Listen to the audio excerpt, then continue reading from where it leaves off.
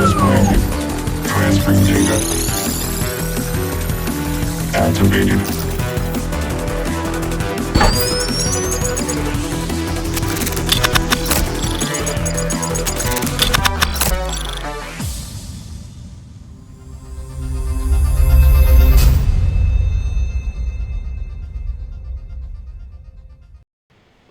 Good morning, gamers. Good morning, Gen Con TV. Welcome to Peter vs. Machine. I'm Peter Atkinson. I'm your host.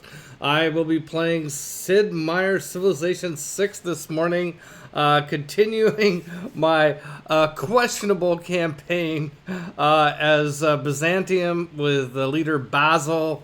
I'm playing on deity, which I'm right now playing 3 different games on deity, and I think I'm losing all 3 of them. Maybe I should be backing off to playing on level 7 next game. Who knows? But hey, we have not given up on this game. It's a tough game. How's everybody doing? Good morning, Paul. Good morning, Gen Con TV.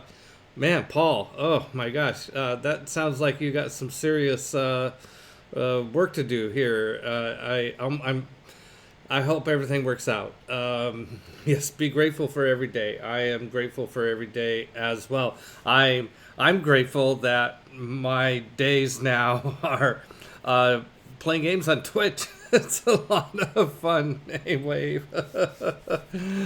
So I am still coming off the afterglow. Saturday, as many of you might know, we finished our Lore Master Ski. Good morning to you as well.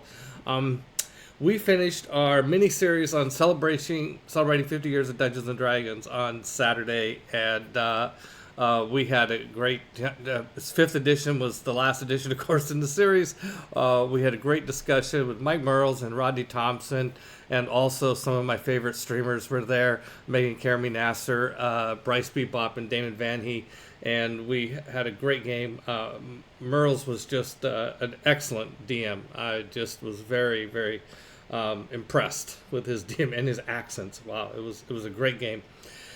The VODs for that game are coming up on YouTube. The last one isn't up there yet because I haven't given it to Marcus yet, but we'll be turning that. I'm going to get that done today, I promise. And once they're all up on YouTube nicely in a playlist, and I will share, we will do some little campaign announcement or whatever, listing where all those VODs can be found, so you could watch the whole series back to back if you want and scrub through the parts you don't want to watch, whatever, hey, I know how it works. Hey, today we are doing something really special. It's the first time we've done, well, I say first time I've done this. I know I have a couple of producers on Gen Con TV, like Rem, who do promotions and stuff. Well, we're taking our brave first step into doing a promotion. So we have a promotion running today, just for the next couple of days, I think, right here on Peter vs. Machine, where you can win a free copy of Civ 6. Yeah, how did we pull that off? Well, we did. So we're giving away several copies of Civ 6. You can qualify if you're not by following us. If you're not already a follower, please follow. If you see this in a VOD later, please follow us. Also by participating in chat. So say hi in chat and win a free copy of Civ 6. Woohoo! It's a drawing. You don't automatically win. I think there's some dice rolls or something in the background. We only have a limited number of copies to give away. So, what else is going on? Just getting ready for Gen Con. We got this little party happening in Indianapolis here in a little over a month. Very excited about that. We have, what are we doing? My head's just like all a flurry with all the things that are going on, getting ready for Gen Con. We will be doing a lot of stuff at Gen Con this year, celebrating 50th anniversary of Dungeons and Dragons, 50 years. We have some panels. We have some movies. We're re-screening the documentary Art of the Beholder about all the art from Dungeons and Dragons, and we are there's going to be a panel. We're also screening Pat Kilbane's film Gary's Dreams in the Basement, something like that. Excellent documentary film. We have number of panels, game designers, writers. Yeah, it's going to be cool. So, if you're coming to Gen Con, consider coming to one of our panels on this topic. And but we're here to play Civ 6. Let's talk about Civ 6. I'll jump into it. Okay, let me call up the screen. Yes, the screen. Here we are, the screen. Okay, so our situation in this game. Some people accuse me of saying that I'm losing and then I win. That has happened a couple times, but this game's rough. But I refuse to give up on it. We're way behind in everything. Let's see, the tech tree. We're back here. And look at, I mean, there are people way ahead of it. Even Gilgamesh is ahead of us on the tech tree. That's not good. I mean, it's pretty typical in Civ 6 that you're behind on tech and civics until the late game. But that's a long ways to be behind. And the civics tree doesn't look any better. We're back here, and the Vikings and Khmer are way ahead of us. So that's not good. But we have a couple things going for us. One is we've got a lot of terrain to settle cities into. And you can see there's still quite a few holes on the map where we could settle cities.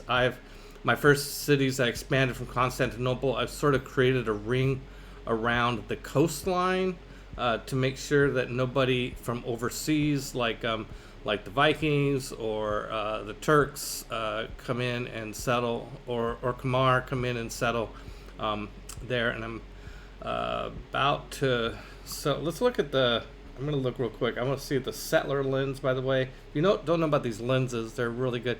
You can't really see. My frame is covering them up. But over here on the left, you can pop up and choose a lens. I'm choosing the settler lens.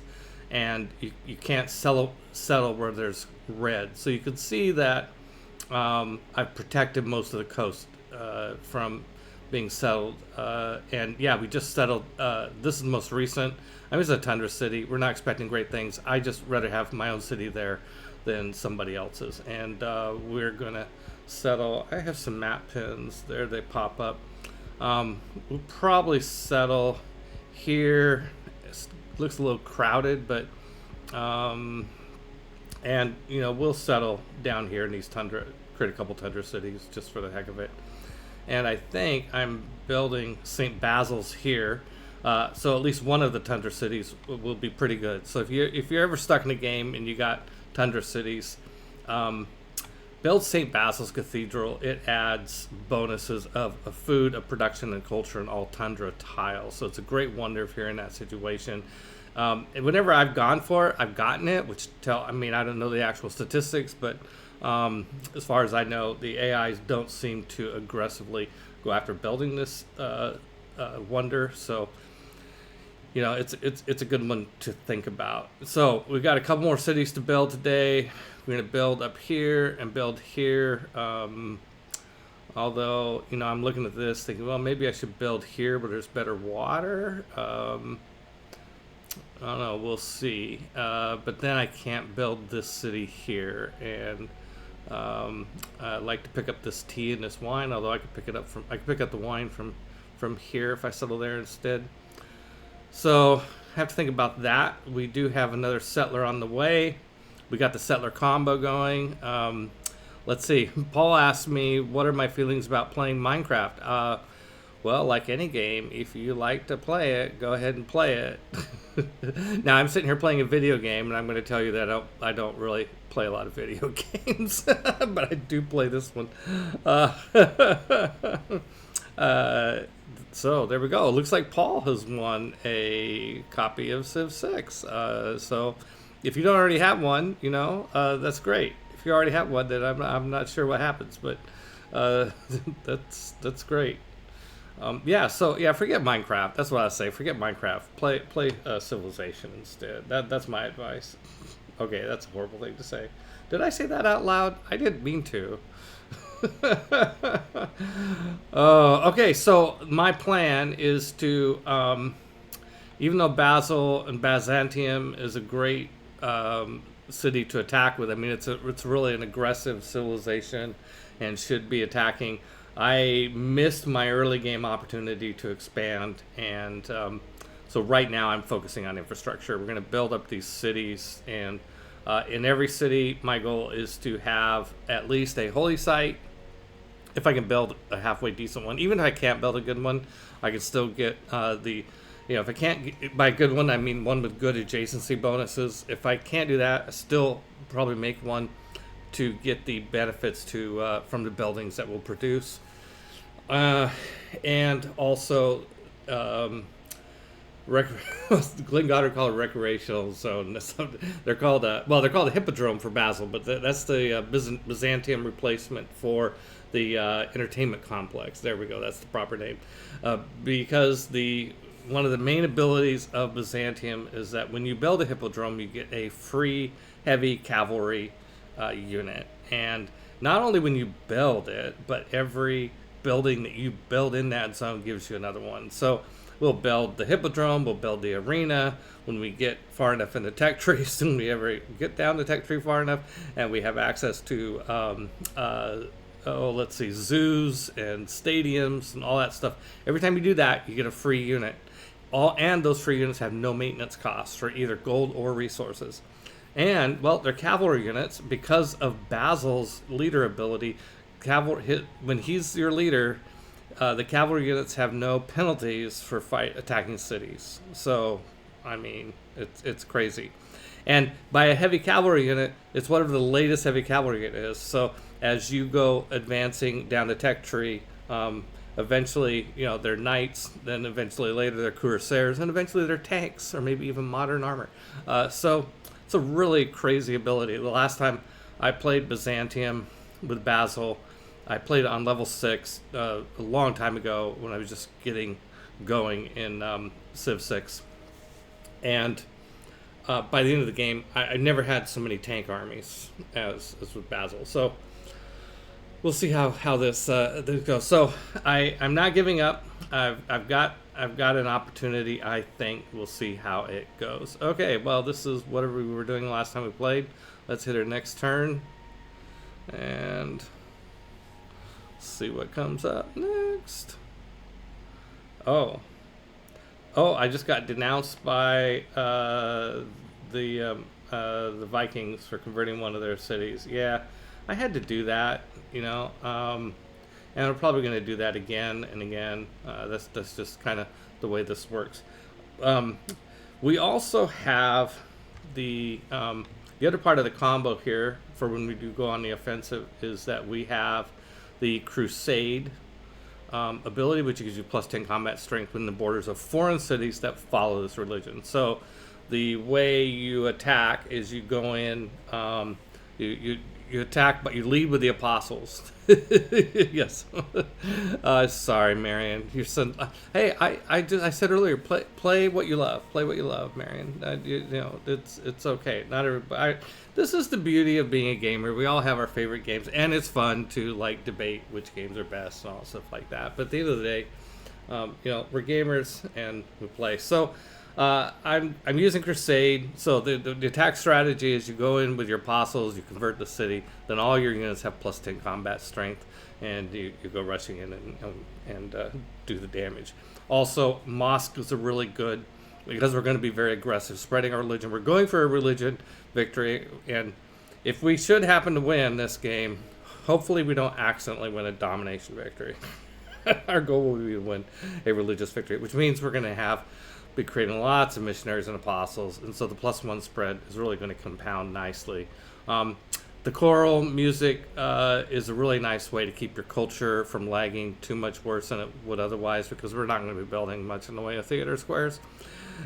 So you didn't denounce me. That soldier guy did. Oh no, did I say that did I say that Mary Mac denounced me? That was the Vikings that denounced me. You're right, boy.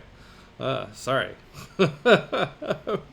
Marion, you're just here for a free copy of Civ. Yeah, I know you. You want to switch from Minecraft to Civ. Your kid's probably old enough to handle Civ now. I think it's time to make a switch.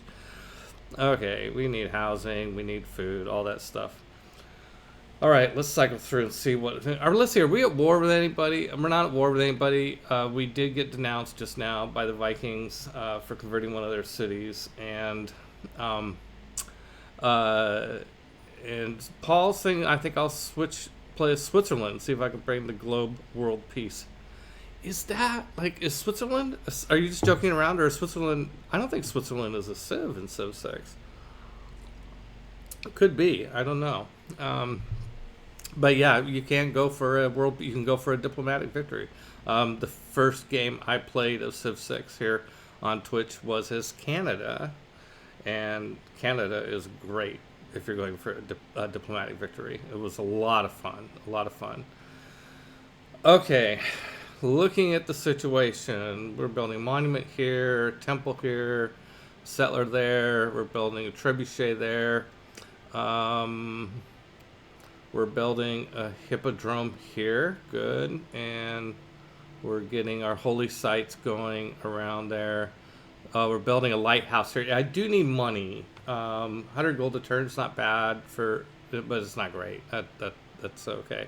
Lords of the Tundra. Yes. Yes, Merrimack. You can go for a diplomatic victory. And by the way, a lot of people don't like the rules for the diplomatic victory because to do it, you have to win a lot of World Congress votes. You don't have to win them. You have to vote with the winning team. That's the subtle distinction. You have to decide that even if you think that the way the World Congress is going to go on a particular matter, even if you don't like it, go with the flow, and then you get diplomatic points. So I think it's a lot of fun to go for diplomatic victory in this game. I think it's a really interesting puzzle to try and figure out, but it's just not a very obvious puzzle in terms of how you work at it. All right, so let's. Okay, I think I understand what I'm building.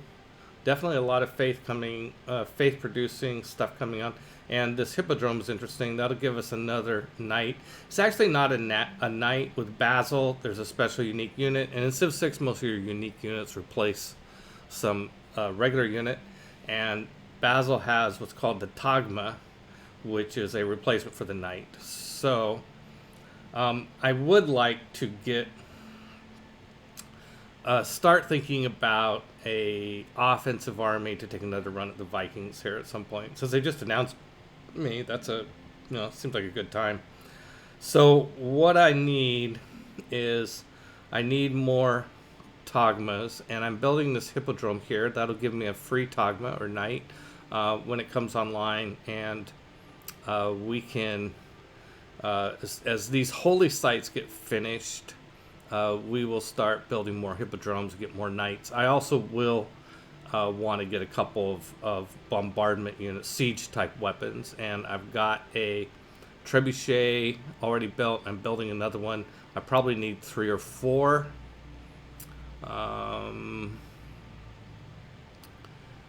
Yeah, I guess, let's see, when are we going to get crossbows? Here's the tech tree. We've got crossbows. We've got the technology. We just don't have the actual bows.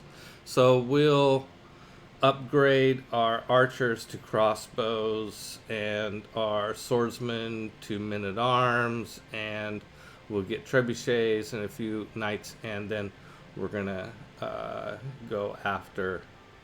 I want to go after this city right here. We've taken it before and lost it due to loyalty. So, we might just have to raise it. Yeah, we might just have to do that. Just burn the city to the ground after we take it, and then we don't have to worry about loyalty. And then the Viking capital, I think it must be in here somewhere. And I have Sinbad here. Oh, yes. And he's got 33 turns. Plenty of time to explore along the coast here and see. I'd like to find the Norwegian capital. And my guess is it's right here. And there is an opportunity to steamroll with Byzantium. The closest to Switzerland would be Germany. I guess, Paul, I guess you're right. Switzerland, the closest to Switzerland is Germany. I guess in terms of land proximity. I'm not sure in terms of cultural victory philosophy that's quite true. but who knows? Okay, so to do upgrades, I'm gonna want to have a social policy that allows me to get discounts on upgrades. Mercenary, professional army, and retinues will both decrease the cost in gold for professional army, and retinues the cost in resources to do upgrades. And that's just almost no matter what the situation is. It's always good to try and time your upgrades to have that. Now have those policies. Maybe I have them already. Maybe I was already thinking about this last. Yes, I was 50% discount on gold discount on upgrades, and I don't have a lot of upgrades to do, so that's the resource upgrades might not be that important. Okay, so I already have that. I'm wondering if there was something else I was planning to do with my money. I don't know. Let's try it. Let's go ahead and upgrade that archer to a crossbowman and this one to a crossbowman. And, oh, because I have two crossbowmen, that gives me the boost for metal casting. Let's upgrade this swordsman. That doesn't take any iron, so, okay, definitely not worried about the, and upgrading to a crossbowman also doesn't take resources, just gold. So that's good. Let's get this warrior back into town. You have to be in a friendly hex to upgrade. Okay, and we've got, yeah, I think, let's see now, the spearmen, I have these units sitting over there to kind of to make sure that we don't get barbarians spawning here where I want to make cities. So maybe I'd better leave those there for a little while, just long enough to get my other cities built. And I mean, that's what, oh, look at, I got a knight here. What the hell is he doing? Oh, I know, he is going on a special mission to, I think I found a goody hut over here. I did find a goody hut over here, 2 goody huts. So we're gonna go over there and try and get those. Doesn't look like Switzerland is, yeah, okay, I read that already. Yeah, okay. Oh, this is fun. You know, it's like, what am I doing? Playing Civ on stream. I mean, who'd have thunk? Okay, that's what my life would be like in my 60s. I think it's pretty good. I think it's pretty cool. Oh yeah, let's build a lumber mill here. Lumber mills, by the way, in my experience, I've found on grassland hills, those are great spots for lumber mills. It's already a good spot with 2 food and 2 production, and you build a lumber mill, goes to 2 and 4, which is a really nice return on investment. There's another good question. What are our era score abilities right now? In the current era, we're getting okay, we can to arms, we can declare formal wars, or we don't get as many grievances for declaring wars, and then we get a bonus, and we also have a bonus for production of military units. Yes, that's right. Also, our trade routes can't be plundered, and we get a production towards industrial era and later wonders. Okay, that's helping our basils. I don't know if actually St. Basil's might not be an industrial era wonder. I'm not sure. And campus, district, science, adjacency bonus. I don't know that I have any science.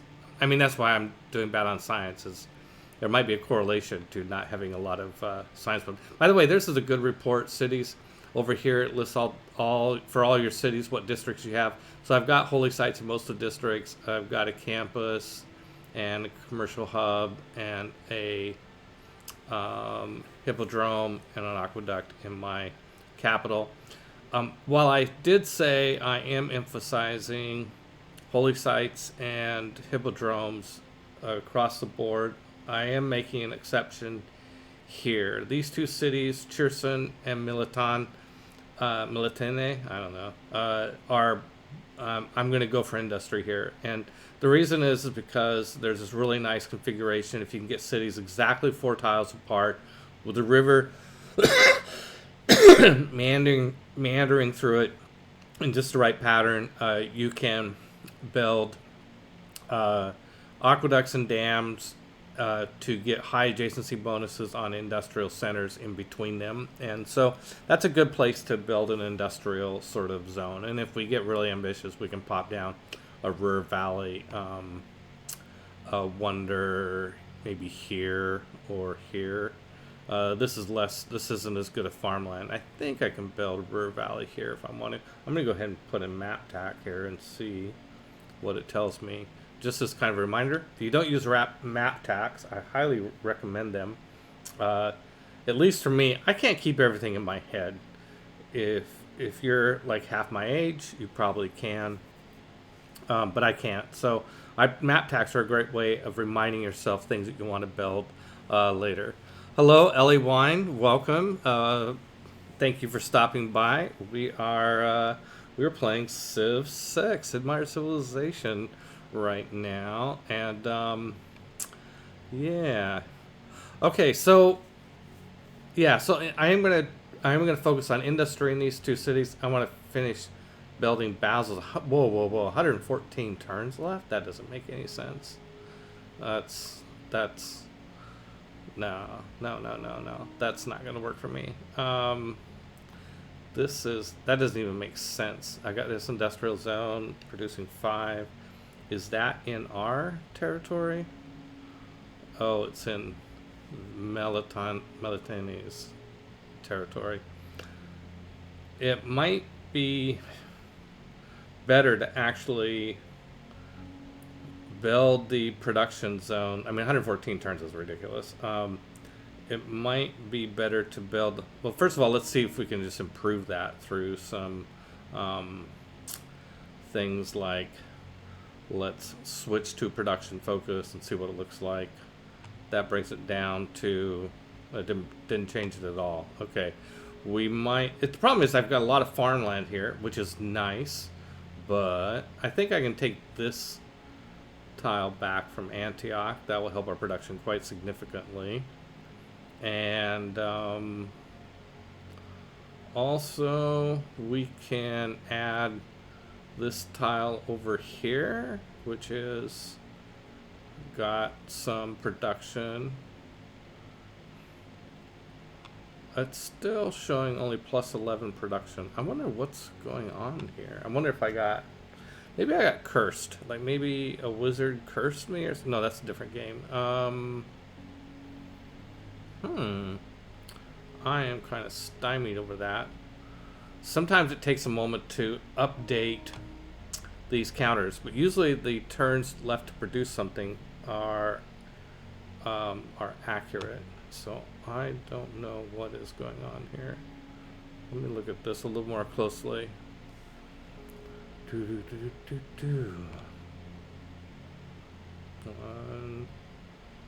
2. Could buy out to that one, but buying out to this one didn't seem to make any difference. I just added 6 production. Let's see. Let's just do a manual count. Okay, it was saying 11 production even before I did anything. Then I added this one. So 1, 2, 3, 4, 5, 6. 4 is 10. And well, I'm going to take a look at how long it would take me to build the industrial center, if I even can. Do I have a... Well, this says I have an industrial zone at Cheerson, so... Okay, this is my industrial zone at Cheerson. It's 5. I could try and save up gold to buy a workshop. That would take a number of turns.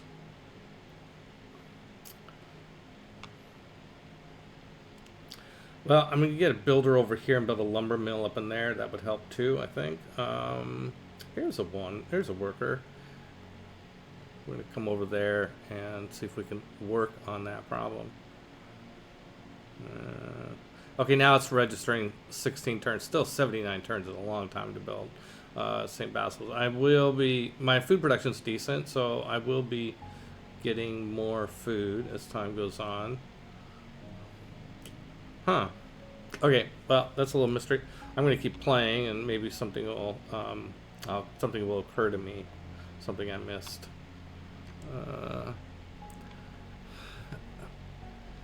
Oh, thank you. I appreciate it. I'm glad you are enjoying it, Ellie Wine. Now, I'm assuming Hercules doesn't have any charges left. No, that's why he's basking over there, hanging out, watching my border. Okay.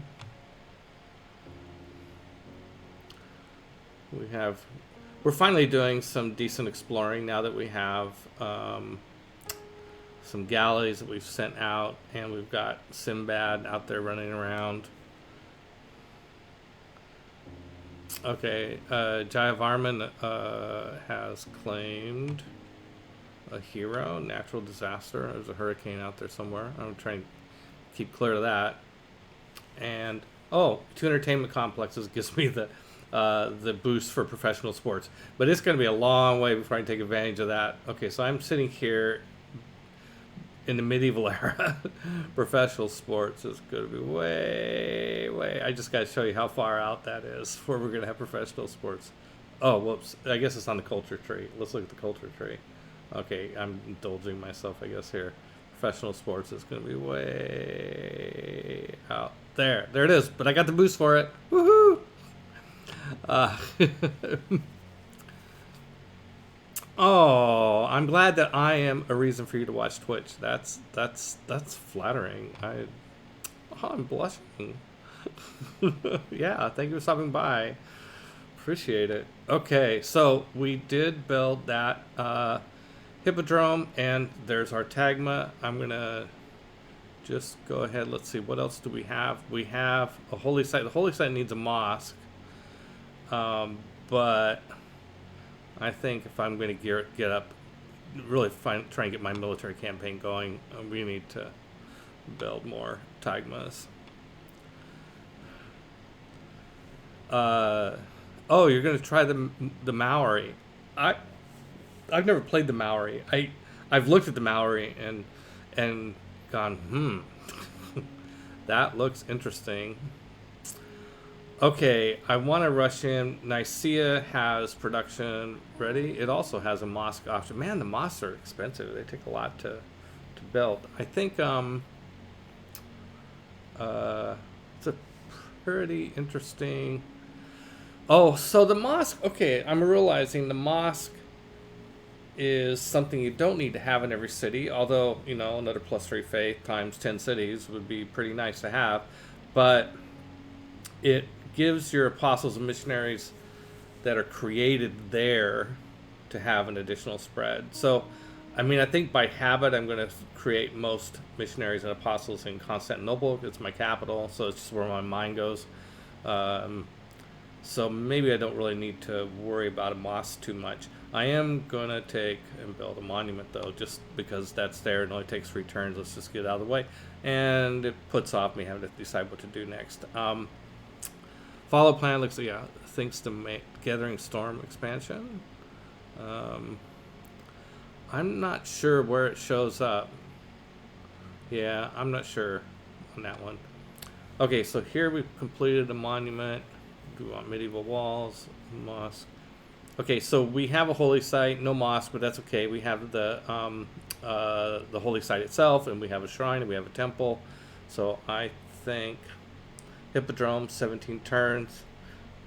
Yeah, let's do the hippodrome. And it looks like we were thinking of building it out here. I'm not sure why we need to build it there. I'm kind of thinking I don't want to spend money because I want to maybe build a workshop. I want to maybe save up enough money to buy a workshop and share some. I'm also doing upgrades and stuff like that. So I think I can just go ahead and build it here. Yeah, I'm not sure.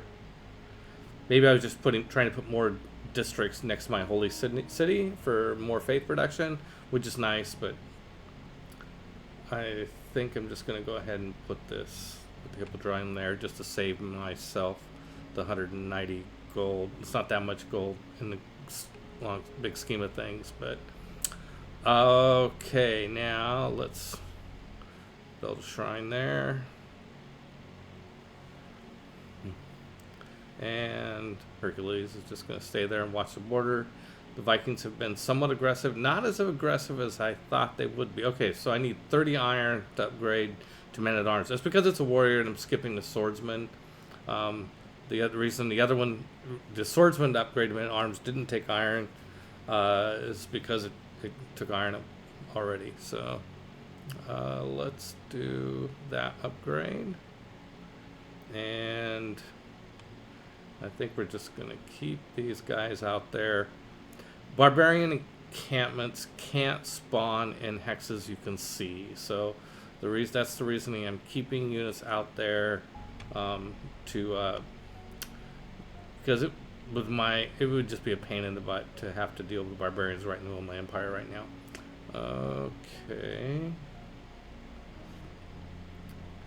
We have Nader here, and we've built the mine already. So let's get rid of this map tack because we're not going to build a farm there because we found Nader. So that's good.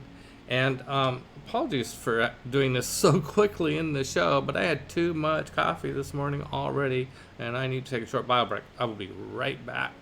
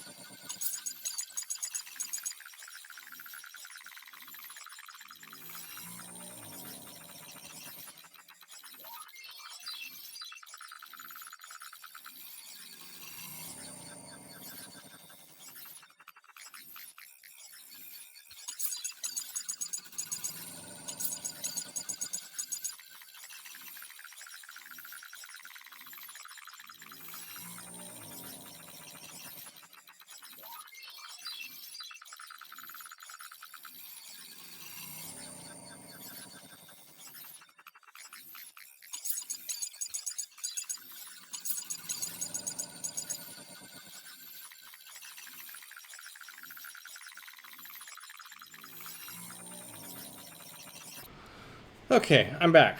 Whew. We run. Oh, hi, Ellie again. We run for about. I usually run to about noon or 1 o'clock Pacific time, so it's about 3 or 4 hours. Sometimes a little over. I did a 6-hour game once. Oh, hey, Mistress Dex is here. Good morning, Mistress Dex. Good to see you as always. Since I'm not going to be building a farm there, I'm going to make a note that I want to build a farm here. I do recommend trying to get a what I call a agricultural triangle in every city, which is 3 farms in a triangle, because farms will provide a farm gets a +1 to its food production if it's adjacent to 2 farms. So if you put 3 farms together in a triangle, they're each getting the benefit of the other two farms. So it's a really nice thing. Also works well to go to a diamond, like if I built one here. But no, I'm not. I'm going to build a farm there. So kind of as a nice reminder, hey, this is the thing you wanted to do.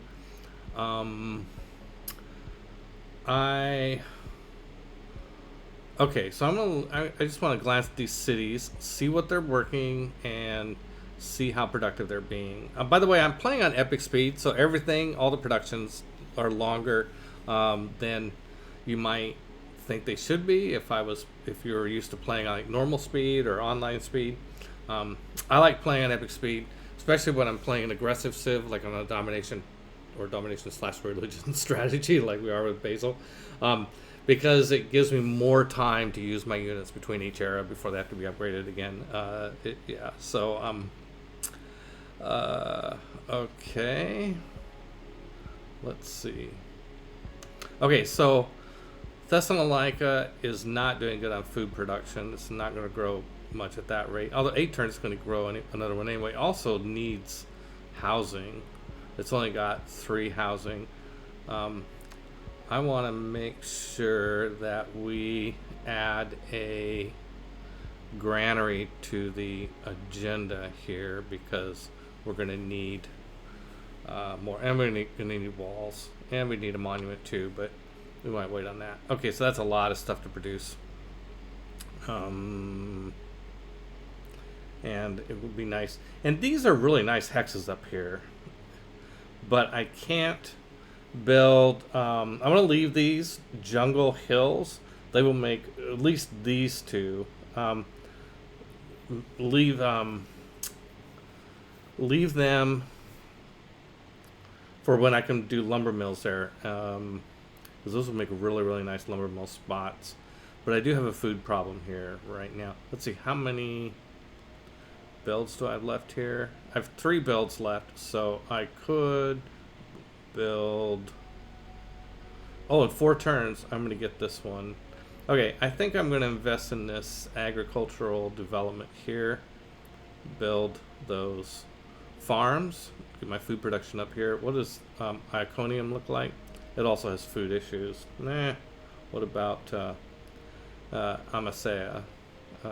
It also has food issues, but it's got Liang, so I should be thinking about developing some more fisheries over here. But the problem is that I'm really watching my pennies. Wait, I just lost. Oh, that's right. I just upgraded because I'm doing upgrades. Let's go up here. I'm going to start sort of poking his borders a little bit and seeing what's over there. Oh, here's Sinbad. Yeah, it would definitely be nice to get into war while Sinbad is still... he's got military engineers. Oh my gosh. Okay, that's the way it is. All right. Let's get over here. And I'm just not getting close enough to see what's there. But whatever there has got a harbor and a lighthouse and an industrial zone. Not a very good one. And an encampment. Yeah, I think this is probably his capital. I forget what the name of the capital is for Norway, but I bet that's it. If I can get, if I can find some barbarians to play with, Sinbad can be a great source of revenue. Oh, Mexico. We found Mexico. Okay, great. Where is it? I don't see it. Mexico is an interesting city-state. Oh, it's over here. Buildings that have a range where they affect like factories and zoos that have a positive effect with, or like water parks within 6 squares or 6 hexes or 9 hexes. The Mexico extends those ranges if you are the suzerain of Mexico, and I kind of like that. I mean, I don't know how useful it is really, but if you plan for it, it can be a pretty nice bonus. Okay, we're out looking for barbarians. Yeah, just one more turn. That's what happens.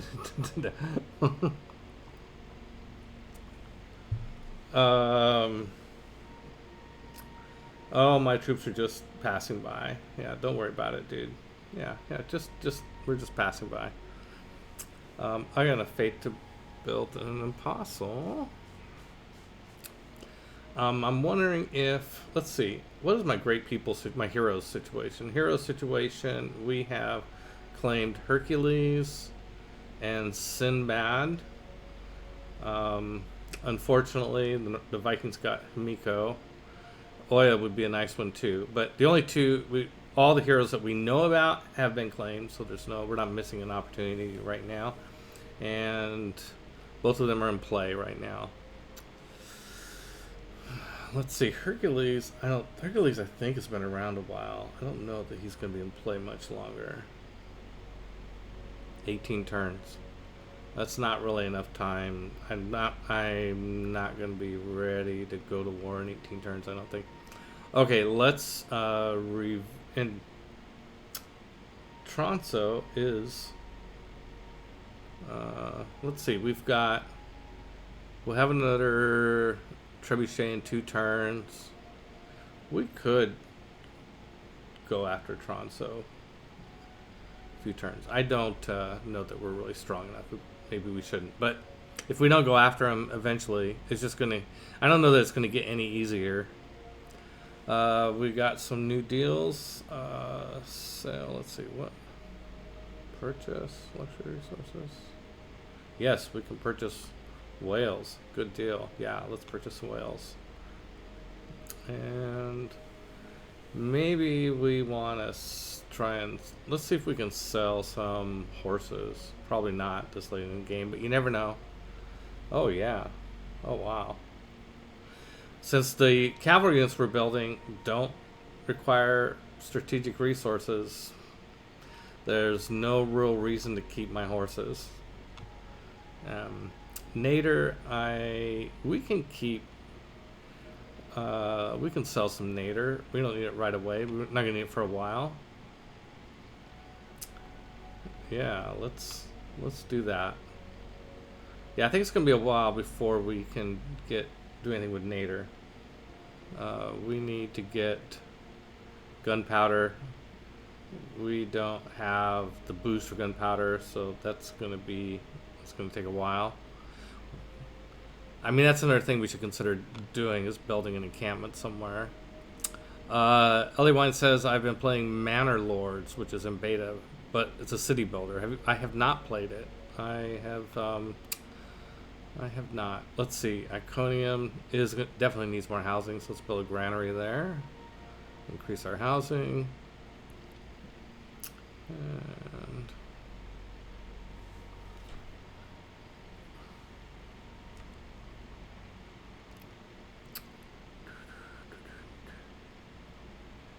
oh, I was going to look at apostles. Yeah, since I don't see any need to be saving faith for any great people, we probably will build another apostle. So let's see what we have in terms of apostles. We've got, this apostle has proselytizer. That's really good. This apostle has translator. That's the 1-2 punch. And this one has orator, which is good. And this one has debater, which is really important. Okay, so I would love to, yeah, I'm definitely going to build apostles when I can. I mean, missionaries are really good too for converting. Maybe I should build, but really what I do is I'm focusing on apostles because I want to get a second debater, and so it's just kind of random as to when that opportunity is going to come up. So keep building them until I do. Okay, new deals available. Oh yeah, I already did this.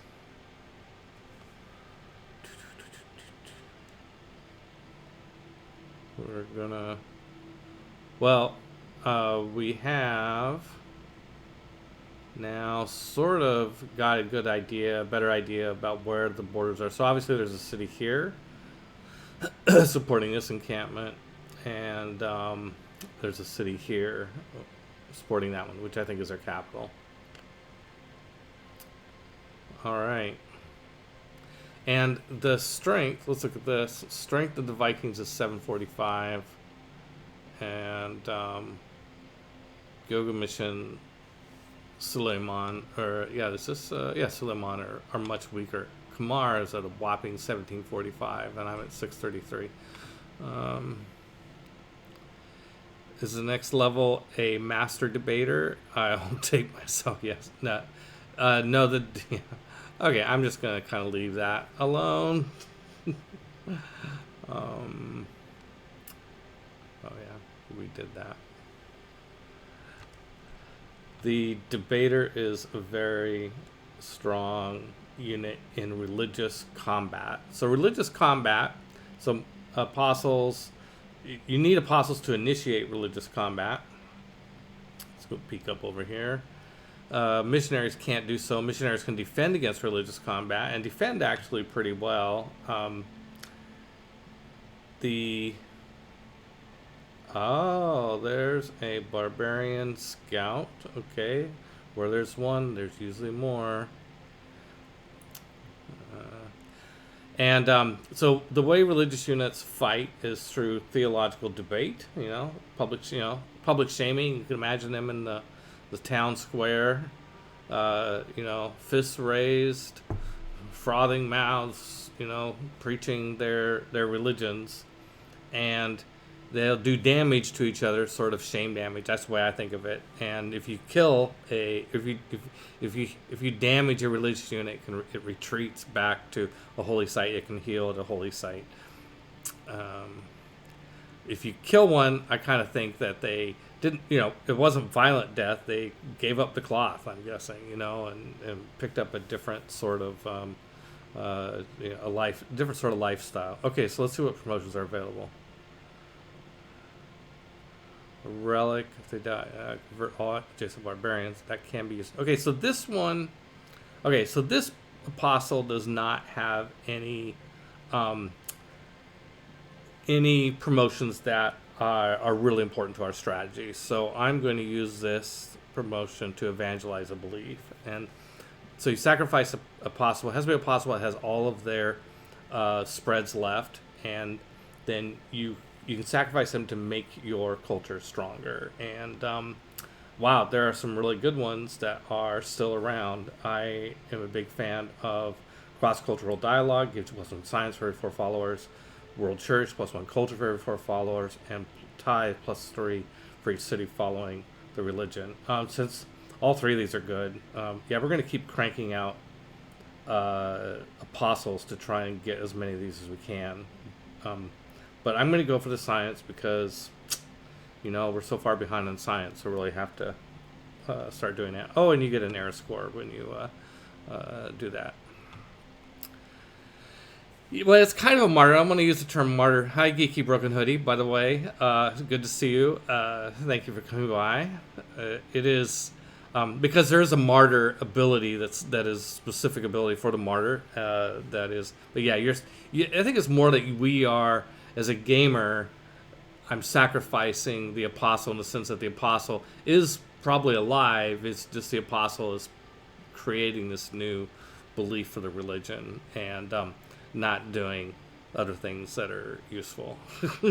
But that piece is very useful. So it's more like it's been taking it out of the running. I can't send him out to spread the religion of schismatics. I have to have him say, I think I can go 1 tile that way. No, this one's, I can't see that one. Oh well. I'm just going to put these on. Okay, so my goal is to build a farm here. Oh, and we got that tile for free. So I'm going to chop this. That reduced my lighthouse timeline quite a bit by like 8 turns. And here, okay, I really need to increase productivity on Cheerson, so I am gonna buy this tile so that I can, and it's gonna be expensive. It's gonna be like $300 and some, 285 gold. And now I'm going to build a lumber mill there, and now that should. Okay, that increased production. So we've gotten the production up to 21, and we basically have the time to create St. Basil's. So that's good. Just to make sure, I'm going to click on maximum production. 22, 55 turns. Still longer than I want, but that's okay. Hey, that's what it is when you play on Epic. Oh, here. Okay, we have the Vikings have come up on our border and in force with cuirassiers and bombards and is this pike and shot? Yeah. Oh my god. These guys are so much tougher than I am. This is not good. Well, okay, so if they attack me, that is good in the sense that, well, get this game over with. I mean, if they come in and wipe me out, it's gonna be I'd rather fight them. I don't. I'd rather fight them on my territory than in their territory, right? So if they'll come and attack me, then we can decide this issue of whether or not my empire is going to survive. We can just. It'll be better to have that fight on my territory than in theirs. So the cuirassiers are tough. Okay, so we're going to get. We're going to retreat. Let them come to me. If they're here, that's where I need to be. So let me get my map tax out of the way. And we're going to... It would be interesting to have... If they do attack me, it'd be interesting to be able to go in there and do some pillaging. But let's get my... I'm going to start converging units around Nicaea here. Especially... I don't think they're going to come after Nicomedia because they might. For some reason, if you've watched earlier episodes, the way I have done well is by the AIs being really stupid, which is a shame. But it's the only reason I'm still alive. I have taken Singapore. I'm now suzerain of Singapore, and so if they do attack me, Singapore will be on my side. Now, Singapore, unfortunately, doesn't have an army. I say unfortunately. It's kind of my fault, though. So I don't know if they'll go after Singapore or come after Nicaea, but I think that if they come towards Nicomedia and go through Singapore, at least I'll have some time to shift my units around. Oh, do I have a mine here? There's a nader spot here. Really needs to be converted to a mine.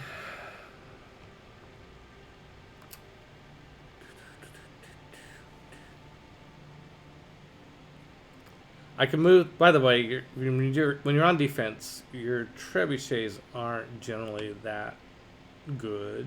Siege weapons are not very good against land units. I'll move my trebuchet up there just in, because every little bit helps. But sometimes it's more of a hassle to protect them than the value you're getting out of them.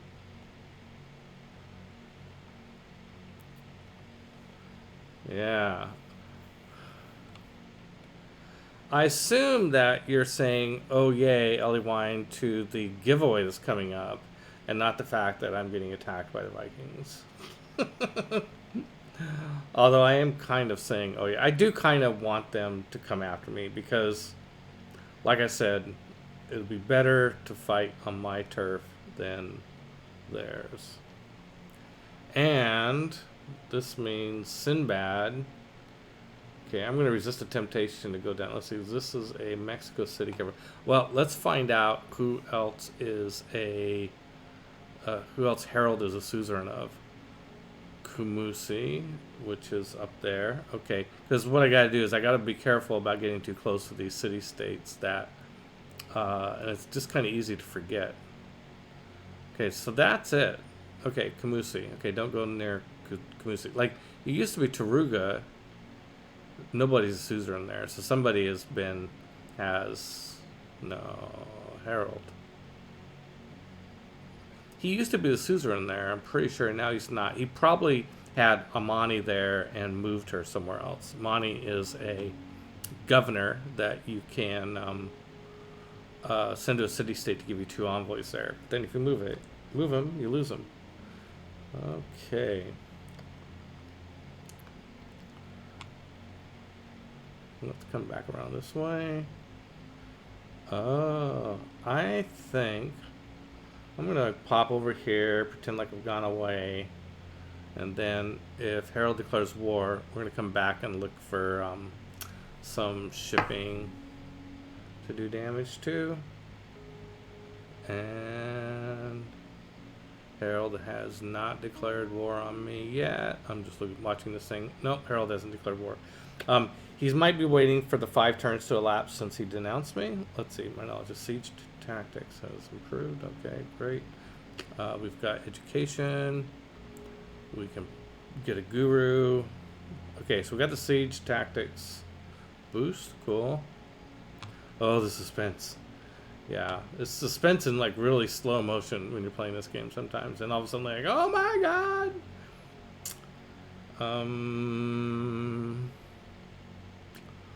What do I want? Okay, I'm worried about military. So I need gunpowder, and I'm not going to get the boost. I'm not going to get an armory.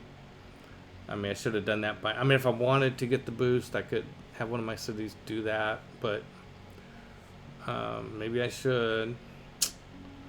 But no, I'm not going to do that. I'm just going to hard build gunpowder and then go to metal casting. That'll give me musketmen, and then it'll give me pike and shot and bombards. I'll be able to upgrade my trebuchets. So I'm going to need nader, but I've got some, and I'll get more. Okay, so we got our second trebuchet. I think since Constantinople's the only city where I have a campus, I better just go ahead and build a university there, just to have the one city that's doing some science do it best they can. So, okay, so this has been the history with the Vikings. Usually they're a very aggressive civ, but they haven't come after me yet. Well, okay, and this Tagma, we'll keep an eye out up there. Let's see, is this I can't see these tiles. There's no way I can see those tiles. So, all right, we will just kind of inch down this way with our crossbowmen and get closer to Nicaea in case that becomes a hotspot. And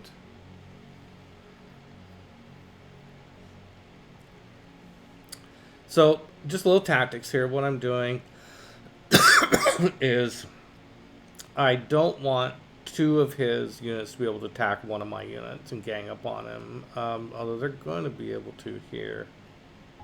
These guys have a movement of 4. 1, 2, 3, 4. Yeah, they can't. By positioning here and here, it makes it hard for him to gang up on. Well, the city I'm not so worried about just yet. He'll have to bring siege weapons and stuff up there to have any chance of taking Nicaea. Famous last words. But if I had a unit right here where Petra is, it'd be easy for him to attack that unit with two units. So by putting a unit here, and it's a little bit, I am kind of guarding the territory and creating kind of a temptation for him to come into that tile where I could really gang up on him if he does so. So we'll see. Also, I'm defending in the hills. It's hard to see on this map maybe, but these 2 tiles here are hills tiles, and this tile is a mine. This is hills, but these tiles are plains, which are less defensible. So I'm offering him some spots to come into my lands where he would not be very defensible. Try to get every advantage I can in case a fight does come up. And okay, so Nicaea, I think I'm gonna build medieval walls here. Yeah, that's probably a good idea. Just get those walls as strong as possible. And I can also fortify a unit if it doesn't do anything else. Actually, if it has any movement at all, it can start to fortify, and then if it gets attacked, it has a stronger defensive strength. This guy is, I think I'll just come to here to be a little bit closer to going around either way. But I've mentioned that the AI was doing some stupid things um, in the last game, and what they were doing that was dumb is they kept going in the water. It's just like, oh, idiots. When you're in the water as a land unit in the water, your defensive strength is. Oh, I couldn't go this way. Your defensive strength is compromised, and so not good. Okay, I got 2 builds left. I'm going to build a farm here, and I want to build farms in those 2 spots. So I don't have enough builds left. So that's another thing I should be building is builds. Okay, I'm gonna get my. Oh, let's see. Did I go? I'm gonna. Oh, that's a ocean tile. I can't get there. Yeah, I can. Okay, I went here so I could just see a little bit further. Excuse me. Ellie, I'm always for a higher defense. Looks over at my walls of MTG decks. Yes, decks. Okay, so that is something that we certainly have in common is a love for MTG. I will be taking our new marketing guy, Jim. I met him playing Magic at GameholeCon. And what I do is at conventions is I take my collection of. Eliwine, you won our giveaway! Woohoo! Congratulations and thank you for signing in. I'm excited that. That's a. Quadrimarenes. Yeah, I'm torn on whether to loiter around here. Because, the Norwegians might not attack. They have been pretty coy about attacking in the past. Like they've not attacked at times when I thought that they would or should for their own purposes. But anyway, I have all these pre-constructed decks from the 90s, and so I will take them to conventions and play. Well, I've done it once, and I'm going to do it also at GameholeCon later this year. And let's get this one going. Yeah. Okay, I just got a new settler, and now we're going to build another one. Choose production, Antioch. Yep, this whole thing is about building settlers and making as many cities as possible. So I have these pre-constructed decks from the 90s that I like to play at conventions, and it's just a lot of fun. It's from every expansion that we made, starting with the Tempest block in 97, I think, 1997. We started building these pre-constructed decks for every expansion, and that's the only thing for Magic that I've collected that I've kept. And so I have a fun collection, and it's not valuable collection. It's just a fun collection. Okay, so we finished this granary, and we have a holy site. It doesn't need a mosque, but it's got a temple and everything. A temple and a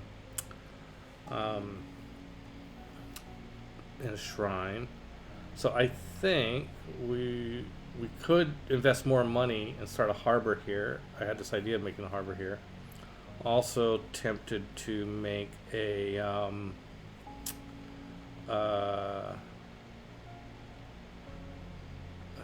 work on the hippodrome. I think we really gotta. It's really our only chance is to get these hippodromes going. Okay, where do we want to make the hippodrome? I don't want to interrupt our plans for the agricultural triangle, and I think this spot right here will be about good. We have some good jungle hill spots over here, so it's not like I'm giving up a rare treasure there. So, one caution about building too many cities is amenities. It spreads your amenities thin. But since my whole strategy is to build hippodromes, which are entertainment complexes and arenas, which provide amenities. Amenities is not gonna generally be a problem in this game. I mean, it could be a problem in the sense of like just like anything, like I could get out in front of it too far, but I'm not really worried.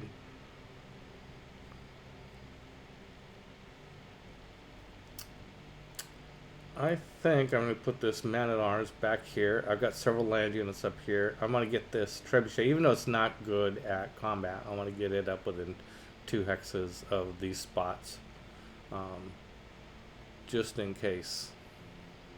Just in case. So he denounced me like maybe 3 or 4 turns ago. So he might just wait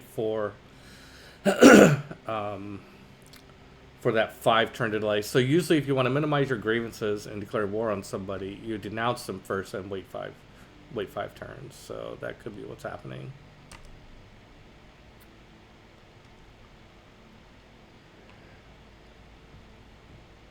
Three builds here. I really do have a lot of good food production over here, so I'm going to tear up this farm and so I can build a mine there. And I gotta go bio break again. Welcome to old man twitching. All right, I'll be right back.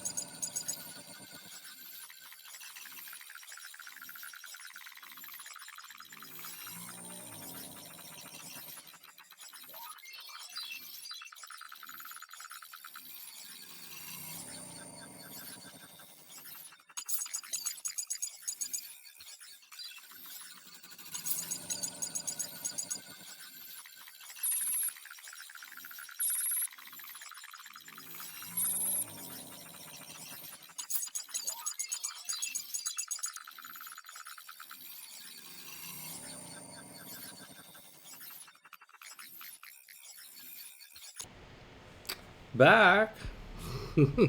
You're welcome, Ellie. Democracy. Huh. The winner is democracy. Yeah, I agree. Okay, I think we're just gonna have these guys sit and chill.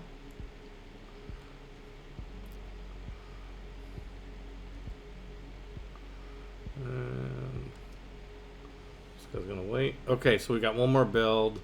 It's a shame. We really need 3 builds to do all that.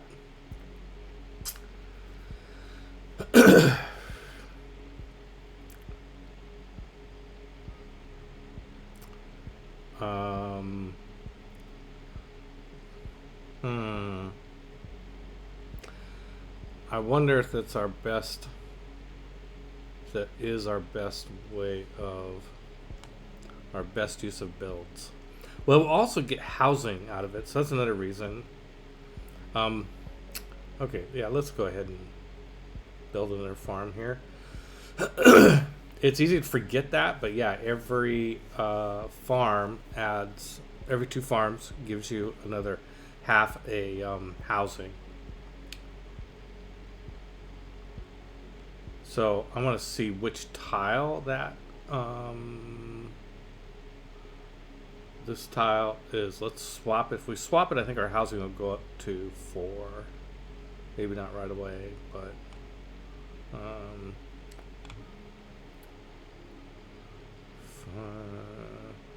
yes, it did. Our housing went up to 4. Still, we're gonna need a granary to. It's still gonna be lousy housing there. I think rather than wait around for the Vikings to declare war, I think I'm gonna get Sinbad up here to check out those barbarians. So one of the things that, if you're not familiar with Sinbad as a hero, he is great in the early game. He becomes less useful the later the game goes on, and it might be too late already, but what he's really good at is attacking. If he attacks naval units or barbarian outposts, he uses a special ability, and it'll just generate a huge amount of gold. Just really fun. But if you're not at war and you can't find any barbarians, then the ability isn't useful. Okay, I can sell Salem and cotton, maybe. Yes. Let's go back to luxury resources, and there's cotton and wine. Okay, great. Still not. I don't think I'm going to sell any nader now. I can see that I'm going to need nader for bombards and for musketmen, so I'm going to start. Now you have to download it. Yeah, that's true. We can't help you there.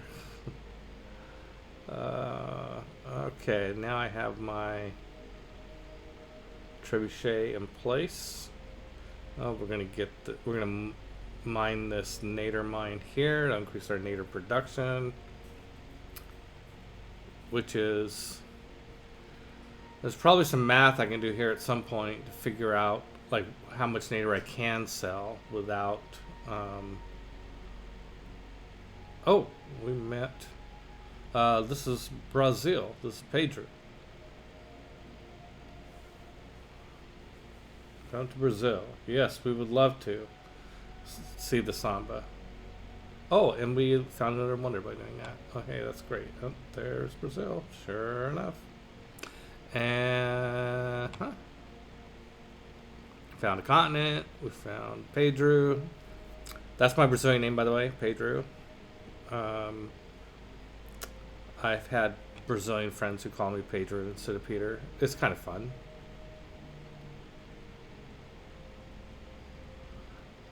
I'm going towards the barbarians, but I'm exploring along the way.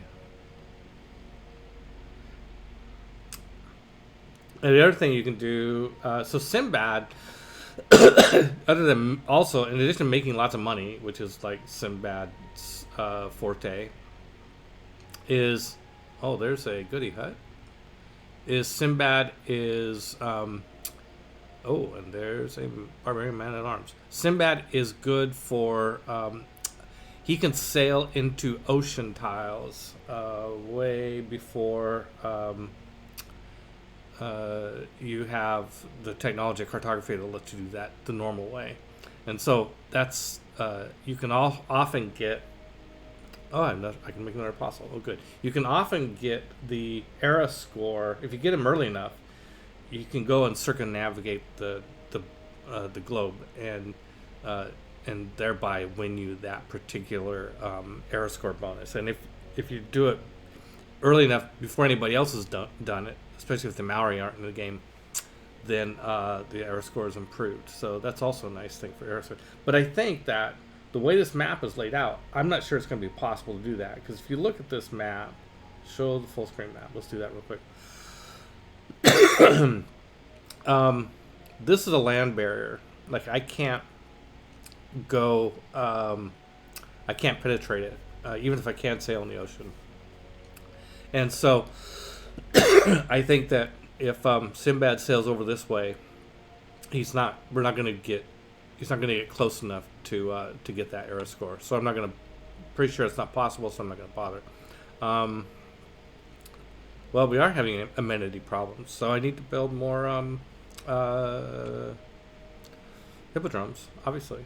Okay, so we can sell our cotton to there, and let's see. Maybe Pedro has a luxury that we can buy. He does have. Oh, so does Kamar. Okay, yes, that's why we suddenly have amenity problems. Oftentimes, this will happen where you're like, "Oh my God, I have amenity problems." It's because a bunch of your trade deals expired, and then you just renew them, and everything's fine. So let's see if it reported on that quickly enough to show us. Yep, all our cities are content. Okay, great. And boy, we have a lot of cities that have growth problems because of lack of housing. What a shame.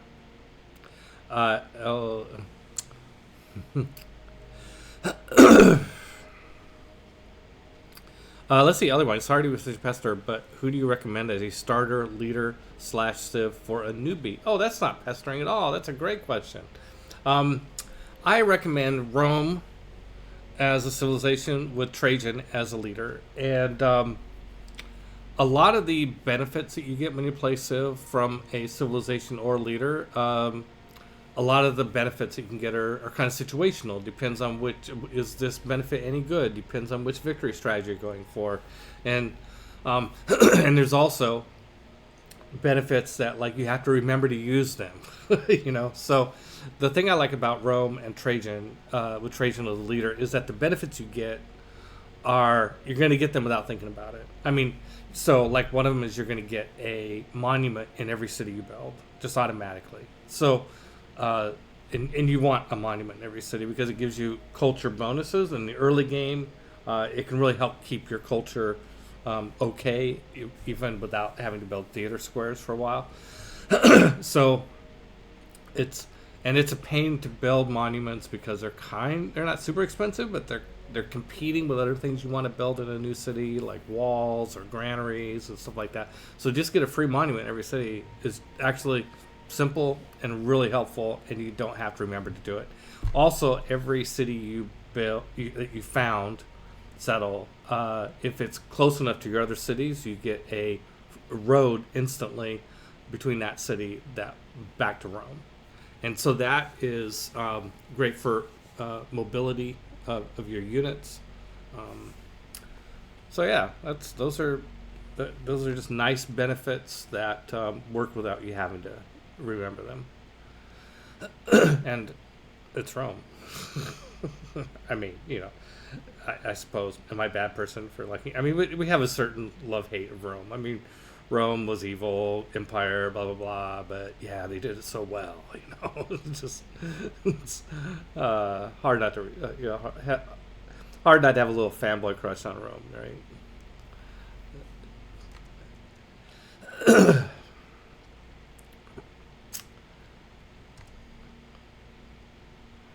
I think of the cartographer Alyssa Fadden when I think of the fact I like Rome because she loves Rome too.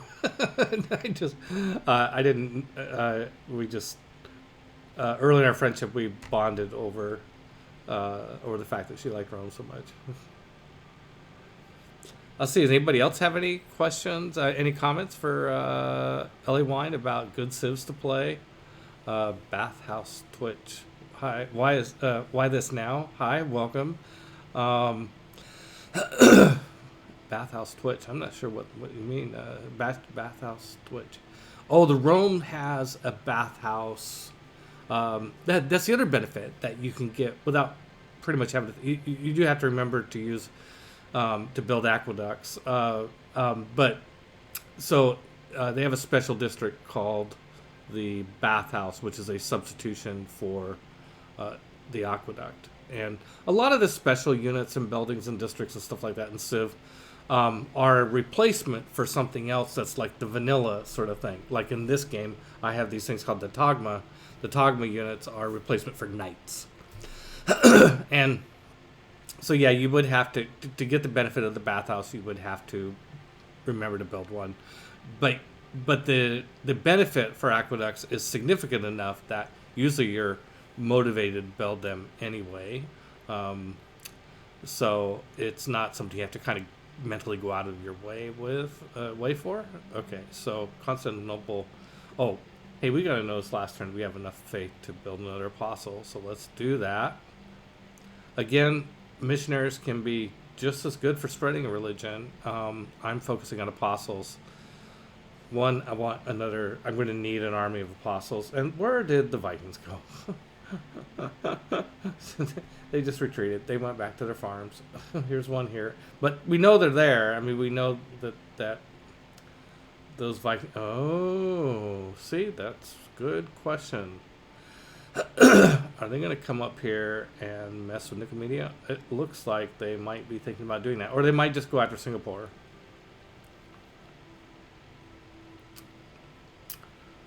Okay, well, we need to have some units ready to respond to that, and not just crossbows. We need to have some heavy cavalry units like Togmas ready to respond to that. See, here would be nice, really nice to have a road to speed up my movement between Nicomedia, although it would be going. Nicaea is where we need the road. We specifically just need it right through these hills, but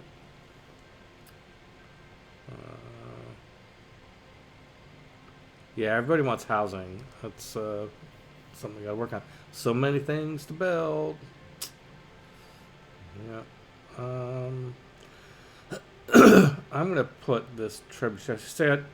I don't want these trebuchets to get attacked by cavalry coming screaming in there. I like just having that guy parked there to keep an eye on things. Why this now says I like the Cree early scout or the Sumerian donkey cart. Both are excellent choices. Yeah, if you want to play Civ and you just want to go to war, play Samaria and just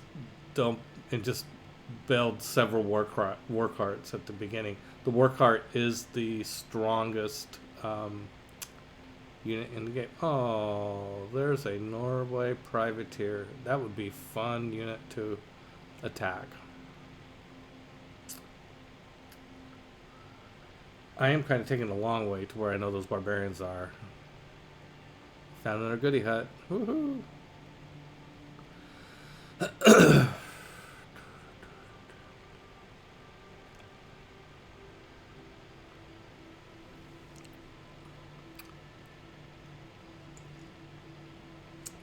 The Cree Scout. We've been talking about this. I have a Facebook group. By the way, if you like Civ, if you want to join a Facebook group, email me at peter@gencon.com and tell me your Facebook name. I'll add you to the group. We talk about Civ there sometimes. Let's see. Movement.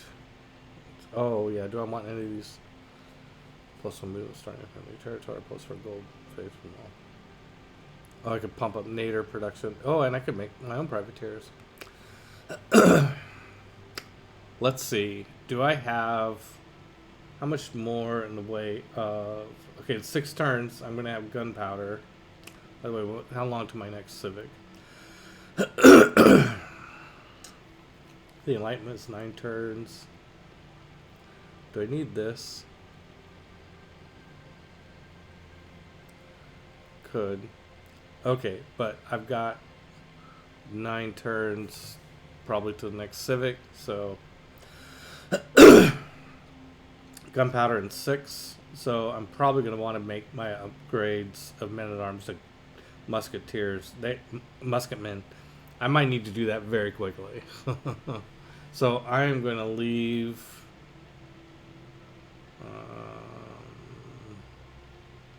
and how much nader am I going to need to upgrade? 20. I've got 43 nader and climbing, 6 per turn, so it'll get to 60 fairly fast in like 3 or 4 turns. Okay, so I think, and then I'm not going to be able to upgrade my trebuchets to bombards. So what I'm thinking about is how much nader I'm going to need, given that My upgrades of my man-at-arms to musketmen, and my upgrades of my trebuchets, which I have two, to bombards, are all going to require nader. So I'm going to stop selling nader, but I'm accumulating at a pretty good rate, 6 per turn. I don't think I need to accelerate that rate, because I'm not going to be able to do all those upgrades at the same time. I'm going to get the musketmen soon, and then it's going to be a whole nother set of turns before I get the bombards. So I am going to leave professional army in place, but I'm not going to worry about adding whatever the one that reduces the resource requirements.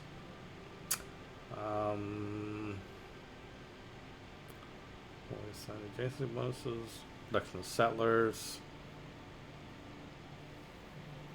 bonuses to industrial zones +5. I only have one in, I think, industrial zone to benefit from that, although I'm working on the other one. +5 isn't that much, but it would be for the would help me with St. Basil's, but I really want I don't want to lose. Oh, I can't put it there anyway. Is it worth losing 15 gold a turn for? 10 turns, 150 gold +5. I think it is. I think I'm gonna. I don't know. 116 gold's really nice. I don't. That's a hard one. I definitely don't want to lose the settler bonuses or the diplomatic bonuses. Although there's something here I could do. +1 gold from each of your envoys of city states would be +8 gold versus influence points. I don't really have a good strategy for going after city states, but I don't want to lose ground either. No, I think I'm gonna stick with that. I think I'm happy with my current policies. So much to take in. I'll do Rome for sure. My BF likes that show. Now surprise him with my own empire. There you go.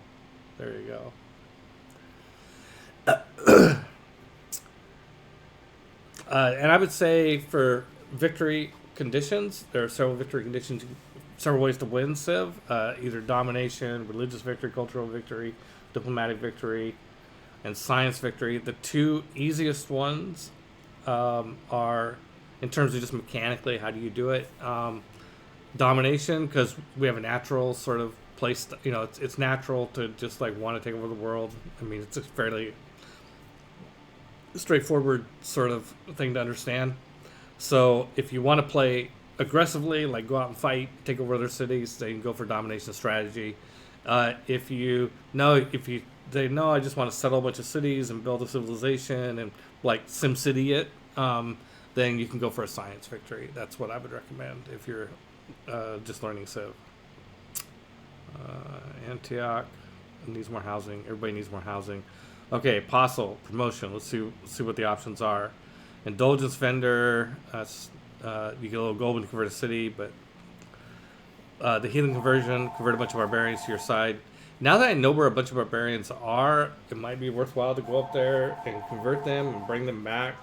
I've done that before, but and it's fun. But I think this is a case where we have an apostle that's not useful, not as useful as what we want. So we're going to let's see. We can't launch an inquisition. We can't spread a religion. Oh, it's not letting me adapt another belief. I think I might have maxed out how many beliefs I can have in my religion.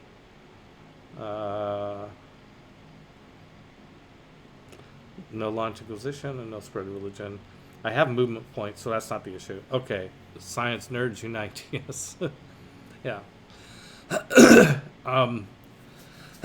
So to do science victory, you want to make sure you get 2 or 3 cities up to a really high production, and really high production you do that with industrial centers next to aqueducts, and quarries and other aqueducts and if you, I'll show you this since you're asking. I'll show you a little trick here. If you let me get out of the religion mode. I talked about this earlier, so I apologize for repeating myself.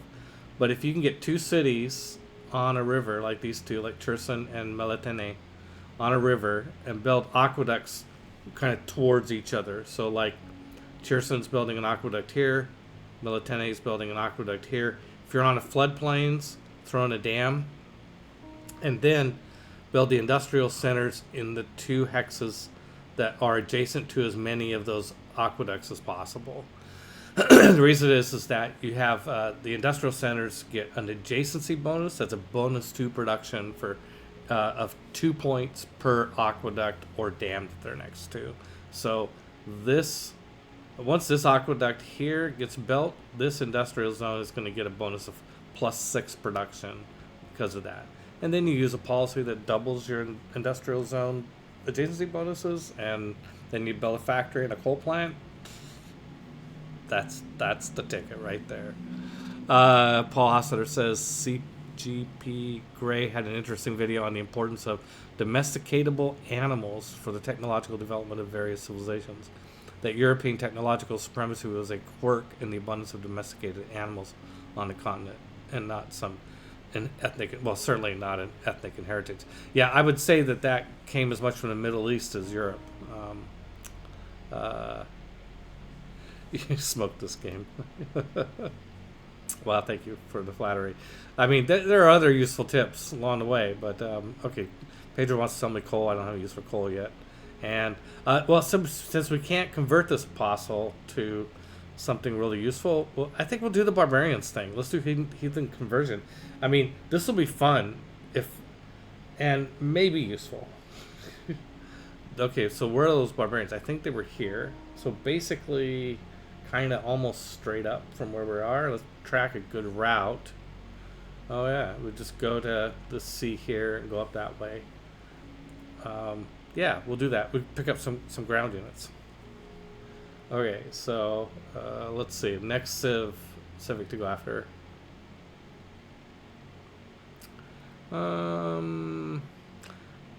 I guess civil engineering, because that's the one we have the boost for. Yeah, we can make a slightly better wonder there. Statue of Liberty, if I was in a better position, I would go for it as a wonder. It's crucial for diplomatic victory. So good that I usually go for it just to stop somebody else from getting it. Not stop, but just make it harder for anybody else to get a diplomatic victory.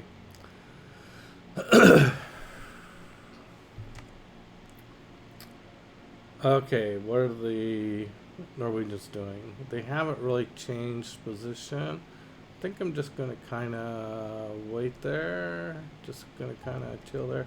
I am going to get one of these crossbowmen into town there where the fortress is. And I think I'm going to use this galley maybe to escort that apostle.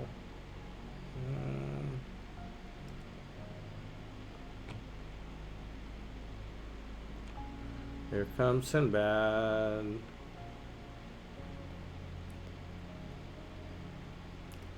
I just want to go down here just to see these tiles. I mean, since I'm in the area, let's see what the tiles are. Hopefully I can get through here, or I'll have to go all the way back.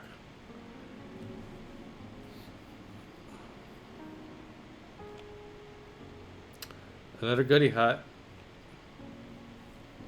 It's, well, that's funny. So if I go convert these barbarians to my religion and take them, then I can pop over and get the goody hut with my unit and the goody hut that's here too.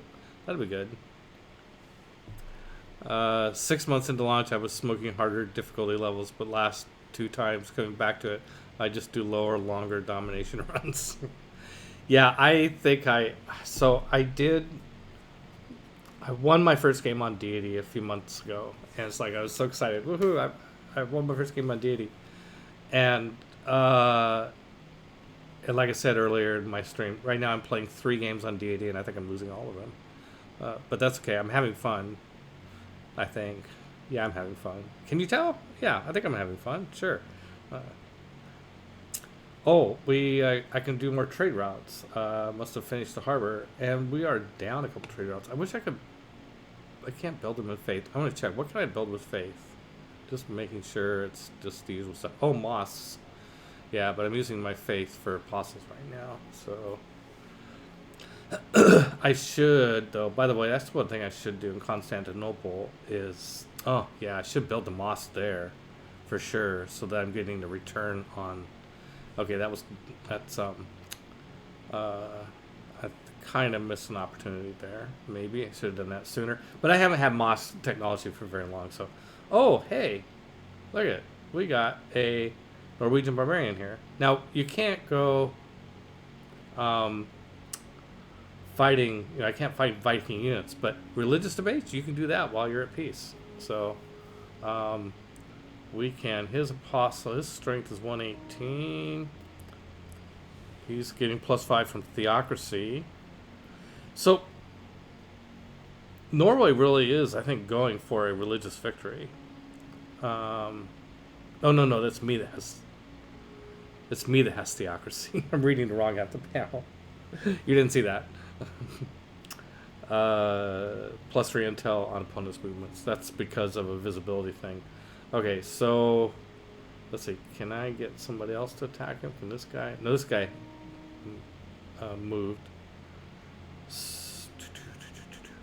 Just trying to think how. Like, I'd hate to just damage him and have him run away. Like, I wanna like sort of pan him here if I can. Oh, this guy can attack, and this is my master. This is my debater. Okay, almost killed him. Now this guy will finish the job.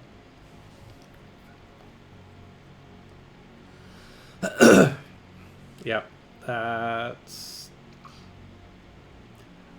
For a long time in this game, in previous sessions, I was staying at... Okay, so this is the barbarians. I was staying at war as a way to protect my holy cities from religious conversion,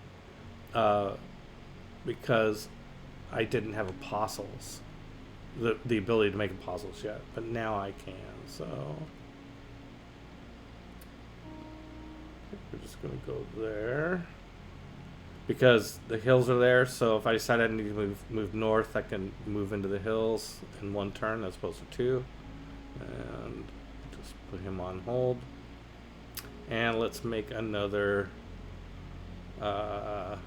lumber mill. Okay, so now we've cut that down to 39 turns for St. Basil's, so that's better. It's a long time, but okay. Let's keep. Okay, we got our city in place, our settler in place to make the city.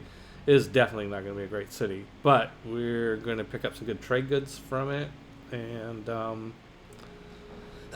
every city is worth, if we can get a holy site and a hippodrome out of it, we come out ahead. So let's do it. Okay, we built the city, and we're going to build. Oh yeah, I want to build holy sites here because we have a ley line here. So we're using Secret Societies mode, and I'm part of the Hermetic Order, and part of the Hermetic Order shows the location of ley lines, and any district that benefits from adjacency bonuses in general, like campuses, holy sites, industrial zones, commercial hubs, theater squares, get a +2 adjacency bonus being next to a ley line.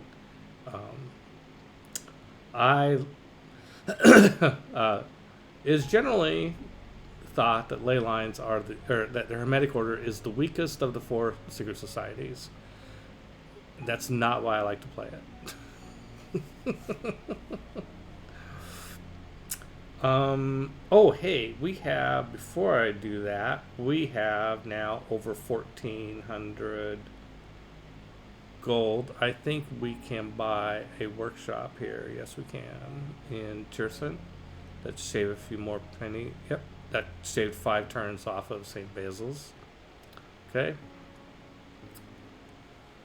and we have enough money left to we could buy a tile. I'm gonna buy a tile. I'm gonna get the holy site going first. 1,207 turns. Well, okay, it's not. Trust me, it's not gonna take that long. Let's buy out to this tile. And it will take a while, though. It's gonna take a while.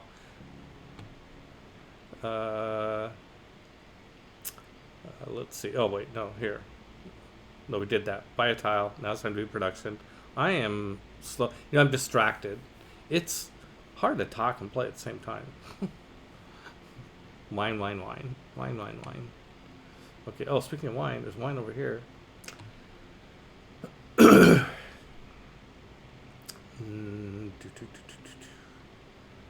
Now, I think it would be good to build a granary here, since it is such a horrible town. And I'm starting to think that this town just isn't worth building. And that would give more room for spread on some of these other locations.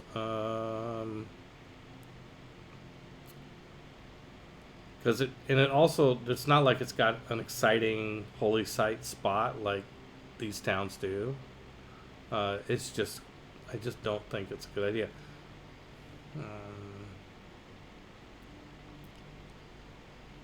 Probably not. I might change my mind later. Oh, I see. Other minds, you're working for the Vikings. I get it. That's okay.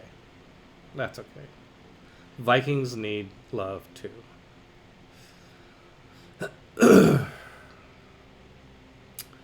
Well, I think that, let's see, because the housing's going to be such a problem, we have 26 turns built.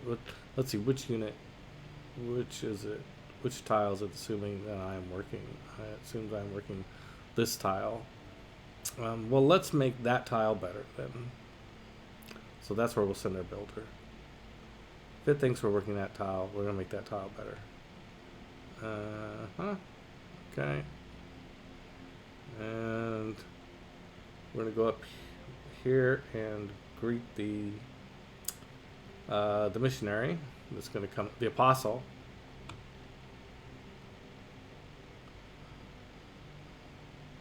Okay, still exploring. There's a volcano there. We're definitely going to try not to end our turn there. Oh, there's Taruga. So I think there's a decent chance we might get out of this long channel up here. Who knows? We'll find out. Oh, this is still Simbag. Still got movement left.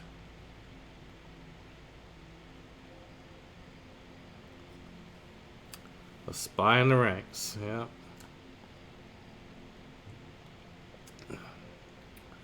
Oh, good. There we go. That's where we want to hit with Simbad. There is a barbarian outpost on the coast. I said Simbad could attack barbarian outposts. Well, it's kind of hard if the barbarian outpost isn't on the coast, right? That's that's the trick. Okay, it looks like we have a gap there.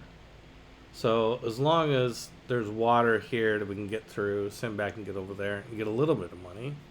It would be nice to find more. Oh, hurricane, great, or blizzard.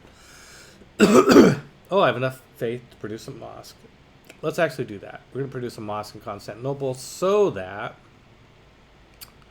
when we build apostles there, or missionaries, they will have more spreads. Meaning they will be able to spread religion more times in the course of their life. Dracium. Oh yeah, they need more housing. Yeah, good. Yeah. True.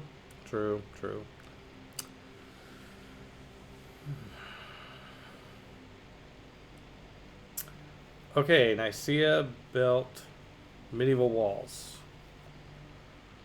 I think another hippodrome. It's time for it to start cranking out hippodromes. I mean, we could do a harbor for money. It's not going to be good for much else, but it's good. And, of course, campus, encampment, all that stuff. Maybe we should build... We are going to need an encampment eventually.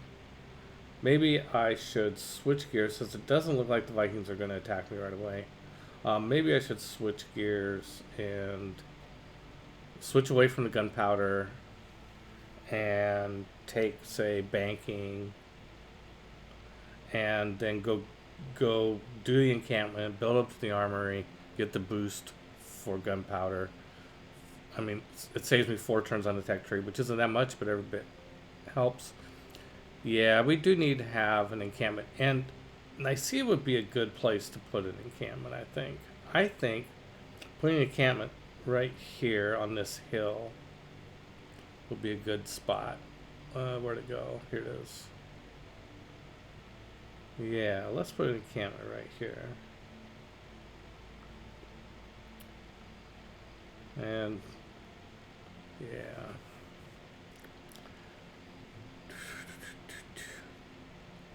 Okay, so to heal, apostles need to go to holy sites. So we have a holy site down here. Oh, it's right there. So we're going to go there to heal that apostle. This apostle is going to come to this holy site and heal.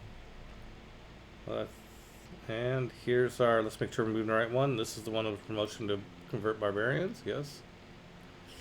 And let's get,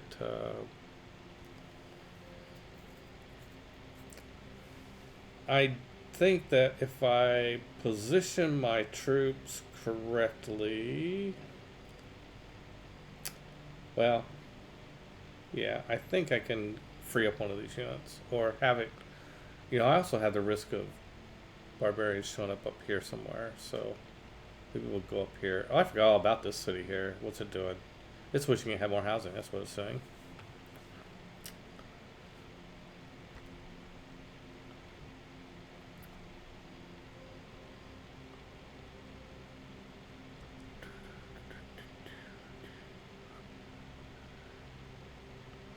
One more build. I'm wondering if there's something we should do with agriculture. We don't really. We could eventually have another agriculture triangle here.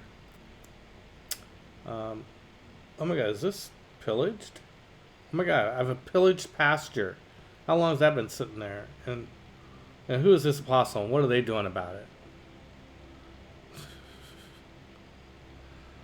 It's got one spread, whatever it is it's doing. It's hiding up the fact that that tile is pillaged. Okay, well, let's... do we want to do some improvement on the way, or maybe go prove in a different city? I think we've done about as much for Cheerson as we need to right now. Okay, let's go here and fix that. Probably need to build some more builders, as is always the case, it seems. Yeah, that's funny. I got an apostle hanging out here I didn't know about. Well, it's because he was asleep. The sleeping apostle. Okay, 4 belts. Let's... Okay, we're going to get another citizen eventually. It's going to take a while. Let's use... I'd like to get this tea and wine. I mean, that's why I came here. So let's do that, because that is going to cost us some money to buy these tiles, but it's going to pay off it should pay off quickly. I think I have enough trading partners, especially now that I found Pedro. There comes my apostle. Okay, so let's come over here and meet the apostle.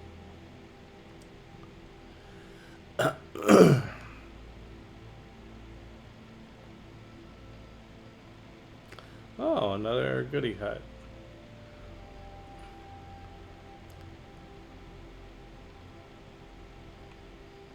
Two, 4. Sure enough, we are... looks like we do have a water access all the way back to where the barbarians are, so good. Okay. Found a friendly tribe. Yes, we did. Okay, so everything's kind of converging around this island where these barbarians are, and this barbarian camp up here. Oh yeah, lots of barbarians. They're very excited. Okay, cool. Uh, Tayer name, if I ever heard one. The Sleeping Apostle, yes. The Sleeping Apostle. This...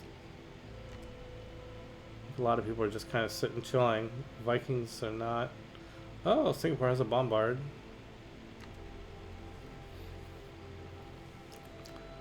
Not that they'll do anything useful with it. There is the option of levying a city-state that you're suzerain of, but it's pretty expensive. I will say the downside of having lots of cities is it's not really a downside unless you think of it that way. I mean, it's that you do have a more competing, more competition for what to use what to use your gold on, but where to spend your gold. But if you just kind of write off some of the cities as like this city's not really going to be that useful, and I'm okay with that, then okay, I don't see a way. See, most of my ships can't, and my apostle and this ship can't go in the really deep blue tiles that are ocean tiles. So I might have to bring my apostle around this way, go up that way. All right, that's fine. Okay, but let's get Sinbad over here to get some money. 1, 2.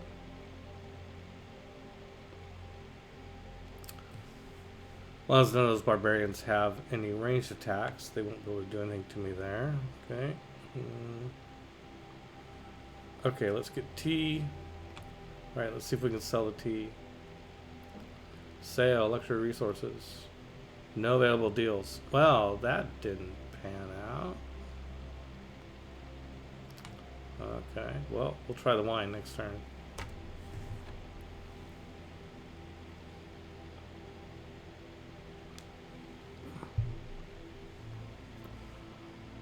Mexico City. Let's see here.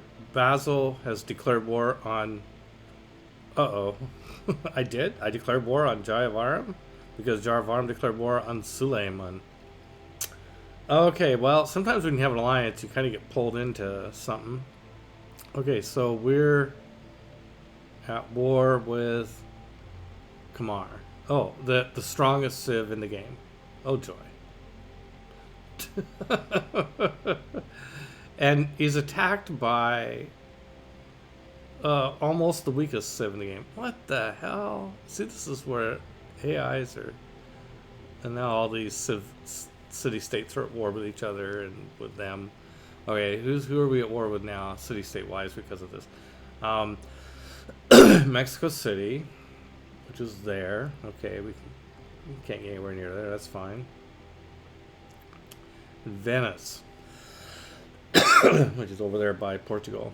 Okay, this is because of the alliance we have with Suleiman. We have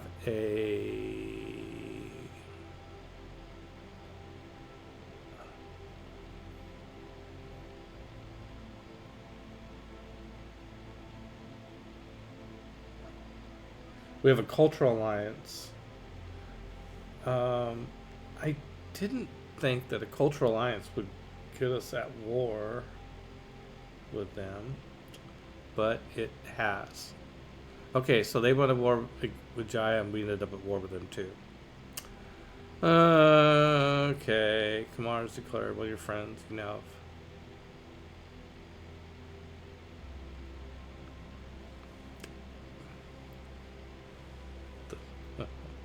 Oh, tavern name. I get it. Misread that. Okay, enough faith for missionary. Nicaea wants housing. Yeah, I'm sure they do. And new deals available. Okay, let's go check that out. Sale, luxury resources. Yes, we can sell our wine and our sugar to Pedro. And let's just do one deal is better than two, I guess. I don't know. And we can purchase any luxury resources. Yes, citrus and amber. Good deal.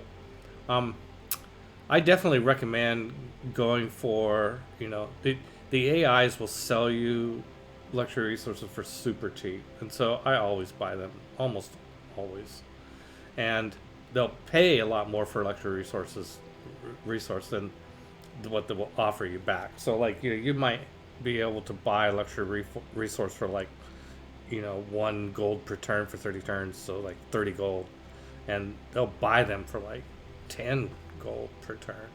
It's crazy wonky.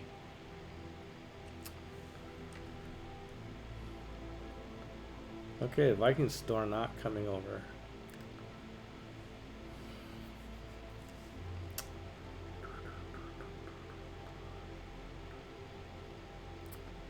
So let's go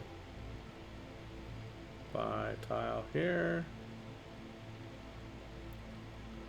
By the way, this tile will be a good production tile. 2 movement left. Can't quite get there, but in fact, we should just go ahead and put our worker here, 2 and 2. Yeah, that's a good idea.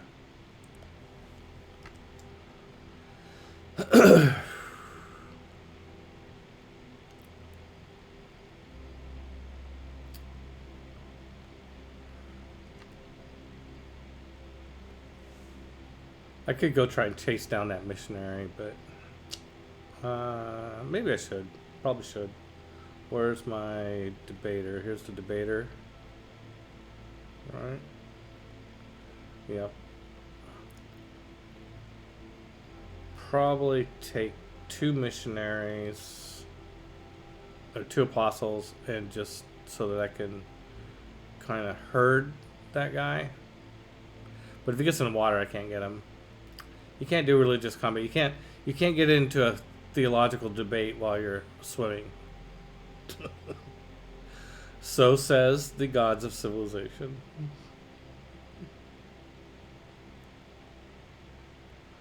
Okay.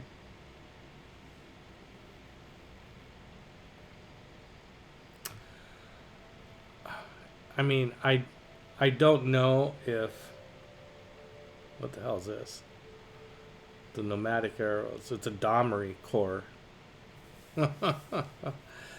I don't know if the fact that we're at war with Kamar means that, or Jaivaram, if they're going to send anybody over after me. I guess they could. That's why I built walls.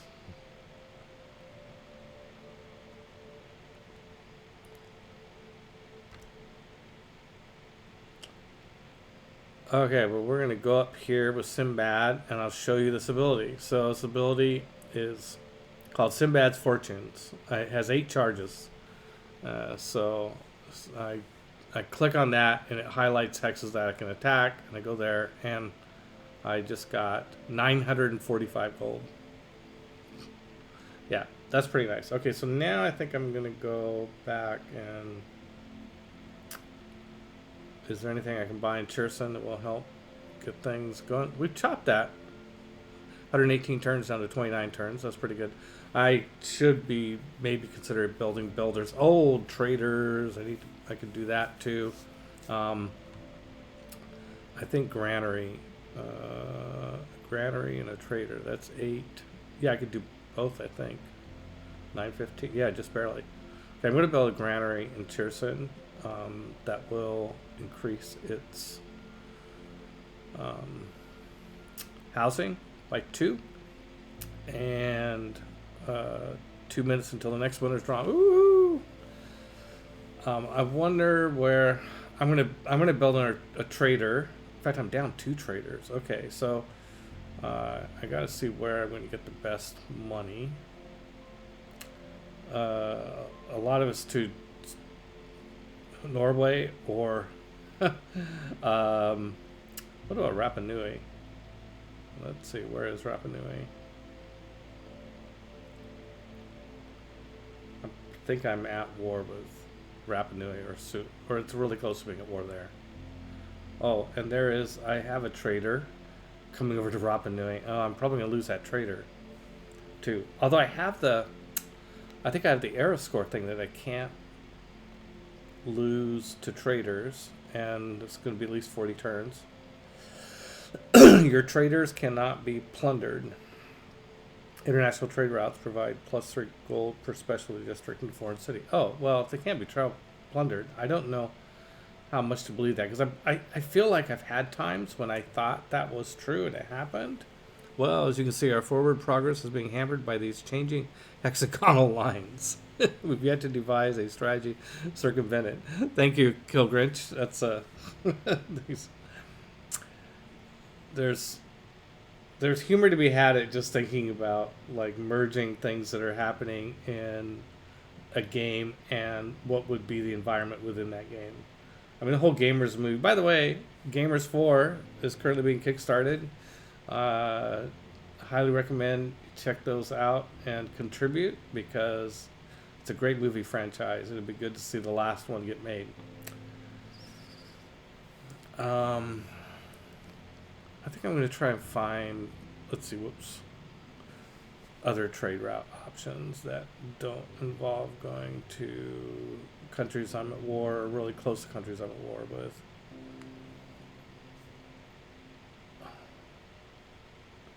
Where is, okay, so Istanbul is a pretty good option, and Lagash is a good option. Okay, where is Lagash? I mean, I know that's Samaria. I don't have a feel for where Samaria is on this map. Well, let's just look for it. Let's do a search. That's easy to find. Let's go search for Lagash. Wherever it is, it's close enough that I can trade with it.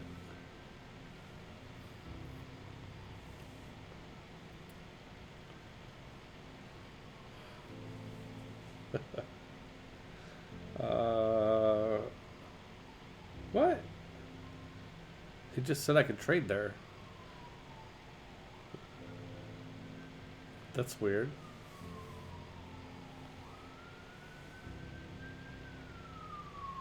Huh. What about... Alright.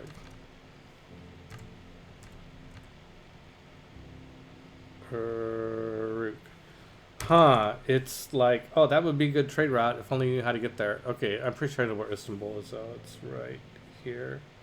And assuming that they don't lose their war.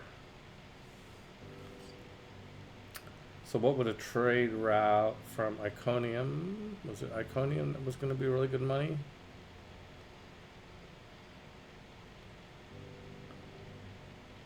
Pretty good money. Yeah, or Thessalonica. Okay, so let's look at Iconium. Let's build our trader here. The next turn we'll take a.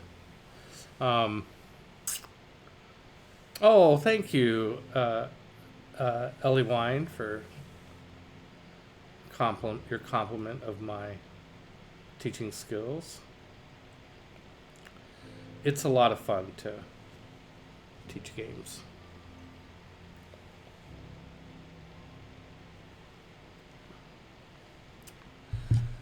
Well, since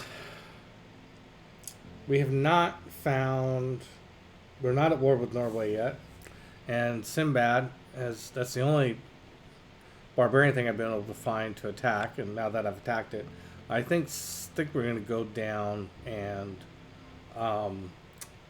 play with Jayavara.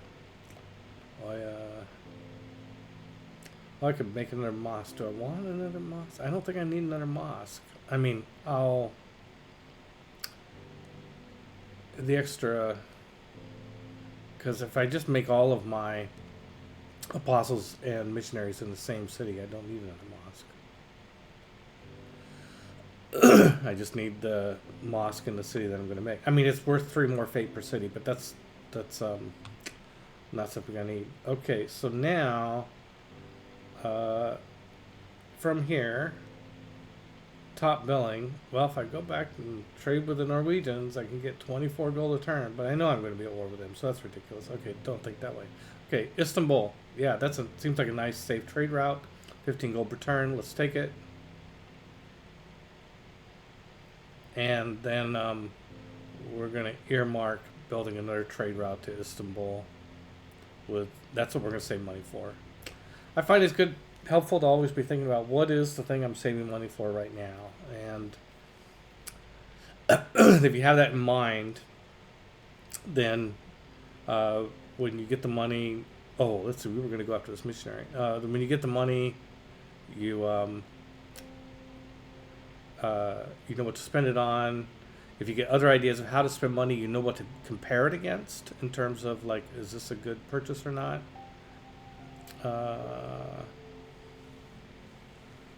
Okay.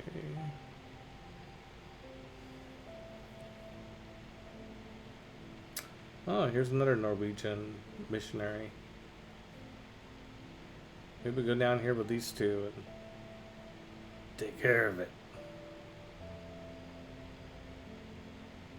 Yeah, let's come up here with these guys close enough that we can zip out. Oh, let's see. Can I get there in one turn? Oh yeah, I can.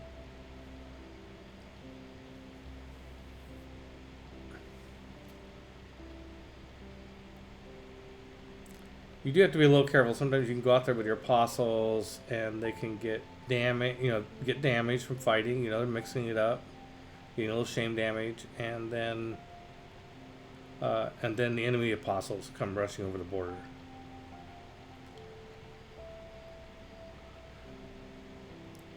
Which could happen, but I'm not too worried about it. We can retreat, hole up in our holy cities.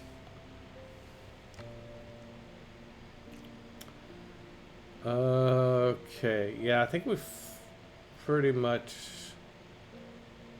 Yeah, there's those barbarians are right there. Okay, so let's.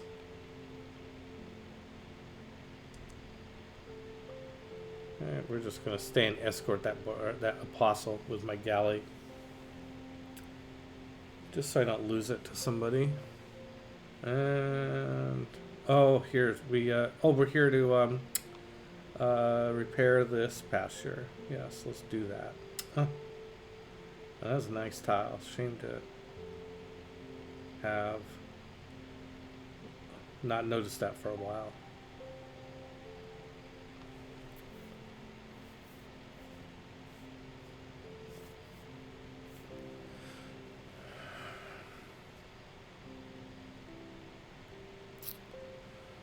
Other AIs are taking their turn.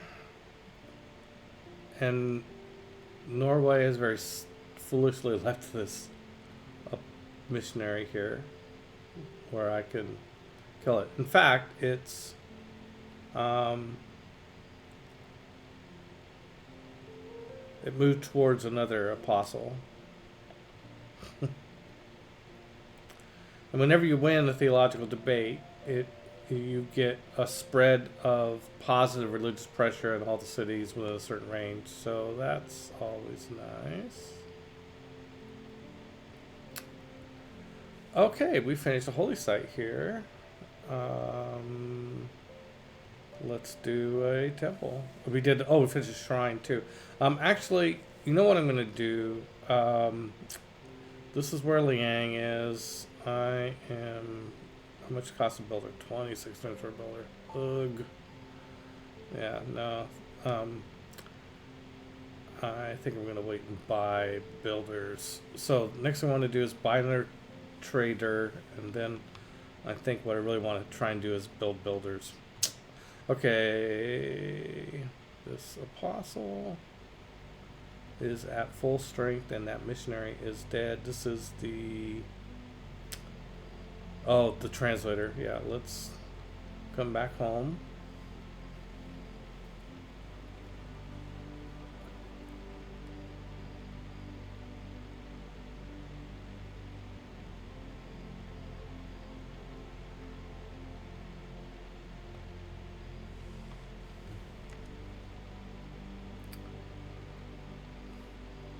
Okay, so I got a build here. Let's see what. ICN needs more housing. It really does. What's Nicomedia doing? It's going to need more housing too, but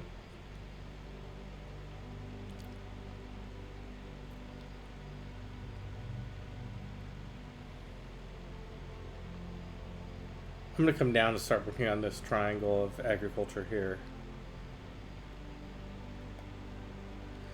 Civ 7 is supposed to be out in August. No, I don't think so. I think it's going to be out next year. LA Wine, thanks for stopping by. Appreciate it. I look forward to seeing you next week. And I will be here next week. I am going to Origins, but I'm not going. I will come back on Sunday so that I can be back in time to do my show on Monday. This show on Monday. Now, where did that apostle go?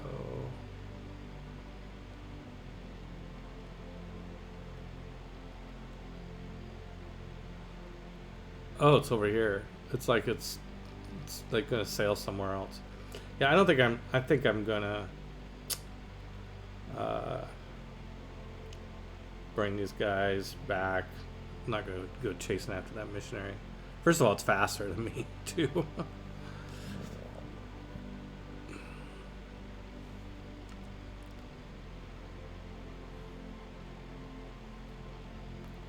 Okay, so if we're coming up to here, that's the route, huh? Okay, so let's program it for 3 turns. So there, and the oh, that's the galley. It's gonna take the apostle a lot longer than that. Probably 6 turns. 6 to 5 turns. So there. Okay, that's fine. And let's improve the wine and then try and sell it. Sell luxury resources, wine, no available deals. Well, that's too bad. It's still a good tile for production. It's a 323 and we are working it, so that's good. And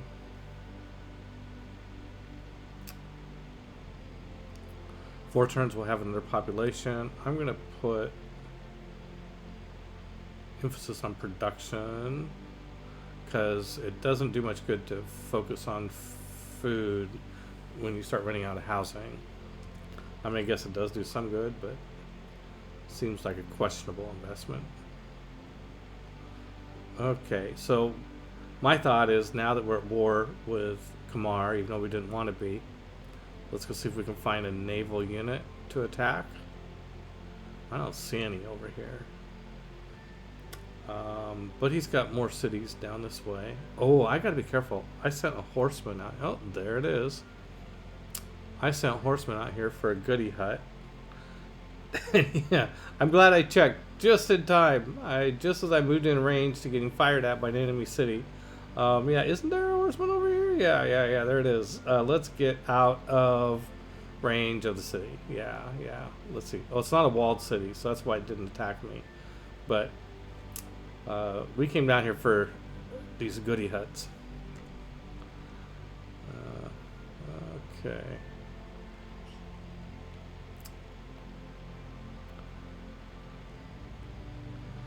You know, these guys, I guess what they... Well, I think I better just stay around and scout for the missionaries coming. Although he's coming with his own galley. So we're going to have to be a little bit stratego. Hey, Armando! Contemplating your naval unit, Yes, I am contemplating my naval unit. And yes, no, we're not going to sell off my nader. Although, you'll be proud of me, Armando. I did sell some more nader in this game. But I'm soon going to have other things I can do with my nader. So I've stopped selling nader. I may have stopped too soon, though. Maybe I should sell some more nader, because I actually changed my path. I decided not to do gunpowder metal casting because I decided to go ahead and build an encampment. I have one under construction, which means then I'll build a barracks and an armory. So then I'll get the boost for gunpowder and metal casting, which means it's going to be longer till I get those units. But now I can sell wine to. No, I can't sell wine to Jaya. Excuse me, Jaya Varman. I'm at war with him. Soon they will call you the Eliminator.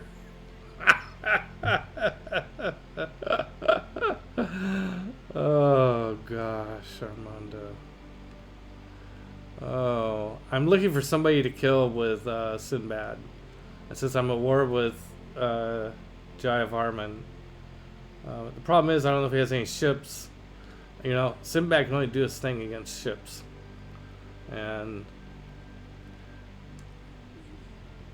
you know that's just a shame that he didn't have ships. You know, what can you do? I found some barbarians, but they're not being cooperative by building ships. So that's not, that didn't work out.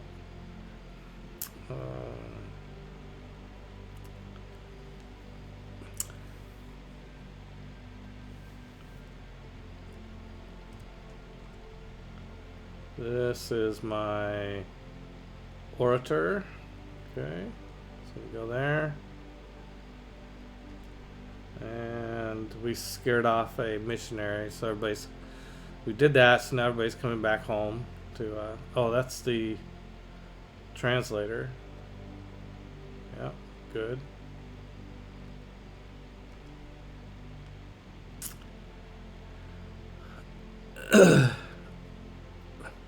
Build a navy, you cowardly dogs, that I may destroy it. Yes, yes. So hey, I have a question, Armando. Yeah, I know you love to research, find answers for me. Under what circumstances, when you're allied with somebody and that ally ends up in a war, you get pulled into it? In what circumstances does that happen? I thought it only happened when you have a military alliance, but I have a cultural alliance with Suleiman, which I thought was pretty benign. You know, like, oh, what could go wrong having a cultural alliance with Suleiman? And he attacked Jaya Varman, and now I'm at war with Jaya Varman. A war we neither asked for nor wanted. I mean, maybe if Sinbad finds something to raid, then I won't be so upset about it. But okay, it is official. I am going to focus on looking for saving up money for builders. I need builders. And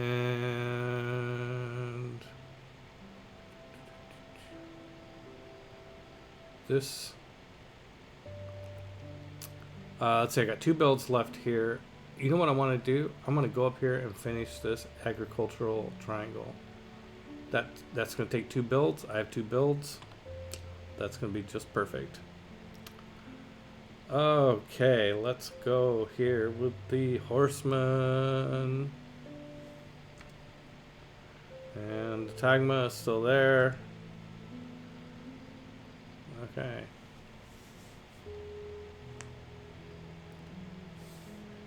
Oh, Pedro. Yes, I'm imagining all the brilliant things your nation will accomplish. I am bright. I am imagining it. I am. I really am.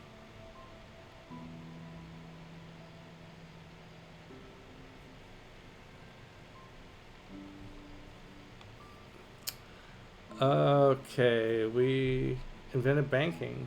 Well, that seems like a good idea. And there's a wonder, Great Zimbabwe. Oh, I can purchase another apostle. Okay, so I do. Okay, so I don't have the motive of producing an apostle for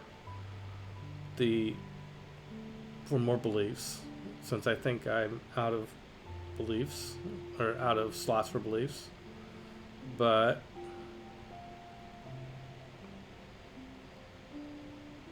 let's see, I don't want to.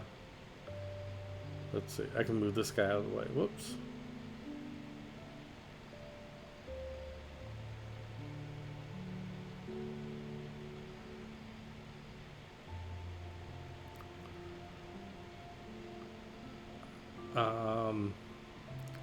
I think I want to keep building apostles. I want to get one more debater.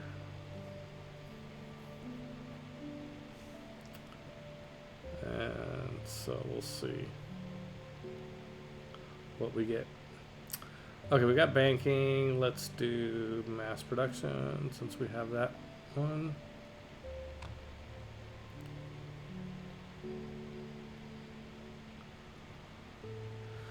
All right, I'm going to go do a bio break. I will be right back.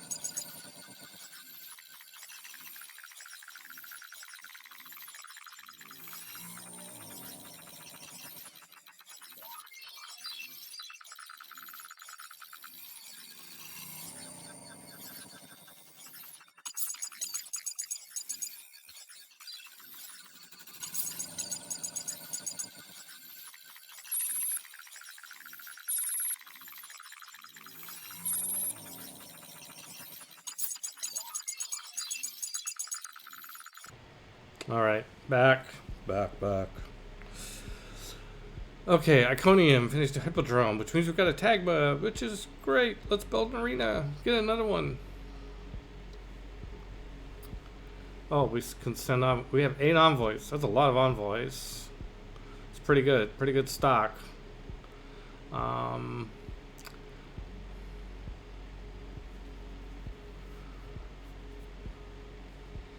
Yeah, let's not forget that suzerain ability we're getting from Singapore is pretty nice. +2 production for every foreign city. By the way, do I have enough for another trade route? I bet I do. Let's get it in Thessalonica. Yeah. Trader. No, I need 525. Okay, we will just... Oh, I know. See? I had mentioned that I was saving for a builder. And if you have an idea what you're saving your money for, you can compare that to other ideas that come along. I do think getting my 3rd trade route, since I have 3 trade route capacity, is a priority. Allies automatically have open borders and share visibility, which means you can see everything your allies' cities and units see. In addition, you can make research agreements and defensive pacts. You cannot take hostile action against an ally. Okay, looking at defensive pact. Maybe they slipped that into the deal. Maybe I didn't just sign an alliance with Suleiman. Maybe he slipped a defensive agreement, a defensive pact in there. Let's see, monarchy, religion, agreement, cultural alliance. It doesn't say anything about it here. Agendas, agreements. Let's see, defensive pact. I bet that's what he did. He slid that into the contract. I didn't read it closely enough. I bet that's it. I bet.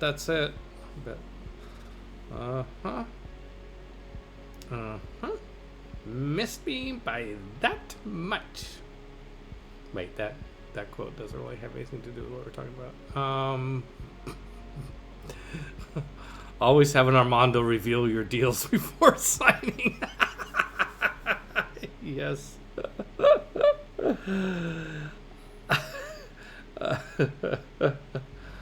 I mean, I've reviewed a couple of his deals before signing. Whoops, that guy was in the right spot.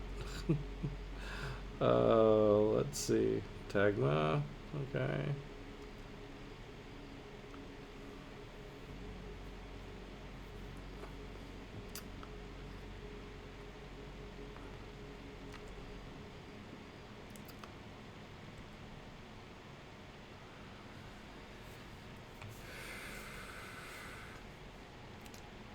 I really need like a road though. As much as that production bonus is really necessary, I don't have a. I need a road from Constantinople to like Thessalonica, just to. If I try to do a trading route from Constantinople to Amasea, it's going to go through the water, or if I try to go to Iconium, and that won't do me any good from point of view of building a road. But I do need a road to be able to connect these parts of my empire.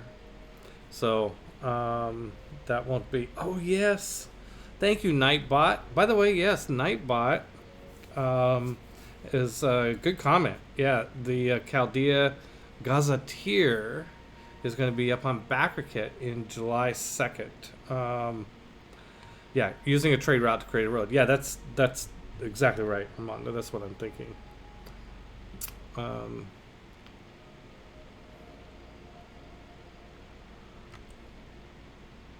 So this will be a backer kit. This will be a chance to buy high resolution, beautiful maps of Chaldea, and it's pretty cool.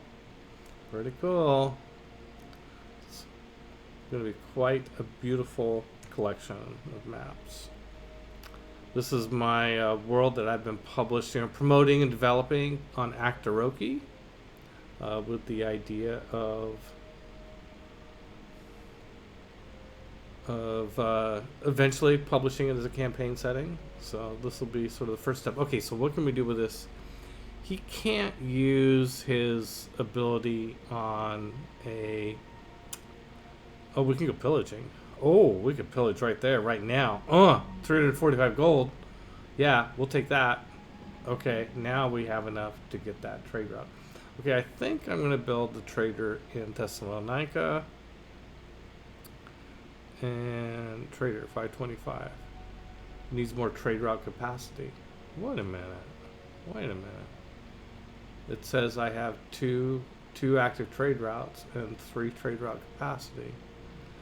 Do I have a trader that's sitting around doing nothing somewhere?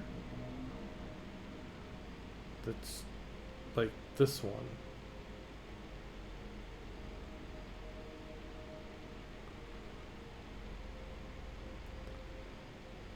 It can make a trade route. Okay, so the good news is I have the trader already. The bad news is that I haven't been using him.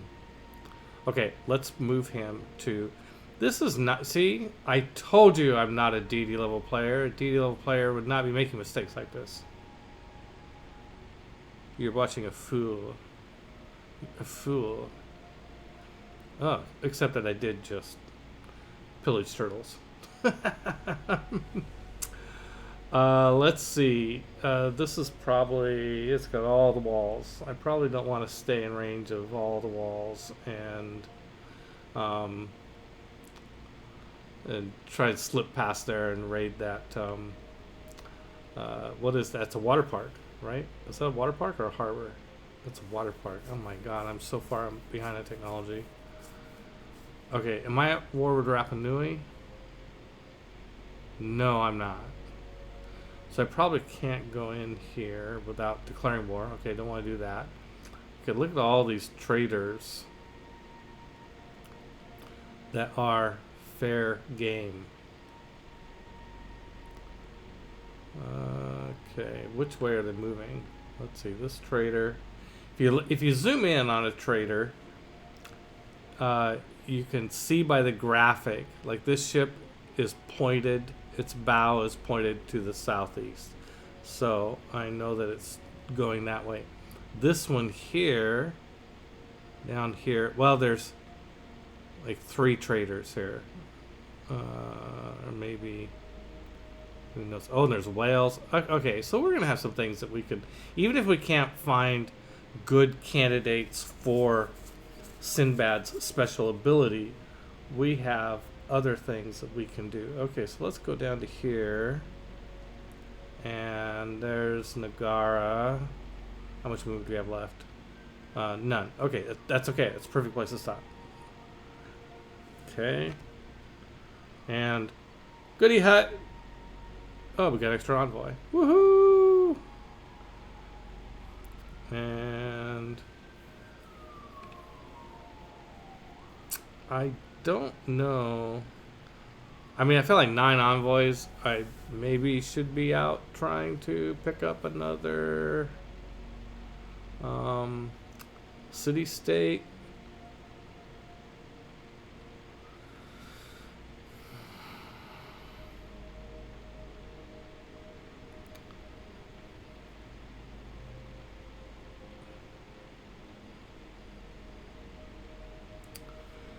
Trade routes to city states, bonuses.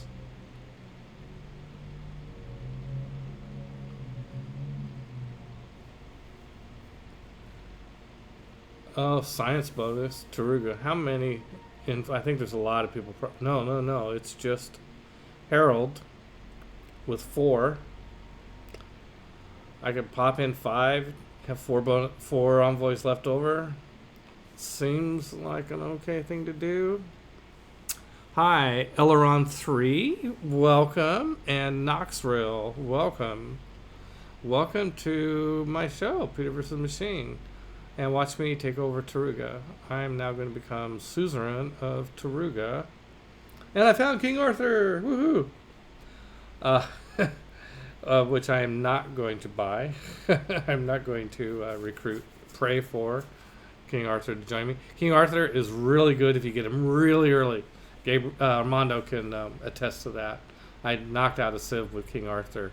But boy, I don't think he's good much later than that. Oh, you got the Gen Con, you got Genevieve Hearts. Love it. Oh, sorry, Taruga, you didn't realize that by joining my alliance, you would be at war with 2 other city-states and a Civ? Well, suck it up. Deal with it, pink boy. Okay, we got one more. We got a build here, sure. What else? Do a build there. Okay, next turn. You have Sofu. Yeah, I know.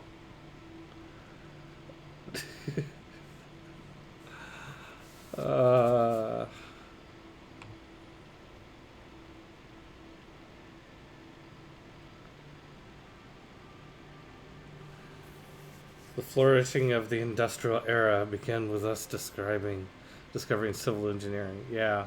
We don't even believe our own propaganda on this one. Okay, we can now get builders cheaper and better. Let's do that. I feel like maybe I should move Liang to a higher productivity city and have it start spamming builders. And maybe one that's closer to the middle of my empire. I mean, I have Antioch is spamming settlers. I could have Constantinople do it. Is there any reason why Constantinople, why Moksha has to be there? Religious pressure is stronger. Theological combat in this city is stronger. Laying on hands, fully heal in 1 turn. Where I need to put Moksha. I need to put Moksha in Nicaea. Who's in Nicaea? Pingala. Pingala definitely doesn't need to be in Nicaea. Okay, I'm going to move Moksha to Nicaea because my units heal faster in this city, and that's where we end up being at war with. Oh my gosh, that's actually going to be really good. And then I'm going to put Pingala. Where's my biggest city that's not Constantinople? Cherson's not bad, 10. And then I'll leave Magnus where he's at, because that's where I'm spamming settlers out of. And then I'm going to put Liang in Constantinople, and I'm going to start spamming builders out of Constantinople. Get all that, Armando? Do you approve? Let's see. Erlon 3 says the last Civ I played was Civ 3. I tried 6 for about an hour.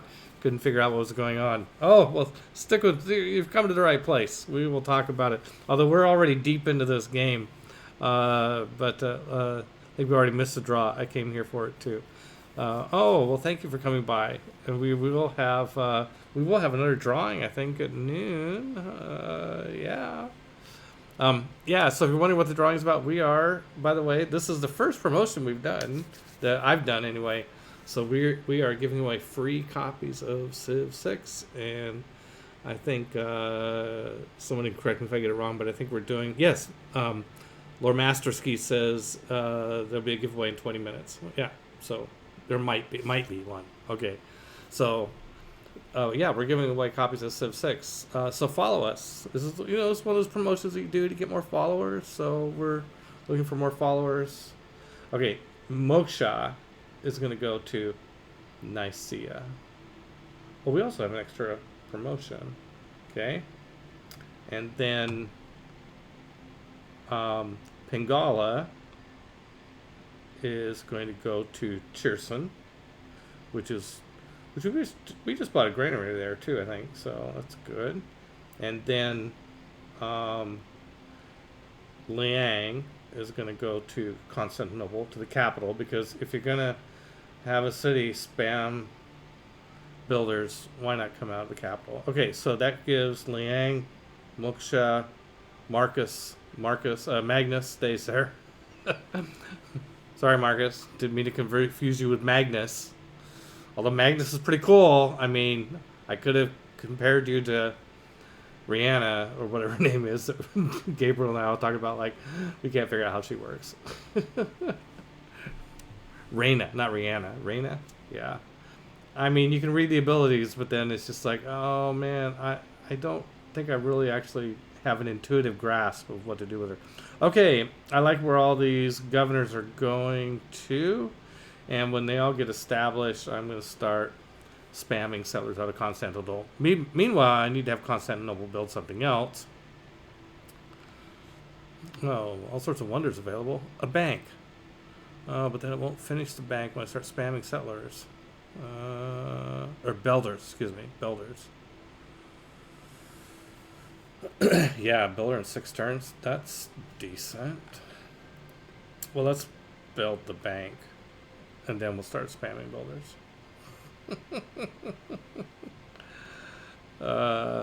Okay.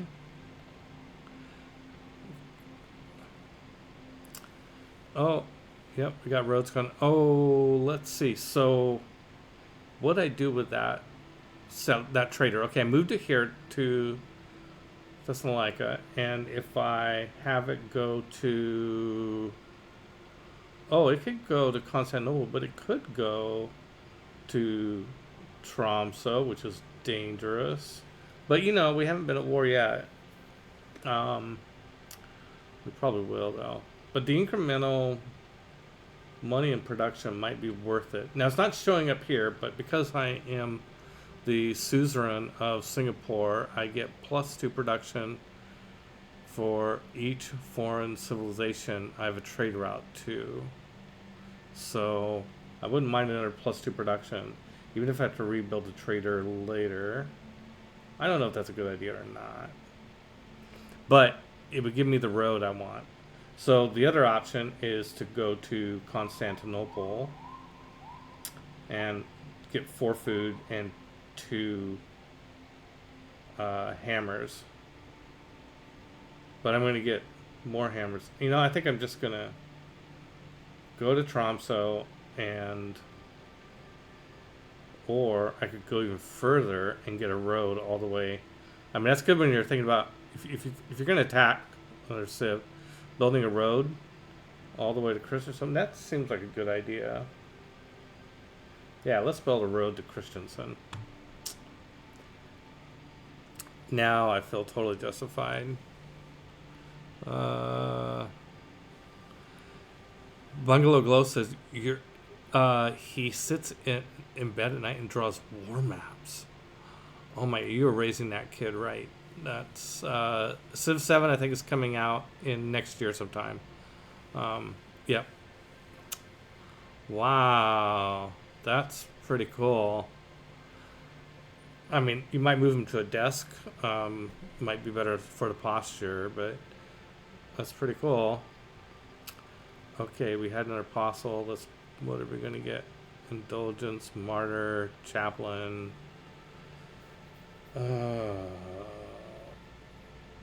Maybe I take a chaplain and increase healing because I'm going to be in a war. Yeah, sure. Why not?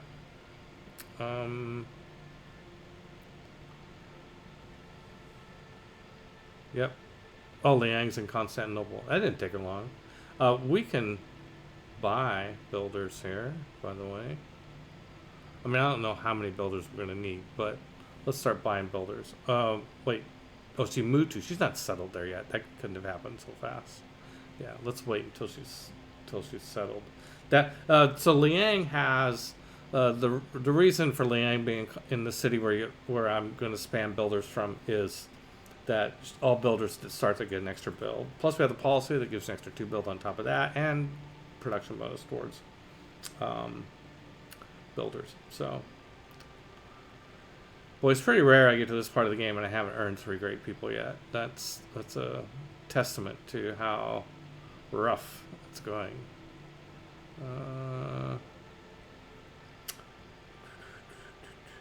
I think I am going to want to have built Merchant Republic. What's it called, exploration. Even though I don't want that form of government. We have a governor who's idle. No, they're all been. Nobody needs an assignment, but we do have another governor title. Let's.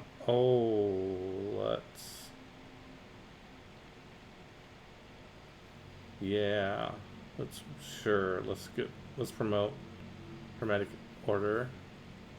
Yeah. So universities are alchemical societies.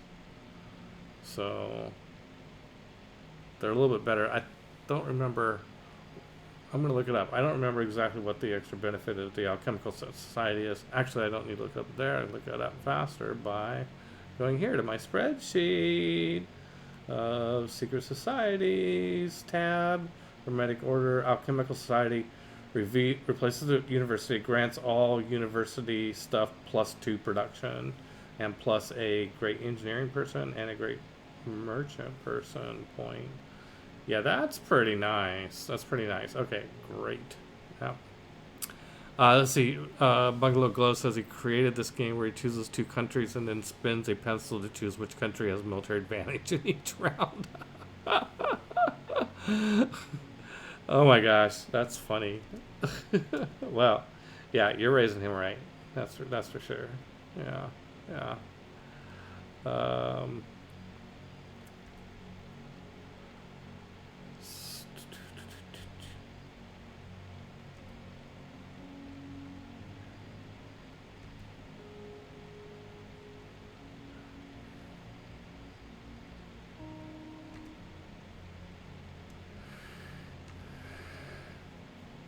Why this now? My character takers would make me write out the storylines of my doodle games when I got grounded for being sick. Lots of wasted handwriting practice, but good early grades. Okay, good.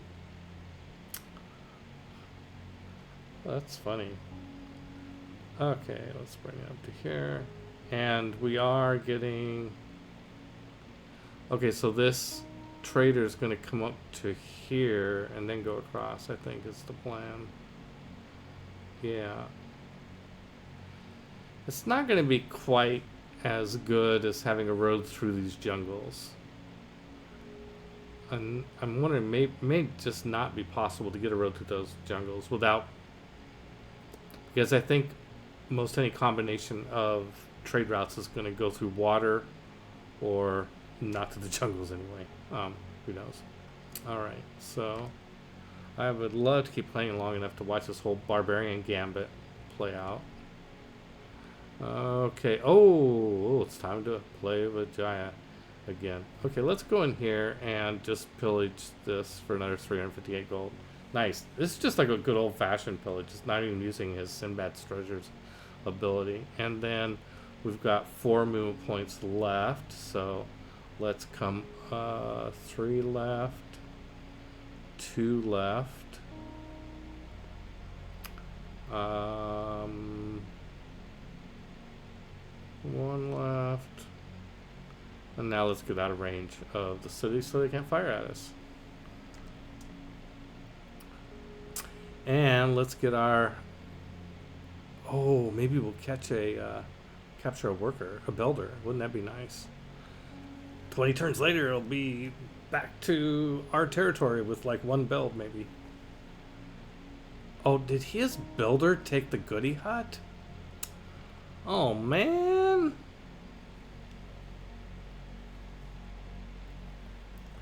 That's not fair. That's okay. We'll take the builder then, I guess, you know. I mean, that's not as... Probably not as good. Let's see, 3 extra spreads for moving next to a wonder. Did I ever do that? I mean, he's down to 1 spread. I don't know if I ever went next to a wonder. Well, I got a wonder right here. We can go over there and find out.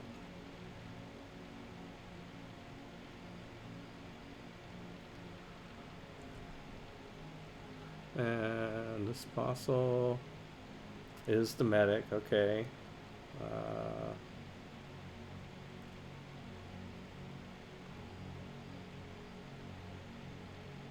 No, it's not that apostle. Got to get the right apostles. It's really easy to get your apostles mixed up.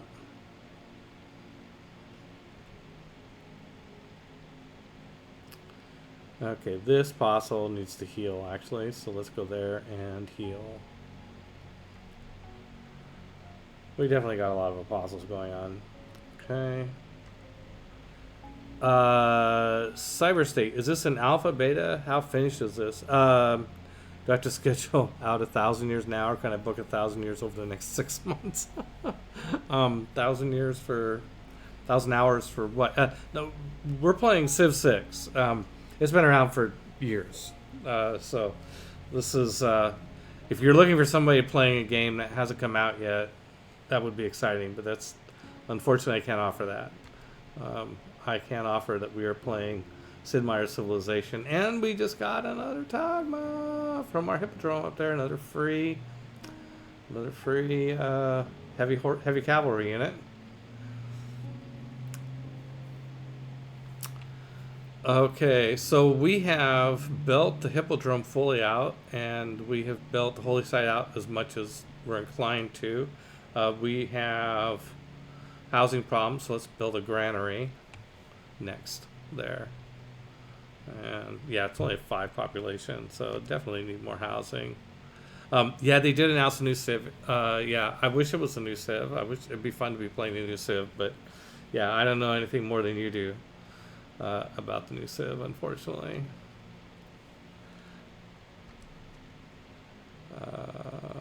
Okay, let's see. We're getting up here close to the place where the barbarian action is going to happen. And he has 3 spreads. Okay. Did I thought he was going to have an extra spread because of the mosque, because I built him pretty recently, right? I have the mosque here, right? Did I build it? Yes, it's not showing up as an eligible build. I mean, just to make sure, I can mouse over my holy site. Hold.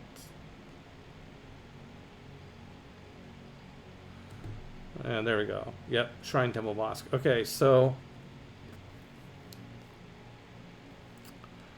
evidently I built it before. They did indeed, so we get to rock this version for now, yeah.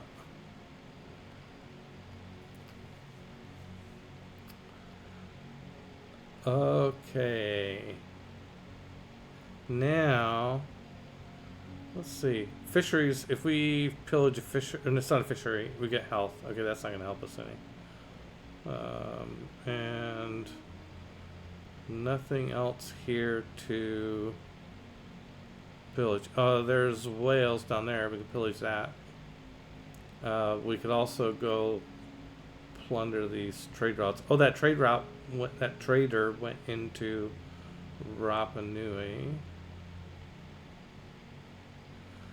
Okay, well, I think they'll still be there. I don't think I'm going to go down and plunder this, plunder those whales.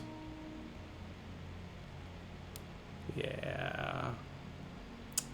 And, okay, well, it's a shame we didn't get that goody hut, but we got the builder. The builder has 2 builds. Woohoo!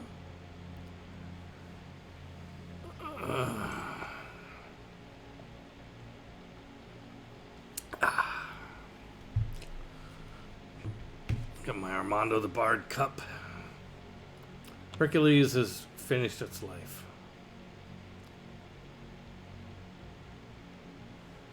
Venice has declared war on Rapa Nui. Okay, and Mexico City and Rapa Nui has declared war on Jayavarman.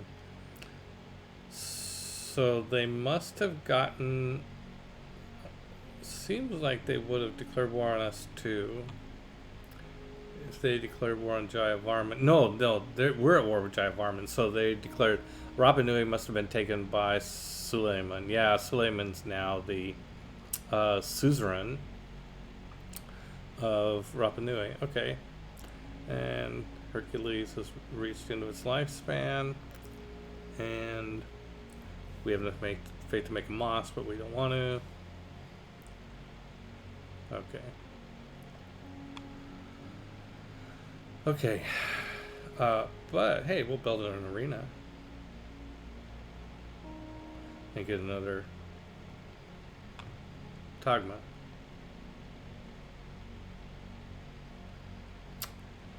So, when do we get Corsairs? Right here. That's when the Tagmas are going to become better. Let's see. I have 2 forts. Okay, so we are building. I'm wondering if I'm making a mistake waiting for the encampment and the arena. I mean, and the barracks and the armory before making gunpowder. I think it's a mistake. Let's finish mass production. It's one more turn, and then I'm going to switch to. I'm going to go back to Plan A, and maybe we'll have the armory built and a couple of forts by the time we get ballistics. Because what I want to do is I want to beeline for ballistics and get the Corsair, which is the next promotional upgrade for heavy cavalry. So all my Tagmas then can upgrade to Corsairs, and then we're going to go to war against the Vikings. Available at Gen Con? The Bard Cup. The Bard Cup. Yeah. Okay. To get off of here. I think we can jump in the water here. Sure, why not? And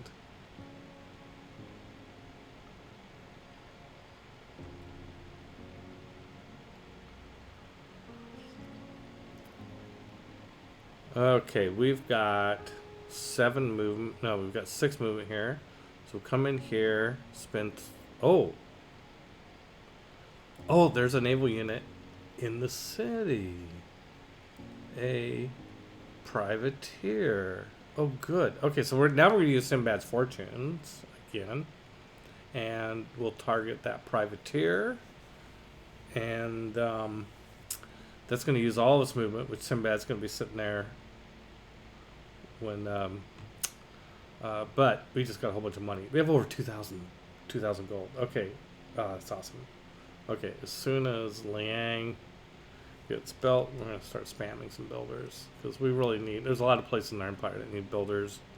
And maybe some terrain too. Okay. So, what to do here is... I need to see where the barbarian units are at. I don't want to... I remember seeing a man-at-arms at one point. The spearman and the scout, those are outdated units at this point. So the game we're going to play with this apostle is that to get him to convert units, but hopefully not get killed by a barbarian. So he can go up and convert units, but he could also get killed by a barbarian. You can convert him and get killed by him. So that's tricky business. Okay. And we're definitely getting some heavy cavalry going here, guys. Yes, we are. Look at all these tagmas. And wait till they get upgraded Corsairs. I mean, that's the best shot we're going to get. Uh, Bungalow Glow. Be more barbaric. And I'm just, thank you all for showing up on chat for our promotion. Please follow us if you don't already. We need followers because that's just the way this game works. Okay, this is. Oh yeah, I went over here to get by the wonder to see if I'd gotten all my spreads yet. I have. Okay, so yeah, this is a case of an apostle who's used all their spreads and is now basically a uh, well, you never use your last spread. You use your last spread, then you lose the apostle. What do you think of this? You want to give me some coal? I don't need coal, but do need iron. But that's not really a good price. What? I mean, I suppose I could resell the coal. That might be fun. I don't need iron. That's for sure. Okay, let's try this and see what I can do. It's not that great of a price, but whatever. Oh, he's so happy. Okay, now I'm going to see if I can sell that coal for better than what I just bought it for. Oh, I gotta wait for my turn. I follow. Thank you for Friday. Yeah, I believe you. I believe you. Thank you. I appreciate it. Excellent. Excellent. Okay, now let's go back to the gunpowder thing. And then we're going to go to metal casting and then ballistics. We're going to beeline for cuirassiers. And then, you know, we'll pick up... Yeah, we're going to need some of that money for that stuff. Okay. Javai Arms, finished Panama Canal. Yeah, housing requirements. We could also build some granaries with that money. That'd probably be a pretty good idea, too. Okay, let's sail. Let's sail the wine. Nope, can't sail the wine. Got any Luxus to purchase? No, no Luxus to purchase. Okay, let's sell some strategics. Horses. We definitely don't need horses. That's a lousy price. 13 gold? No, I'm not going to do it. Iron. And... Okay, this time I am keeping my... Yeah, it's going to be just a couple of turns before I'm going to need some nader. But I could sell 30. Sure, 3 times. Yeah, I'll sell 30 for 10 gold per turn. Now let's see if we can sell that coal that we just picked up for cheap. Oh, we can sell it right back to Suleiman for 1 gold. Yeah, no. Okay, so... The fact that nobody wants coal is good news because it means that probably nobody has coal production plants anymore. Okay, so do we want... Let's see. We have an encampment here. Does Nicaea have a hippodrome yet?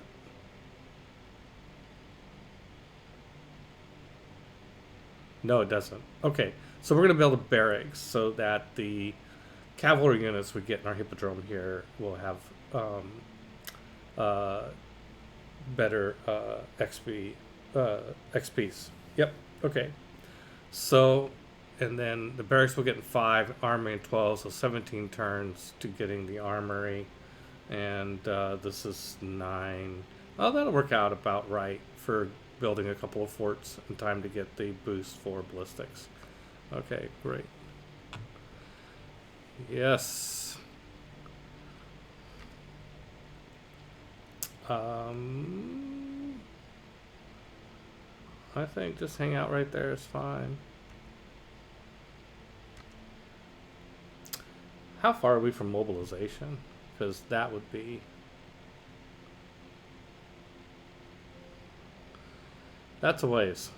Oh, that's 3 core. That's for armies. Nationalism.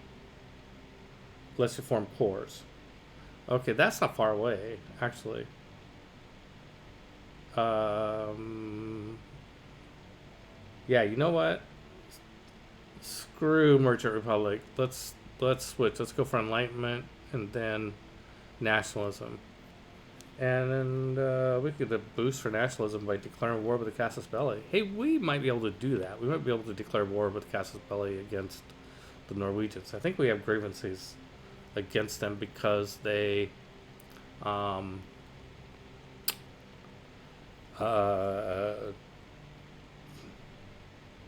denounced us.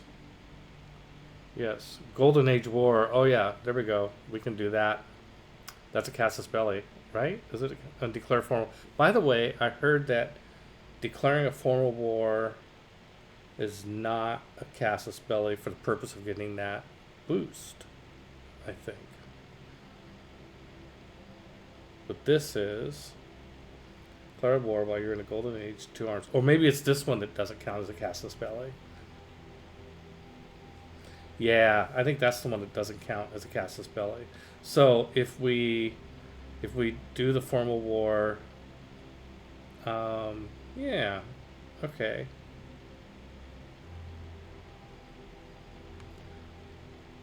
I don't know how long we have, but the formal war does not count as a Casus Belli. Thank you, Victor Shevchenko. Mind if I just call you Victor? So call to arms. Maybe it counts. Okay.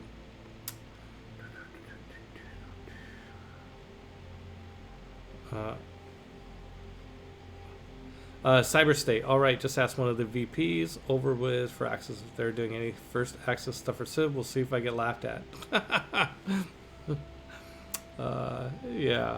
Yeah, great. Well, if you find something that can hook us up, that would be pretty awesome. That would be fun. Armando and I are itching to play Civ 7 when it comes out. Okay.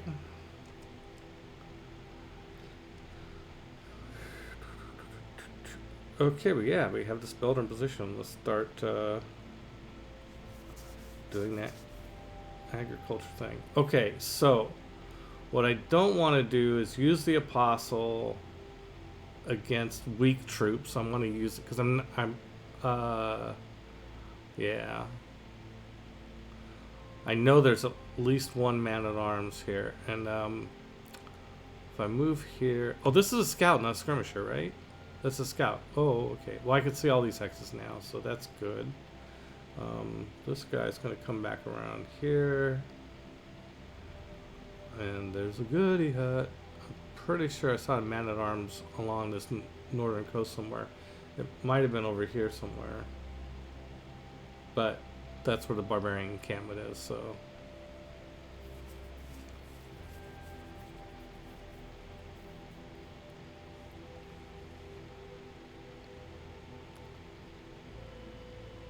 Wait, he didn't attack us. Oh, you know this is great? This city didn't fire at us. Why is that? And I mean, I have no damage on me. You know what's great about when he heals his ships? It means I get to use Sinbad's Fortune on him more than once. Okay, now I've got 5 charges left with Sinbad's Fortune. Woohoo! See, when it works, when you can find somebody to go pick on with Sinbad, it's really fun.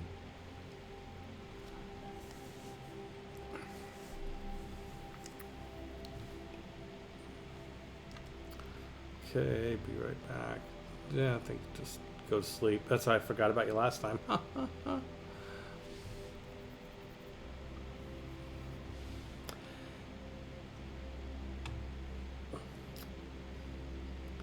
Yeah, so in so what I'm waiting for is a 16 turns or whatever that is. When I get nationalism, I'll be able to form cores. I will take all my Tagmas, pair them up into cores. They'll be stronger, and by that time I'll get Kurosae's technology.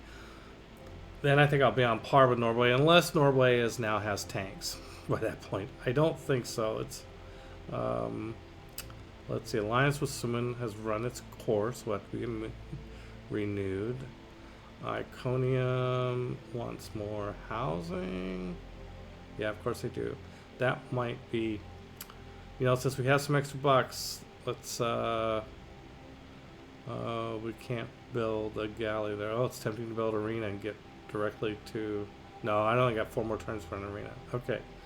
So, let's... I kind of want to go, since I got a lot of money, I want to go around and see where I can help housing situations here. Nicopolis doesn't have a housing problem yet. It will eventually. Maybe I'll come back to them. Let's see. Constantinople already has a granary. Antioch already has a granary. Adrianople has a granary already. Nicaea. Well, I could have built the barracks faster, but no, that's okay. Let's here. Yes, Amasea definitely needs a granary. So good. No, let's see. Buy with gold. That's the option. Okay, so now let's go to the next one. Militene. Oh yeah, I'm pretty sure. Oh no, it's got 11 housing because of the dams and aqueducts. Oh, it's done with its aqueduct, and now it's building its industrial zone. Oh, good. Good. And yeah, okay. It's plans being slow to develop, but we are going to end up with a good, I think, industrial powerhouse here between these two cities eventually. Okay, good. Yeah, it's a long ways to go. I say that about a city that currently has a production of 9. Okay, granary here. Yes, definitely needs a granary. Okay. And oh, I think a watermill actually might help this city. Do I really want to spend 480 on it though? I don't think so. I don't think 1 point of production and food's not really the problem. I mean, it's going to be almost a decent watermill in that city because of the bonus resources I have there. But okay, I think I've cycled all the way through. Yeah, oh, I'm back to Nicopolis. I'm going to go ahead and buy this granary for Nicopolis. And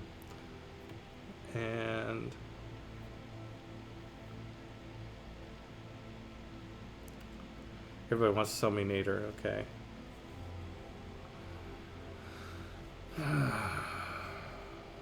Let's see. We've got all the districting stuff we can do here. And this is a city that really needs more population.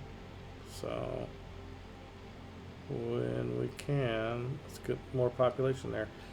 It has housing problem. So, and there's no place to build an aqueduct. So this city's going to be struggling population-wise until we get neighborhoods. So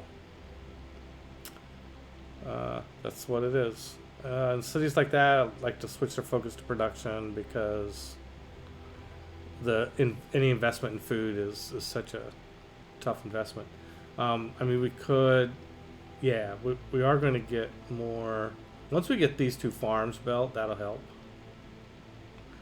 Because we can also that'll also add 1 housing. Granary, okay. Oh, so what are we going to do since we're not doing that? Okay, good question. Medieval walls, probably need walls. And yeah, I think that's what we'll do. Medieval walls. If we end up with a fight with Norway, we're right on the border. Okay, so we're building in Thessalonica. We finished ancient walls there. Let's bang out a monument, and that's good.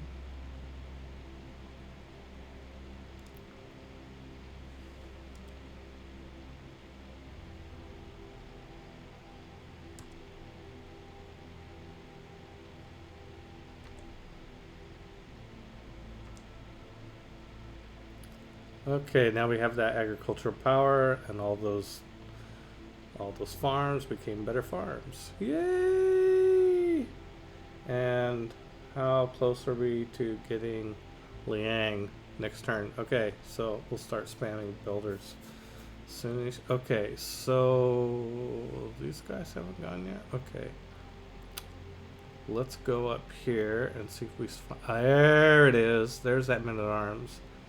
So this apostle has 3 spreads. That means 3 times he can do his trick of converting a barbarian. Um, the trick is to go find the toughest barbarian around. You know, I mean, obviously, don't go wasting him on a scout when there's a man at arms up here. Let's see what's down there. There might even be something better over there. Who knows? Well, probably not better than a man at arms. That's definitely the toughest thing I've seen.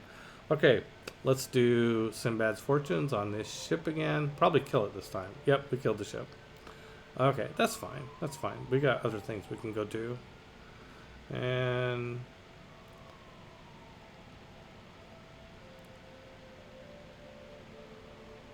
you need the walls to keep the Norwegians' most potent weapon, lutefisk. Yeah, man at arms. I agree. Man at arms are great. They're fantastic.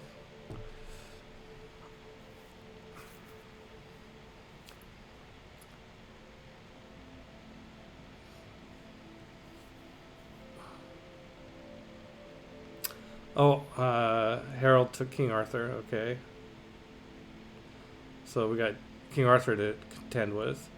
Barbarians have moved into a nearby region. Well, it's not that near. And I don't think Sinbad has enough life to pop over there and deal with it. Yeah, how much life does Sinbad have left? 10 turns. Yeah, I think Sinbad's gonna have to do whatever he can do here. Well, let's pillage these whales on the way out of town. Those weren't whales. Those were fish. Oh well, that was a waste. It was only a waste of a turn. It wasn't a waste of any charges. And it still has movement. So it was only a waste of part of a turn. Oh, what's here?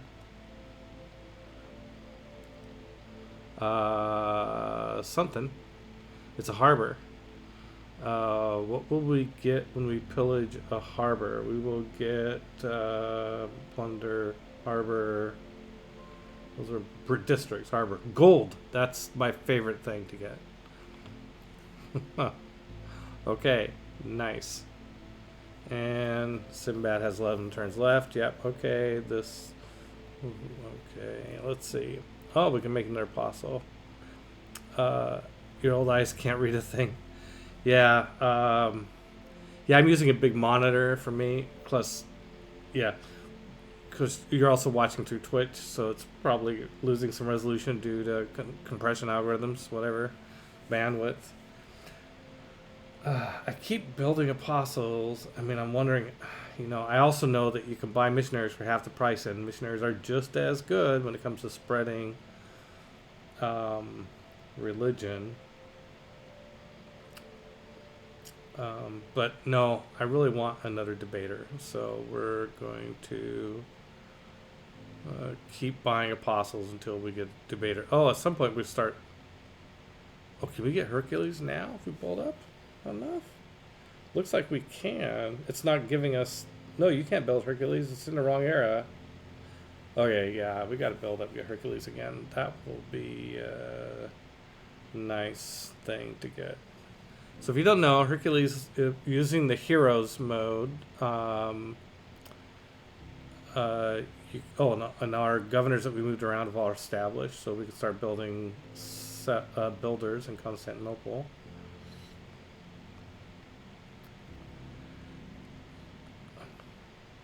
Start buying them.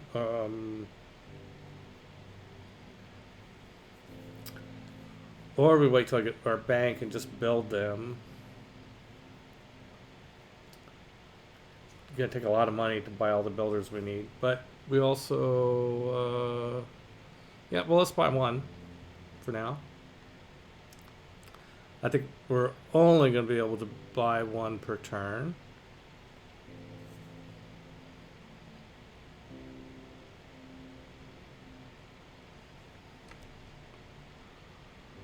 Okay, Iconium.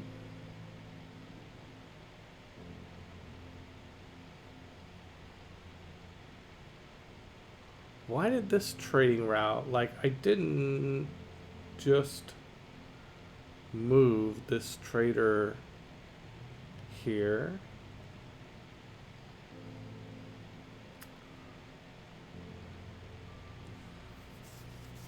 Maybe it got, instead of plundered, maybe, so it can't get plundered because of my era ability.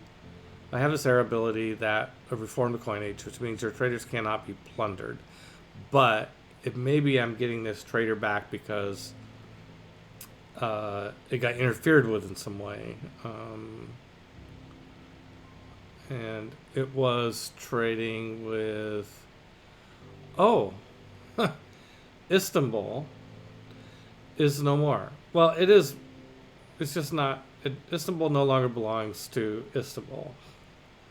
Istanbul has been taken over by Javayarim.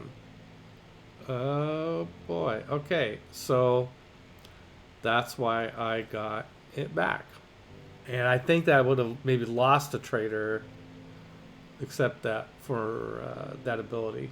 Maybe, who knows? Well,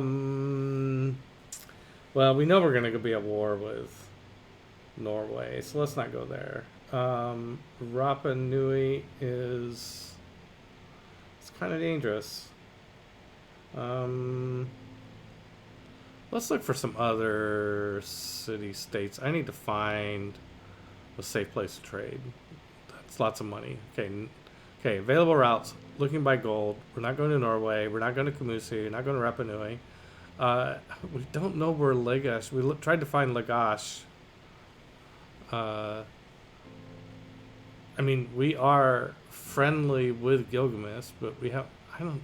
This is weird. Okay, let's look. Let's look at the big map this way and see if we can spot a color we don't recognize. I mean, this is Brazil. This is Javayarim. This is. Oh, here. This is Sumeria. Up here. Okay. Well, if we can get there, that seems kind of reasonable. I mean, we're going by Istanbul, which, yeah, there's Lagash. Okay, let's do that.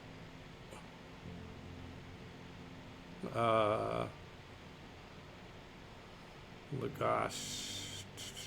Oh, wait, no, not envoys. Okay, so. Yeah, trade routes. There we go. Okay, so available routes, gold, sorted by gold. Lagash shows up here, 14.6 from Iconium. Okay, we're in the right city. Okay, let's, okay, so we're in Iconium. There it is. Jeez. Although, look at it, it's not doing it by water. It's going to be going right through enemy territory. But you know, if they can't be plundered, does it matter?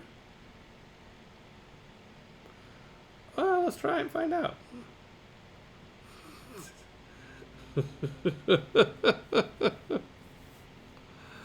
Let's see. Kilgrave says, I'll be out on my front lawn, menacingly brandishing a rolled up newspaper while yelling at the neighborhood kids for being too loud.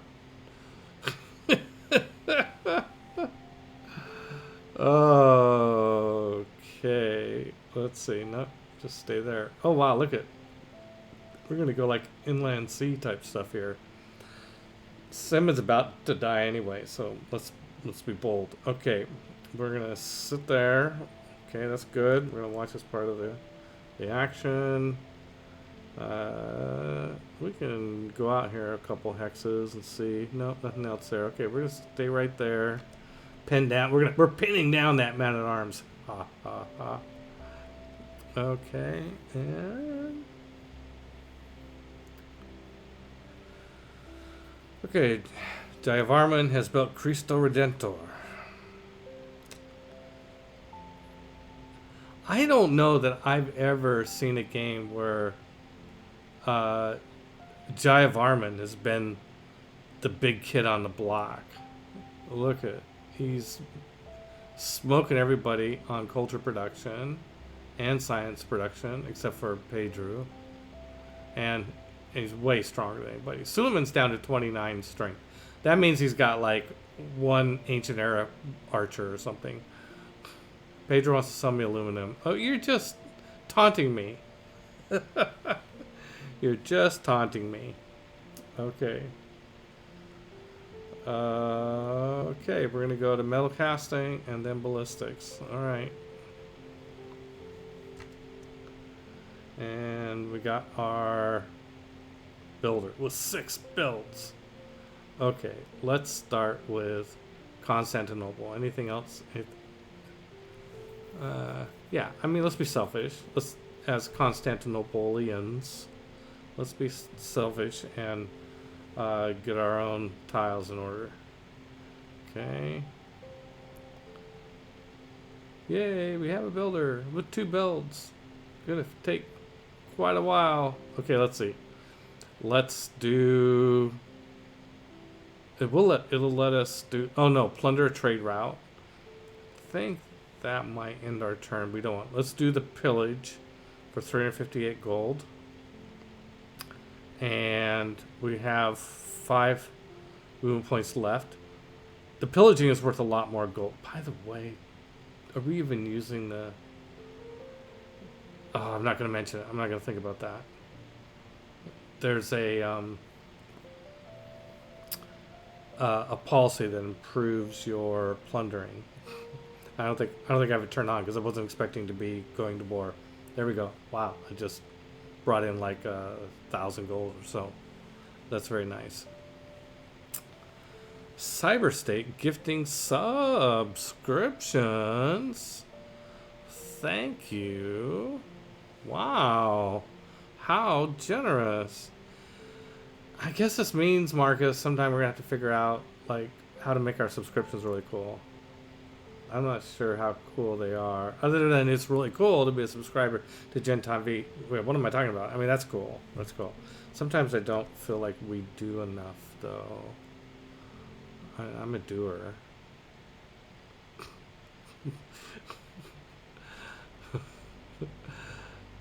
Doers. Isn't that like a brand of scotch or something? Oh,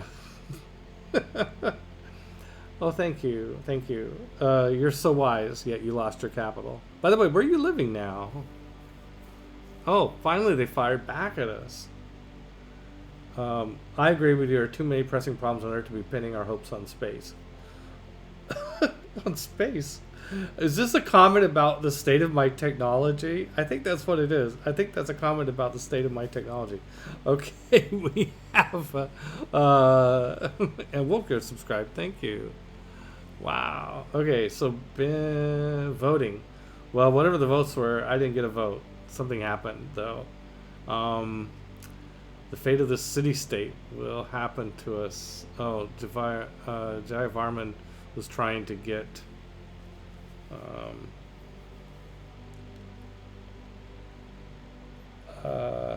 well, some city-state resolution didn't get passed. Probably because I don't know the city-state. It's probably one that I haven't found. Okay, so it looks like there's some new deals. Yes, sales of... No, we're not... no. Let's see. Well, while we're in this area, though, maybe we'll try their... definitely going to keep our nader. Iron, because it's going to be any moment now when we can be using our nader. That is not a good price for iron. How about horses? Not that great a price for horses. No, forget it. Forget it. Forget it. Let's go look at luxury resources. Okay. Gilgamesh. Oh, a bunch of cash up front for wine and sugar. Yeah. Sure. Okay. And that's not a great price for wine, Suleiman. I'm sorry. I know we're allies, but we're not that good allies. You dragged me into a war. Thank you, by the way. It worked out really well for me. There it says Gilgamesh wants to sell me salt. I didn't see that come up. Purchase. Luxury resources. Oh well. Maybe I grabbed it already. Missed it. Okay, let's get these guys back. I'd like to get my horsemen back in time for the war. Because that is a different kind of horseman. It's a light cavalry unit, which is really tailor-made for pillaging.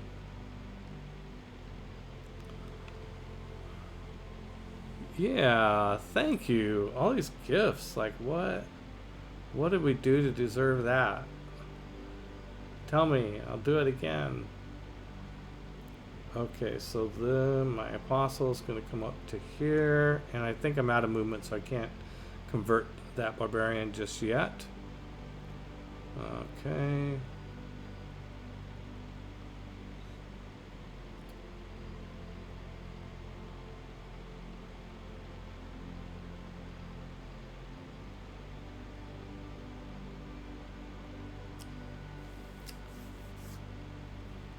I mean, sure, we can be friends, sure. Why not?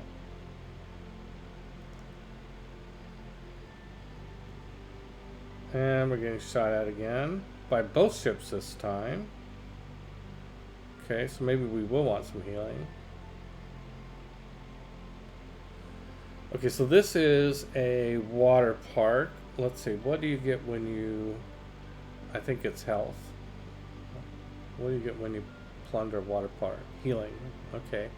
So that's not as exciting as gold. What do we get for plundering crab? 50 health. Okay. Well, if I'm gonna...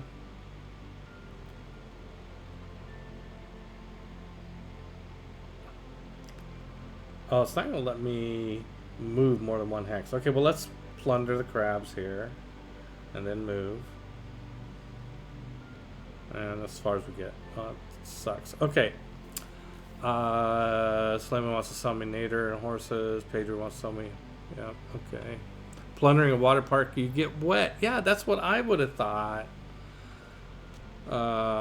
Armando. Okay, here's the armory with the for the 12. Now... That means we'll be 8 turns into ballistics. Which is less than half, but it's going to take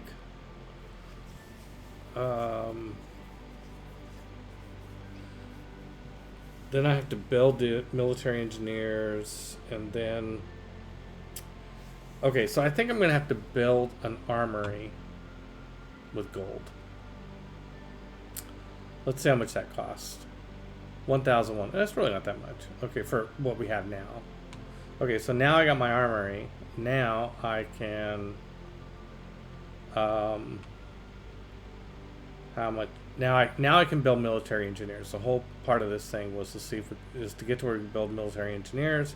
Military engineers take 6 turns. Yeah, okay. We can just build those. That's good. We might buy one, because then we have to go out, rush out, and build forts with them. So just like not using your last spread for a missionary or an apostle, because when you use the last spread, the spreading of religion charge, then the unit goes away. But if you don't use that last one, you can fight with them. The same situation with military engineers. Military engineers only have 2 charges. As soon as you use the second charge, the military engineer disappears. You can never use it again. And so, well, is there something useful you can do with a military engineer that doesn't have charges? Yes, you can build railroads with them, and so which we'll want to do eventually.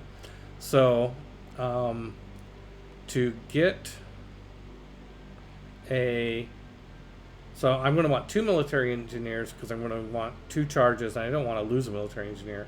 So, in 12 turns, I'm not going to have time for that second engineer to go out and build a fort to get the full benefit of the boost for ballistics. So let's buy a military engineer. Oh my god, that seems like such a questionable decision, but I think it's the right decision. We really want to get to Corsairs as quickly as possible. Okay, choose production.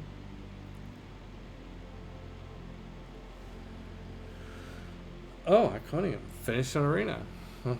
See, these little towns really pay off after a point, don't they? Because then you end up with the Hippodrome and everything it can make. Okay, and we will be at...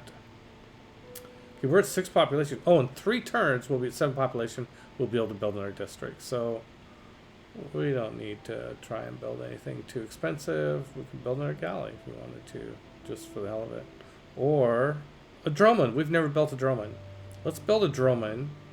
Because we've never built one, we will get an air score bonus for building it. So that's one of the reasons for doing that.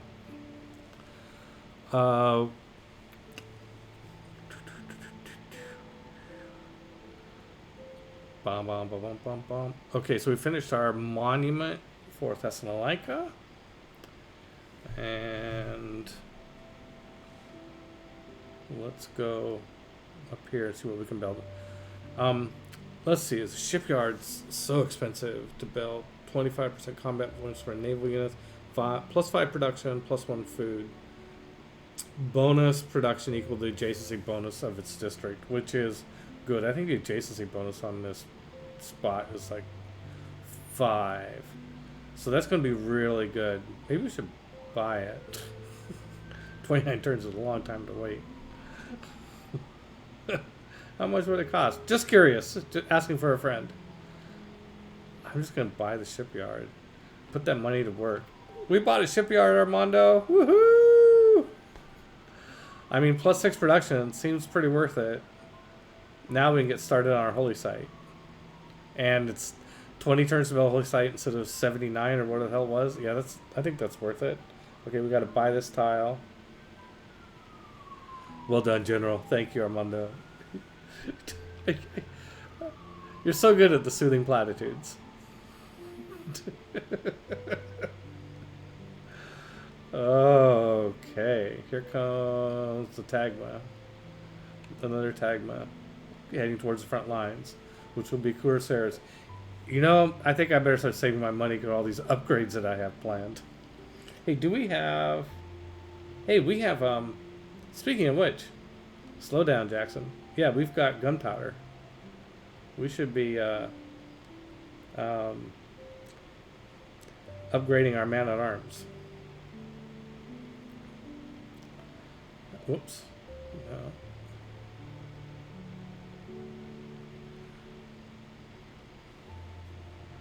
Let's see. Man-at-arms upgrades to a musketman for 125 gold and 30 nader. 30 nader.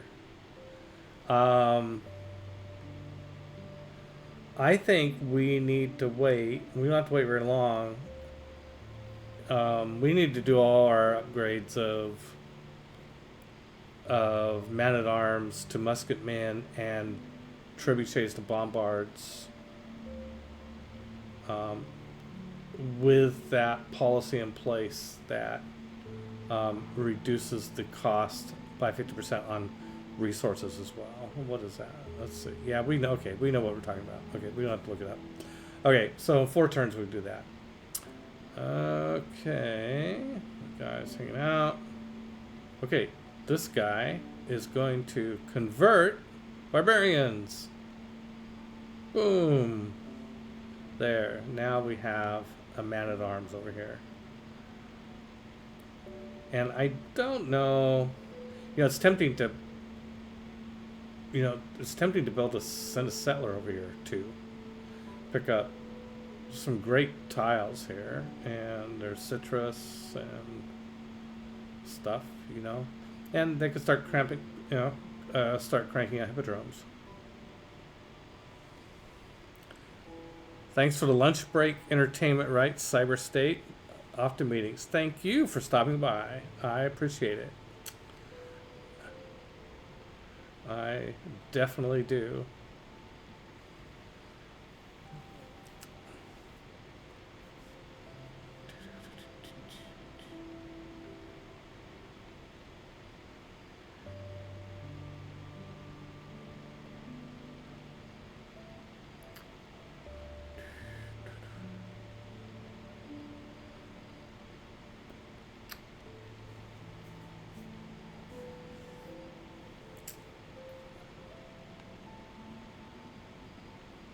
My cities are unprotected. Yeah, try it. Try it, Sparky. Try it. Okay, what? Mexico's. Okay, a bunch of more declarations of war. Mexico City. A bunch of people made peace with me.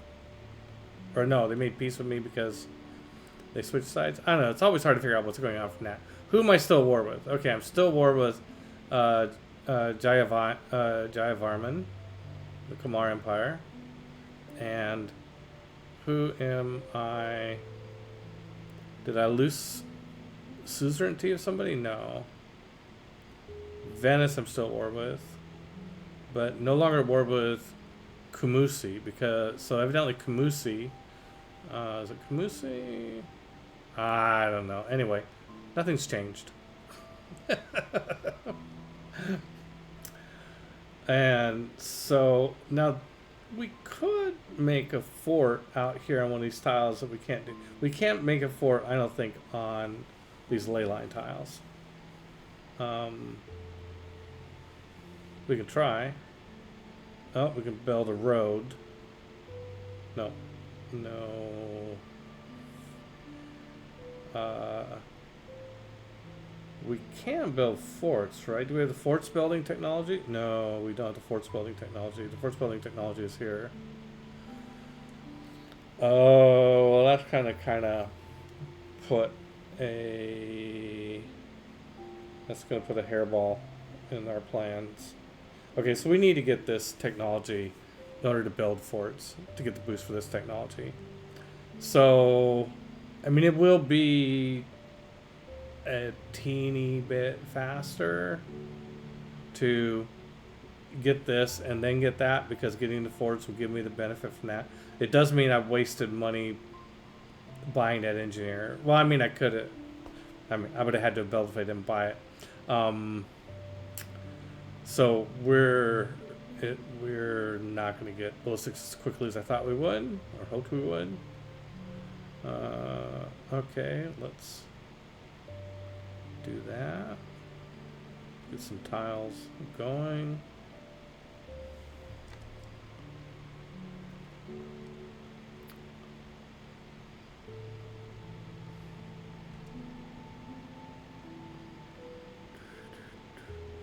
So I don't see really the upside of going and killing these units with my man-at-arms. I guess experience points, but then I'm going to have to heal them. I guess what I want to do is get over here and grab this and also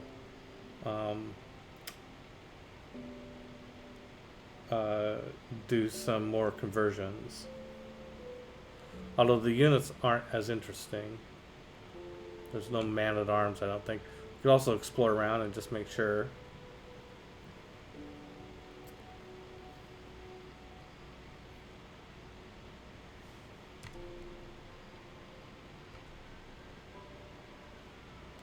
Cyber is making a Christmas in June. Okay, let's see here. We have our 8 movement. We have some, let's see, to move here, it's having us go around. So I think if we move directly from this to this, it's zone of control to zone of control. That's all the movement will be able to do, I think. I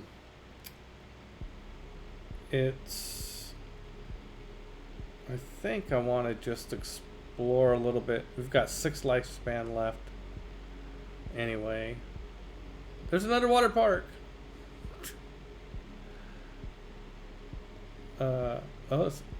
There's a lot more sea action. Oh, there's a boat. You know what that means is, all right, class, pay attention. Here we go. Sinbad's fortune. Boom, another 900 gold. Woohoo. Sinbad's pretty cool. If you didn't know that already, what are these things? These Dromery Corps. Dromery Army. He's got armies now. Those must be... Oh, those are elephants. Ah, alright. Oh, and that's whales. We could go heal first. Probably should. Let's go do that. Oh, it's tempting to just... Let's see, if I go there, I'll be 6. Minus 3 is 3. 1, 2. I think I can do both. So if I counted this up right, I have 6 hit points left now. Pillage will take 3. Now I have 3 hit points left. 2 hit points to go to there. Just enough movement left over to hit the caravel again. Should kill it. Yeah, it did. It's too bad. Would have loved to have raided it again next turn. Okay, now we're up to 2,400 gold again. What was I just thinking? I wish I had enough money to do. Not sure. Well, okay, Antioch just built a settler. We're gonna build another settler. We're gonna keep spamming settlers. Antioch has been doing nothing but spamming settlers for 2 entire sessions of this series. But it's working. We're getting our cities built. We need another city in here for sure. And probably one in here. I mean, it's not going to be, it's going to be a horrible city, but not so horrible that it can't build a hippodrome. And also we have ley lines here. So there's also a lot of tundra woods we could chop down. Yeah, there's a city here that will be net positive in terms of its benefit. Let's at least say that much. And we've got a city opportunity in here, I think. Ideally against that river there. Yeah, right there. That's where I was thinking. Okay, so let's get this city coming to that spot.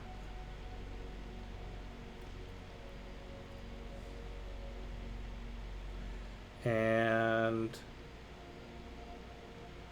okay.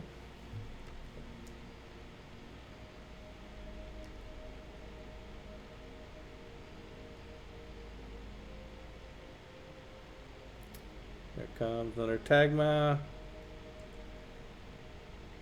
And we continue the building, and oh yeah, so we don't know. Yeah, we don't know if we can build military engineers. Okay, well I'm gonna get this guy out of there a little bit. I'm gonna go to here. I don't want the Norwegians to declare war on me and end up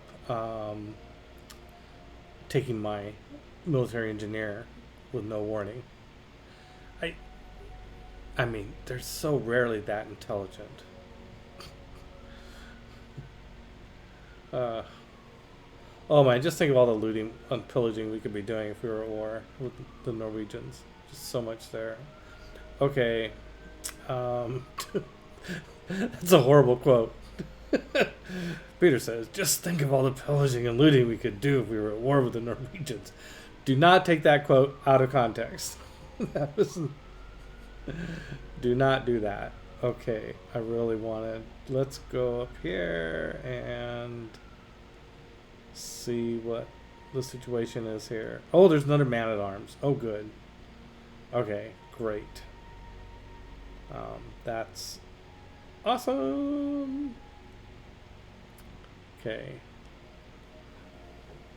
Grabbing that for socials. Yeah, thank you. Yeah.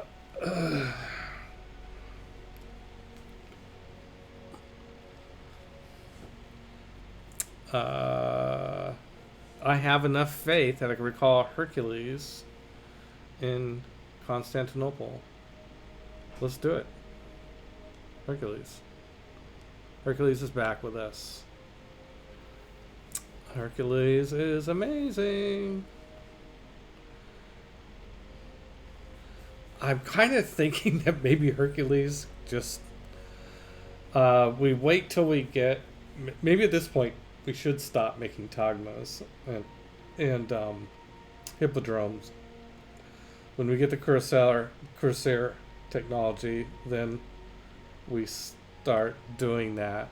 and so that our new units are Corsairs instead of Tagmas. And then we take Hercules and run around and just have him build hippodromes everywhere.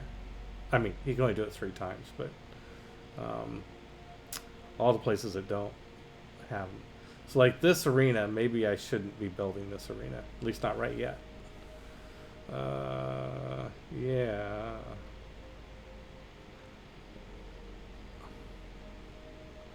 There's something else I can build in the meantime. There's really not much else to build. Too obscure to cancel.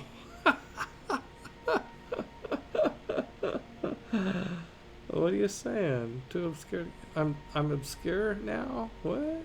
What happened?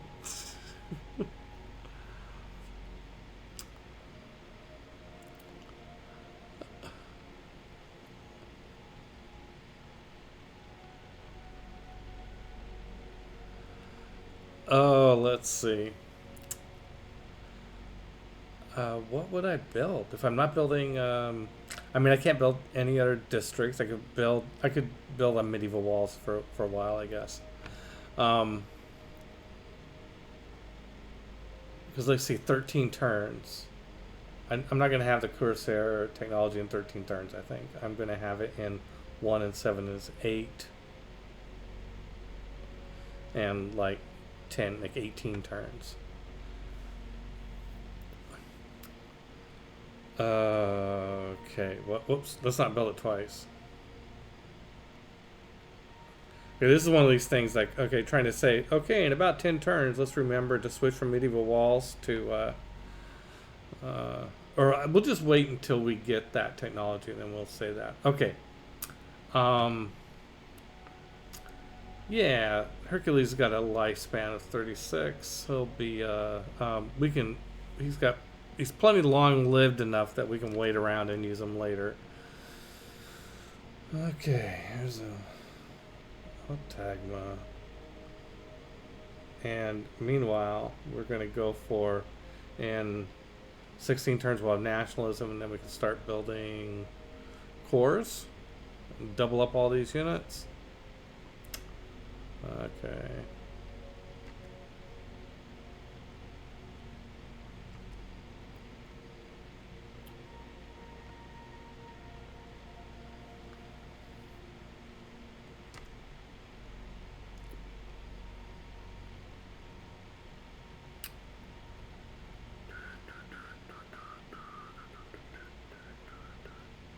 Here comes that builder for 2 builds. Oh, whoa, whoa, whoa. Did you see that? I just saw that kind of went away. There was a pike and shot unit right there. Huh. Okay.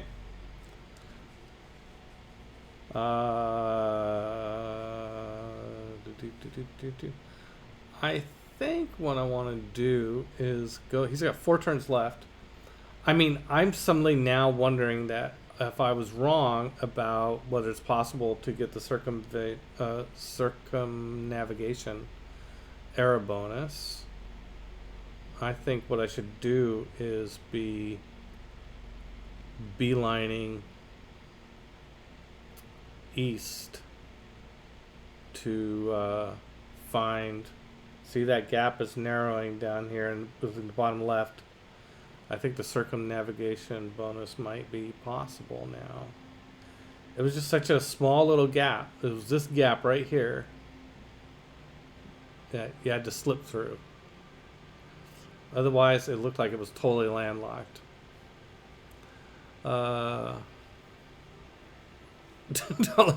Llama says, my brain is but this is too obscure for cancer. My first thought was that the apparent cure to cancer was being a hipster. I'm not quite sure I followed all that, but okay, cool. Okay, let's see here. I can go.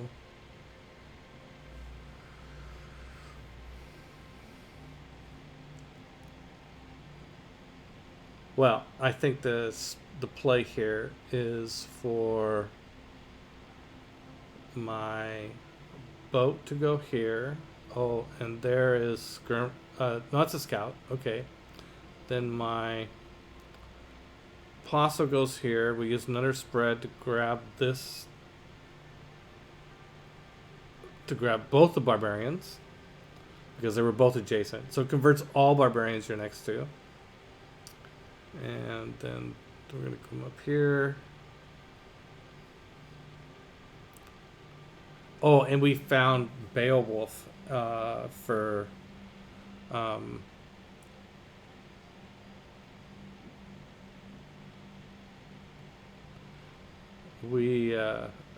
because we found a that goody hut. Oh, and we got a skirmisher.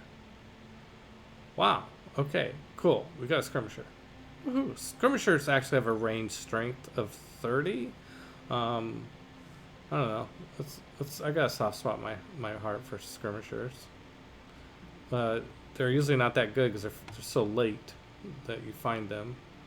But I've certainly had them mess me up a number of times, which makes me like them more. How does that work, they say? Well, okay.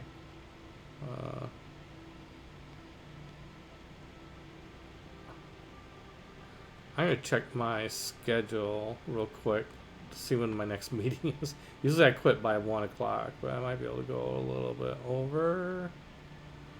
I have a meeting at 2, so Marcus and Jim, don't feel like you guys got to stick around. If I keep, or do you? If you do, let me know. I can stop if you need me to stop. Okay, so we finished the Enlightenment. So we're changing government. Okay, so we need to get the both of the military policies that reduce cost of upgrades. Okay, retinues, 50% resource discount on all upgrades. It's really going to hurt our our income a little bit, but that's okay. Okay, so we want these. Yeah, I think these are all good still. Okay. Now we can just kind of fight these the old-fashioned way. Let's see. I don't think I want to attack from out of the water, though. We can go up here. Oh, looky. We've got at least a swordsman that's going to be worth converting. Yeah.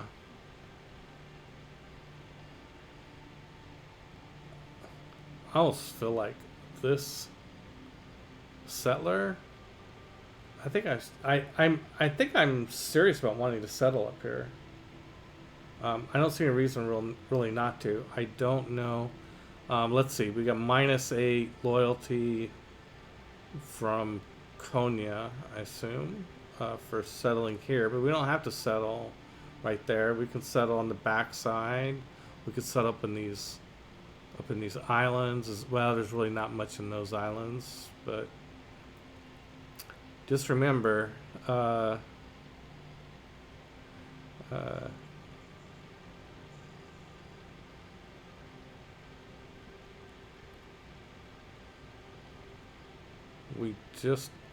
city pays for itself by just building hippodromes.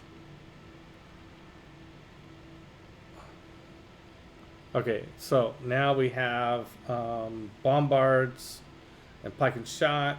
Okay, we can upgrade that. Okay, so now we're going to go to siege tactics.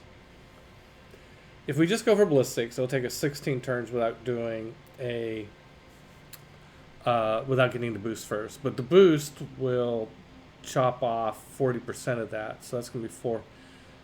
It's basically almost a break even. So it's clearly but if I do the boost, I also get this technology, which is you need it for no other reason than to go into the next technology. So let's get siege tactics first, and then we'll get ballistics, and then printing, military science. At that point, we will have all the technologies that we really need for the early industrial. But then it's not going to be long before we're going to be looking at things like, you know, airplanes and shit. So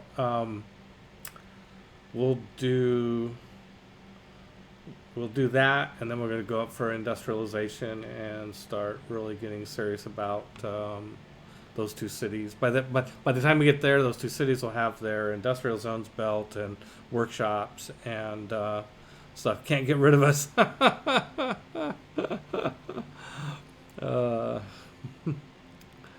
Thank you. Okay, open civic street. Yeah, and the civic street we're going to go for is nationalism. So that means in 15, yeah, it's going to be about 15, 16 turns before we'll be ready to go to war. I don't know if we'll... and then we'll go to national history because we'll be able to build zoos. And by building a zoo, we will get another heavy cavalry unit.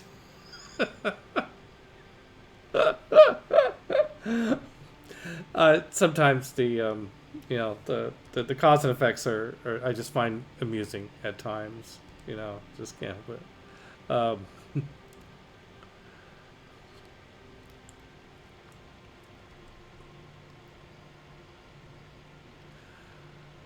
Okay. I think that Hercules, where he's going to be wanting to build hippodromes, is going to be over in, well, probably Dyrrhachium and those parts. So let's go over here.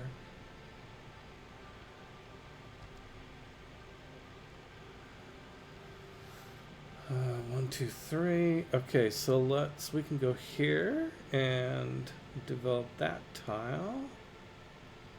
I know poor Antioch has been building settlers for so long, it hasn't even had a chance to build its aqueduct. Although, I mean, that would be a waste of Hercules' gifts, I think. Let's see, 1, 2, 3. Okay, so once we get this tile, we could do fisheries while we're here too. So,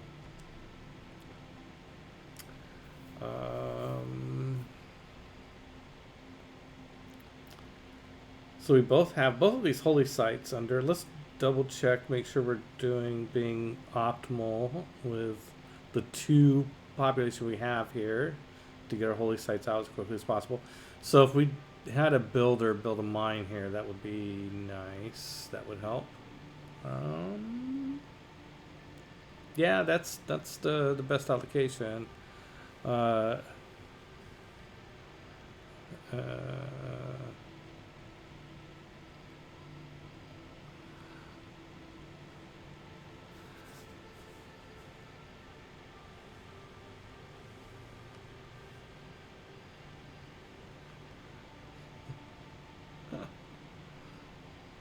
Okay. Oh, that's right. We're going to try and see if we can find two. I want to read Paul's joke, but I want to see how much I can get done here in an hour. I got 2 turns left. Hey, look at there's. I just have to get to the same. Dead end. Oh, dead end. Like, wow. Oh, that's funny. Because in 2 more turns, I'm probably not going to get... I guess maybe. If it's just like a straight shot of clear water. Who knows? Who knows? I don't know what... We'll find out. Okay. Galley is there. Okay, I'm going to bring up the... Apostle. And we're going to, whoops. Oh, he already moved. Okay. Well, fine.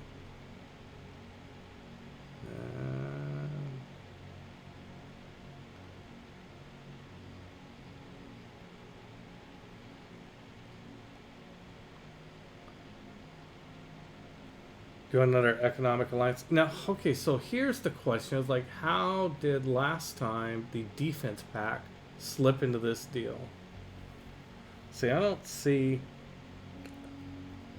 He's suggesting an economic alliance.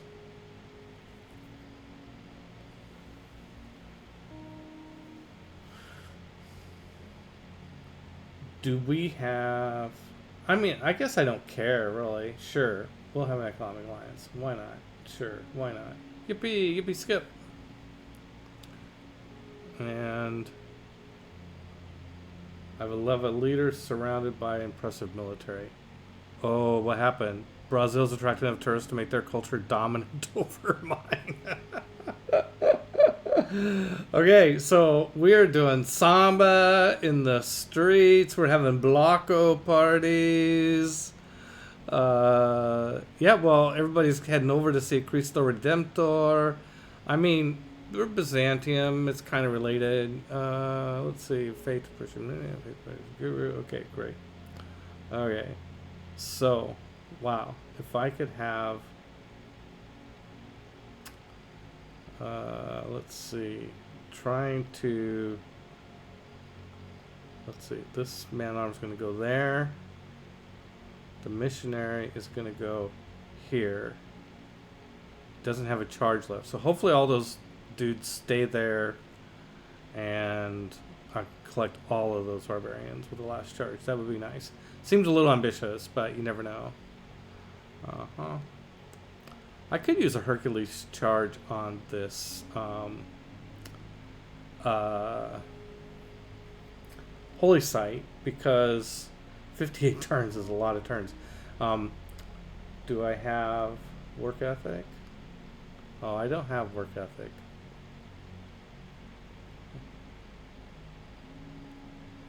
Yeah, so the holy sites are just good for holiness. Not good for munitions. Okay, Tagma, yeah, hang out there, dude. Military engineer. Tagma, hang out. Skirmisher. Just come back. Horseman. Builder.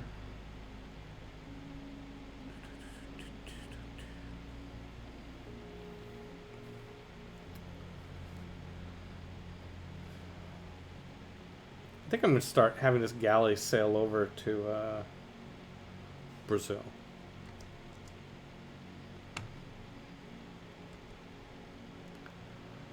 Okay, man-at-arms going to fortify in case those guys attack him. I hope they don't kill themselves attacking him. Maybe I shouldn't fortify. Makes them stronger. Yeah, allay that. Don't fortify. Just do nothing.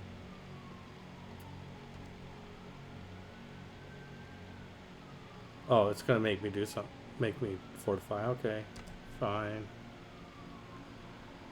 Okay, 8 movement points. We can get to here. Or we could try and get some money.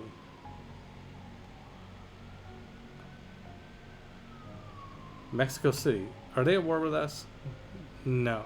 They're Suleimans.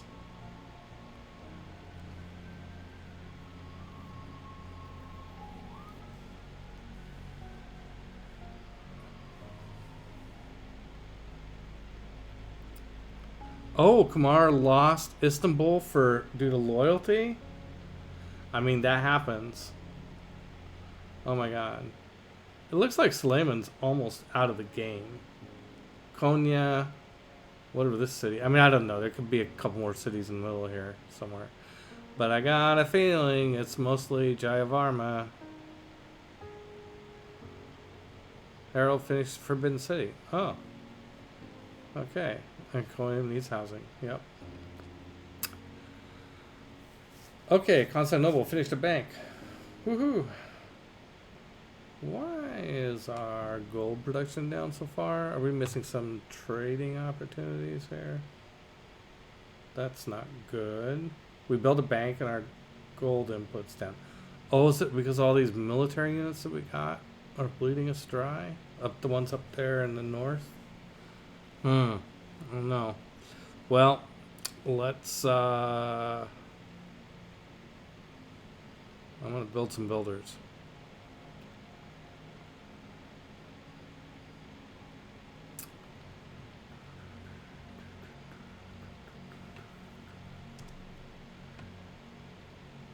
Oh, and there's the other military engineer.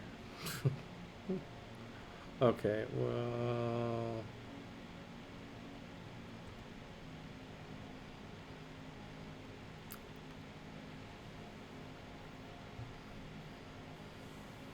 I think just because this holy site is so long to build that I think I'm gonna go and...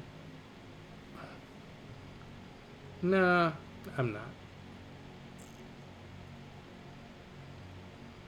I like the plan of waiting and using Hercules to build um, uh, hippodromes. Okay, so now we finished both of those military engineers, and so we can start a new sort of thing going on here. Let's do hippodrome in 7. Let's see, we only get to build one more district. We do want to wait till we have Kurosawa's technology, so we can't build a different district, or else we're gonna lose the opportunity to build the hippodromes next soonish. So we need to build something else. Let's build a mosque, or right. There's no other buildings that we can do. I mean, we could do a builder. We need more builders. Let's do that. Okay, when the builder's done, we'll come back up. We'll build a hippodrome, I think, and we'll be good. Okay.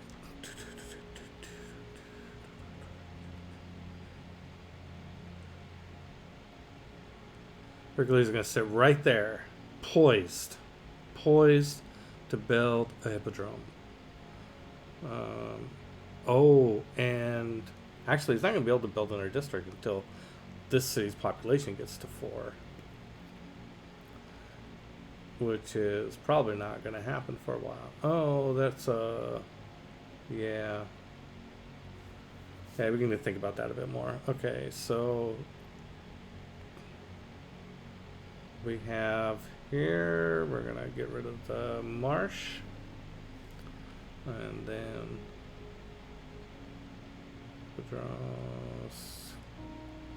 skirmishers. I think, you know what I want to do for skirmishers? I think I want to bring them up here and use them for barbarian suppression. Especially since I have a... Well, that city's about ready to get built, isn't it?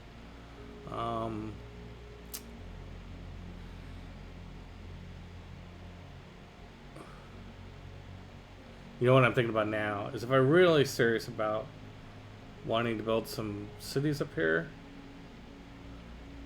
maybe I should send this settler up there now.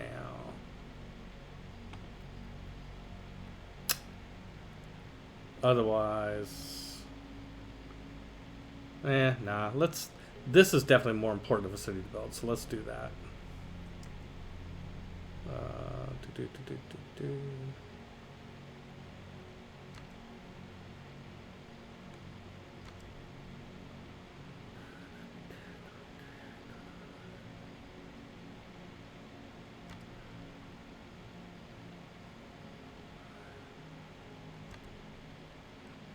Okay, the apostle. Oh, look at all the barbarians stayed nearby. Convert. I have a little army up here.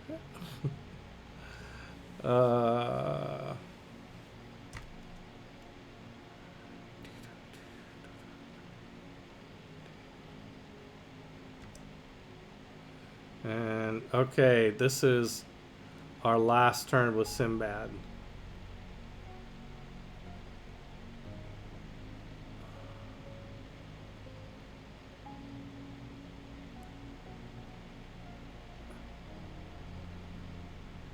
There's whales, but they're not developed.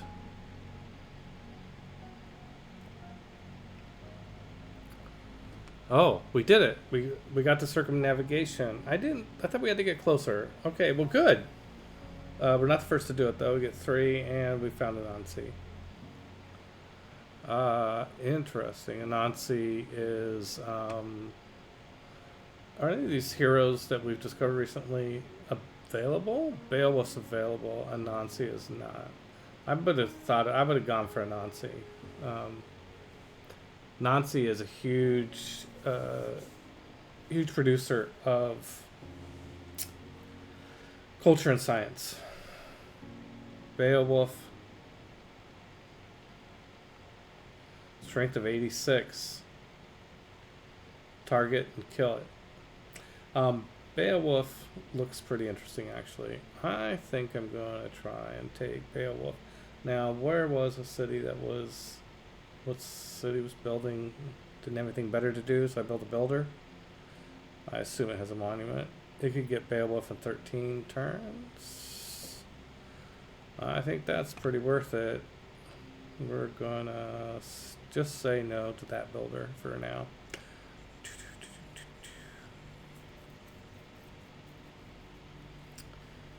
Wow, so Sinbad on its very last movement point circumnavigated the world. I mean, it doesn't really look like he quite made it, but it gave me the credit for it. Like there, oh, you know why? Because so the way the circumnavigate the world works is that you have to if you imagine every column of hexes on the map that you have to see one of those hexes. So even though there's this gap here, I am, I can see Brazil. I know enough about Brazil that I can see there, and I've seen those hexes, and that qualifies for filling the gap. Okay, well, we got the arrow score. I don't know what's the arrow score look like. 110 versus. Oh my gosh, yeah, we might not actually make the. We might get a normal era. It's not a foregone conclusion, though.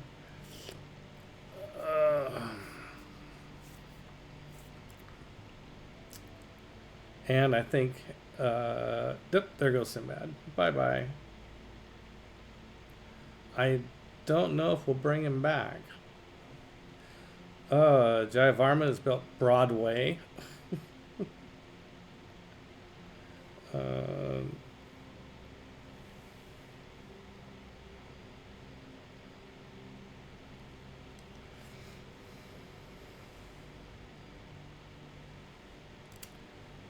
Sia needs more housing.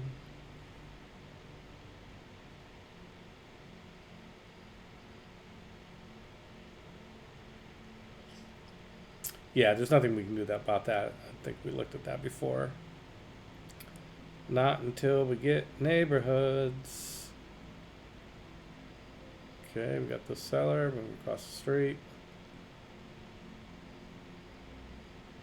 Okay. Oh, I know where we'll move the builder. The builder is going to go up on these hills and do what we were going to do, and we'll do that hill too. Yep.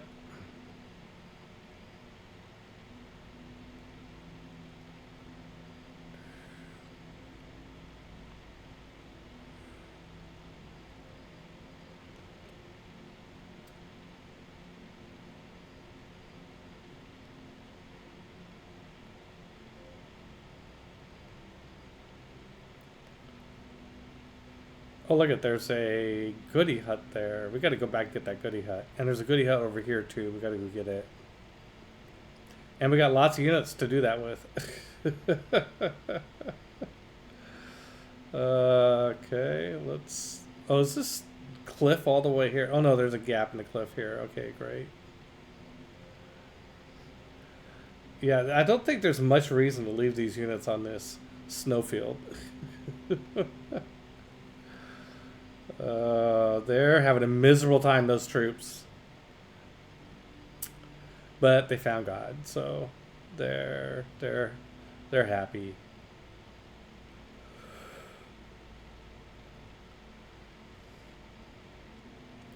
Yeah, I was sending this galley down to see if it could help with that circumnavigation, because I was sort of worried that Sinbad wasn't going to pull it off, but turns out that Sinbad did. Good guy he is.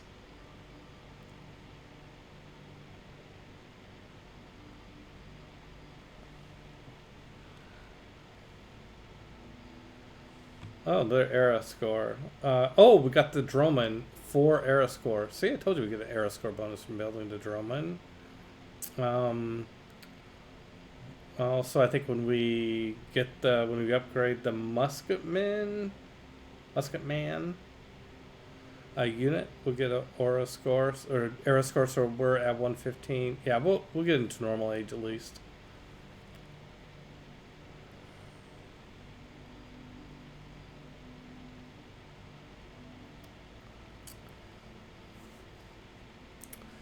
Okay, Adrianople finished medieval walls, and it could build a mosque or kill one. It's just so impossible to imagine it. We'd still get Mont St. Michael. If you ever want to do a culture victory with religion, Mont St. Michael is a great combo because it gives all your martyrs the ability to all your apostles gain the martyr ability automatically. So you can just crank out apostles and send them into combat and hope they die. And I am doing that in a game I'm playing with D. Coliseum. 2 culture, loyalty. Yeah, don't see. I mean, we're going to have to build spies. We could do that. What does a drone upgrade to? I mean, it doesn't seem like that good of a unit now. I'm sure it was a great unit before. Well, that's going to upgrade probably to a frigate, which would be pretty good.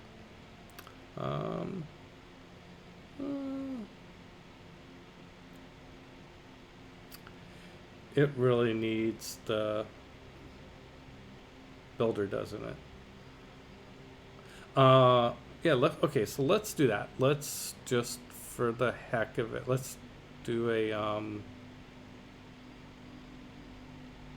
you know what?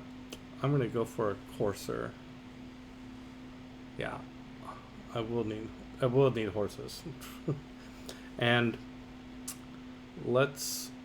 I'm tired of waiting for this idea I have for the builders here, so let's get, since we have some money, well, let's build the builder over in Constantinople, so it'll start with an extra charge, and there we go. And before we spend the money on something else, let's go buy these tiles, this tile,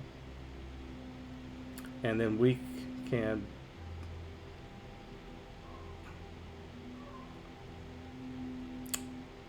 come on, there we go. We can use the builder to build farms here, and the pasteurize those cattle, and that will help. Okay, Droman. Let's see here. Oh, we have another district we can build. We've got Hippodrome and Holy Site. Let's get the medieval walls. Okay.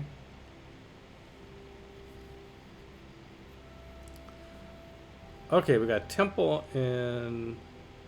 Let's see. Oh, this will be. Oh, we're down. Yeah, this will be another good place for a hippodrome because we're down a district. So let's not build a district because we're gonna get a hippodrome from Hercules when he wakes up. Not when he wakes up. When we have. That's right. When we get the Corsairs technology so that they start off upgraded.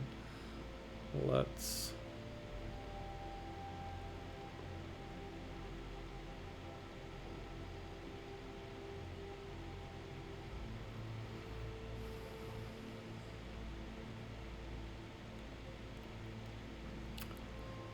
just get the medieval walls while we're waiting. Okay.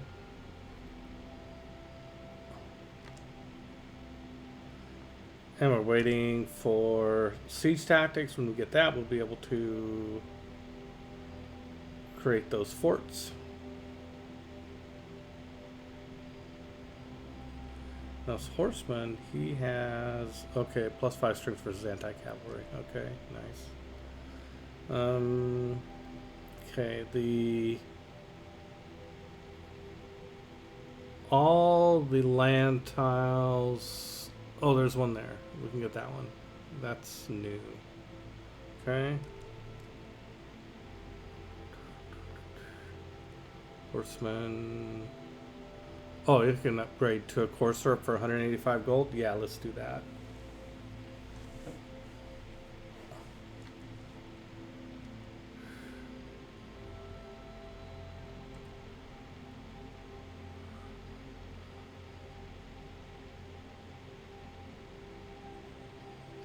I think there might be a little avenue of exploration that we haven't fully explored there.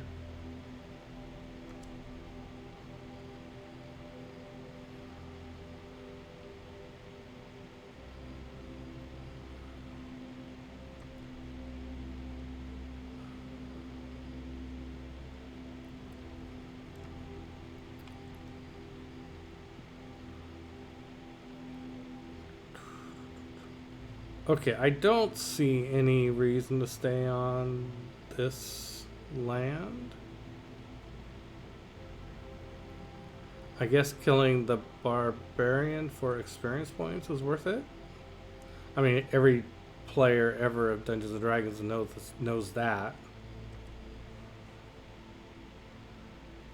Let's come around here.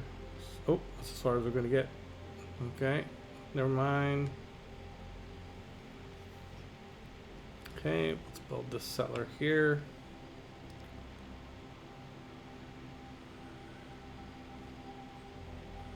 And we can build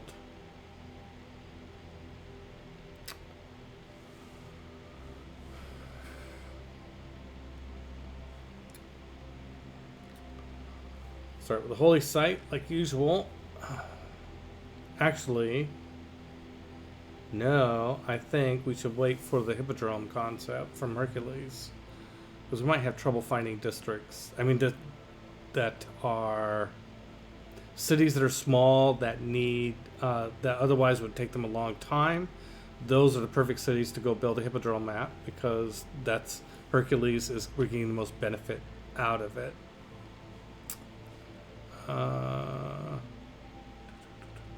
So let's do the other things like granaries and stuff.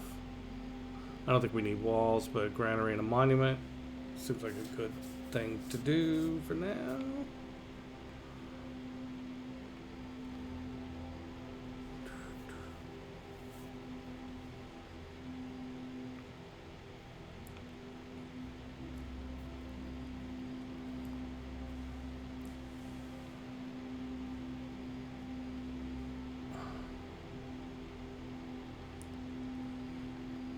Oh, let's renew our friendship with Gilgamesh. So I chose Suleiman and Gilgamesh as the two civs that I would try and have friendship / alliances with. Let's see. Let me check my logic before I stick my foot in my mouth and see if this is right. Okay, the religions are Khmer, me, Byzantium, Brazil, and Norway. Okay, out of a 6-player game, that leaves Gilgamesh and Suleiman as civilizations that that don't have their own religion. So I can technically should be able to convert them to my religion eventually, get around to it, and without having to without too much trouble. I won't have to attack them. Let's do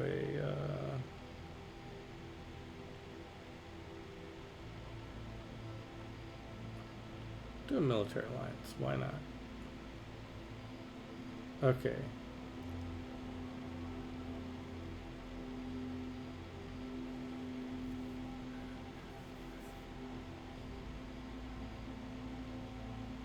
Nicomedia wants more housing. Okay. And I can build another apostle.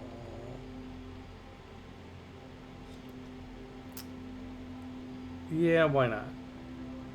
I'd like to get another debater.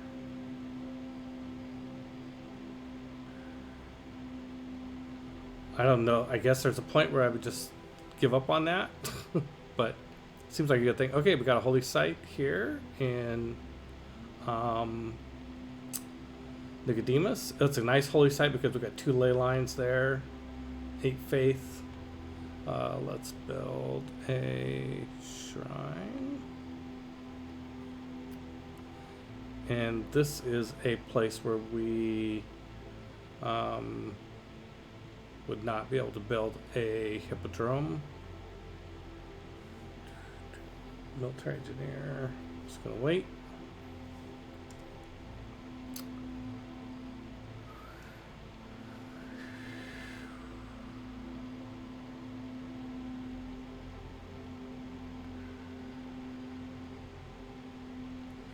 That's a nice lumber mill. Especially for a city who only has 1 population. You love it when you get a tile that produces 2 food and 3 hammers. It's a really nice, because you're producing enough food to help for that small town to grow, and also having some decent production out of the deal. Okay, so that's right. I built this I bought this settler to come over here and do a task. So let's send it over there to do that. This courser is just going to hang out here. It's fine. And military engineers got to turn the weight. And let's move this military engineer to here. Oh, and we have a Norwegian missionary. So let's go see if we can discourage it. Yeah, 96 points of damage out of 100. That's pretty good. And military engineer. Yep, did that.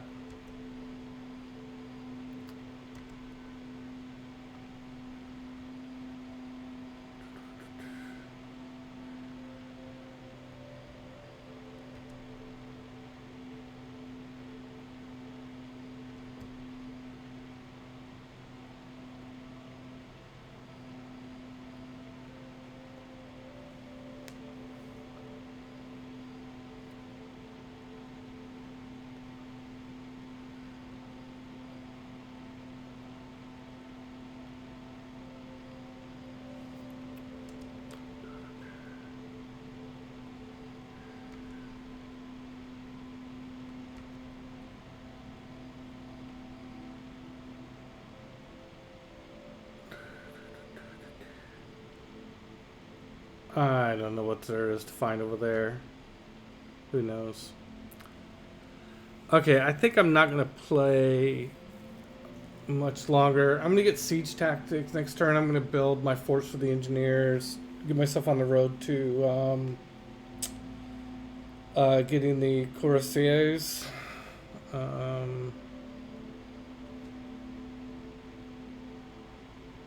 And then I'm going to get just enough of a break that I can have grab a lunch maybe before my 2 o'clock meeting.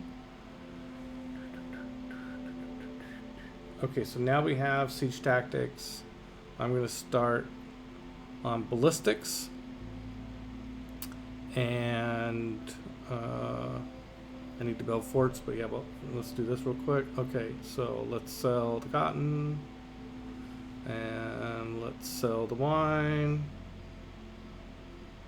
And okay.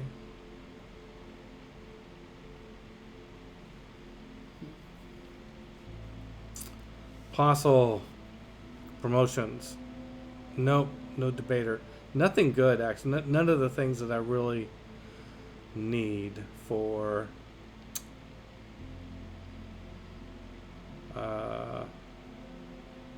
that's too bad.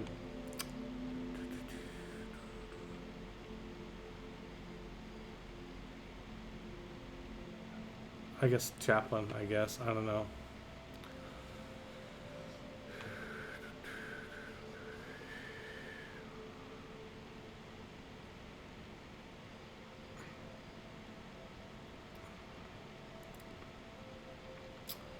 Okay, we're gonna go here and build a fort. And I don't know if it's gonna let me build a fort on the ley lines or not. Nope, it's not. That's what I thought might be the case. You know, this would be a really good spot for a fort. We'll build one there. And I'm going to put my courser into that fort.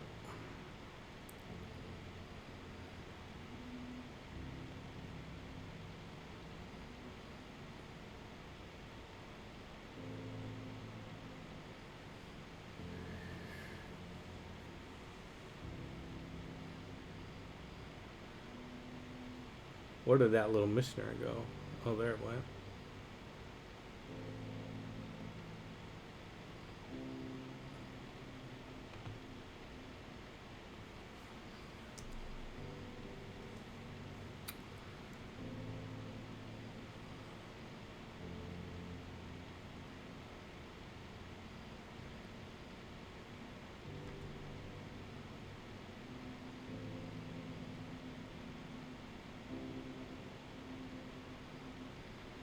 I noticed that it gave me the option to build a farm there. So now that we now have the ability to build farms on hills, which makes it a little easier to get agricultural um, triangles.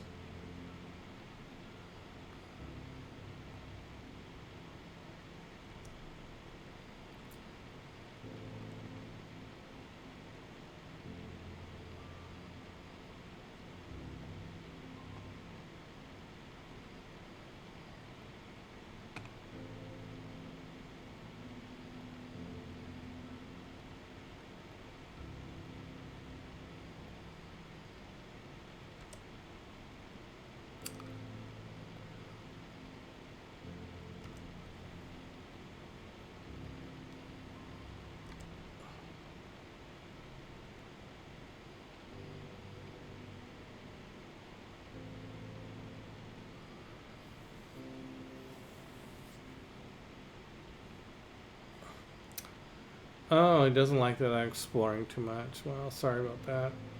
Sorry about that, Sparky. Oh, we have a World Congress to bang out here real quick. Okay, earn double points towards great people of this class. Huh. How about great generals? Why not? I'm going to be needing some of them eventually. Plus 10 combat strength for, well, I think it should be, I gotta put everything into schematics here, because, oh my gosh, if Norway gets this, that would be bad. Bad, bad, bad. Okay, I just put all the votes I can into this. 8 votes. Oh my gosh. I would hate for Norway to get this. I think their religion is Protestantism. No, I got it. Wow. Okay, plus 10 combat strength for all units of this region. Wow, okay. We're going to war. We are going to go to war soon. Yeah. Okay, but not today. Got the diplomatic victory point. All right. That is going to be it for today. Thank you, Jim and Marcus, for helping me with this promotion. And thanks. This was a great session. We got lots of activity. The promotion worked really well in terms of drawing some traffic, and how exciting. And thanks to Cyber something, can't remember, for all the gift subscriptions. Appreciate that. And we will be and yeah, so here we are. All right, have a great week, and we'll see you back here next week on Peter versus Machine. I'm gonna go to Origins for this weekend, so I'm looking forward to that. And we have I have a backer kit coming out in July 2nd for Chaldea Maps, so watch out for that. and see you in Indianapolis. All right. Take care. Bye.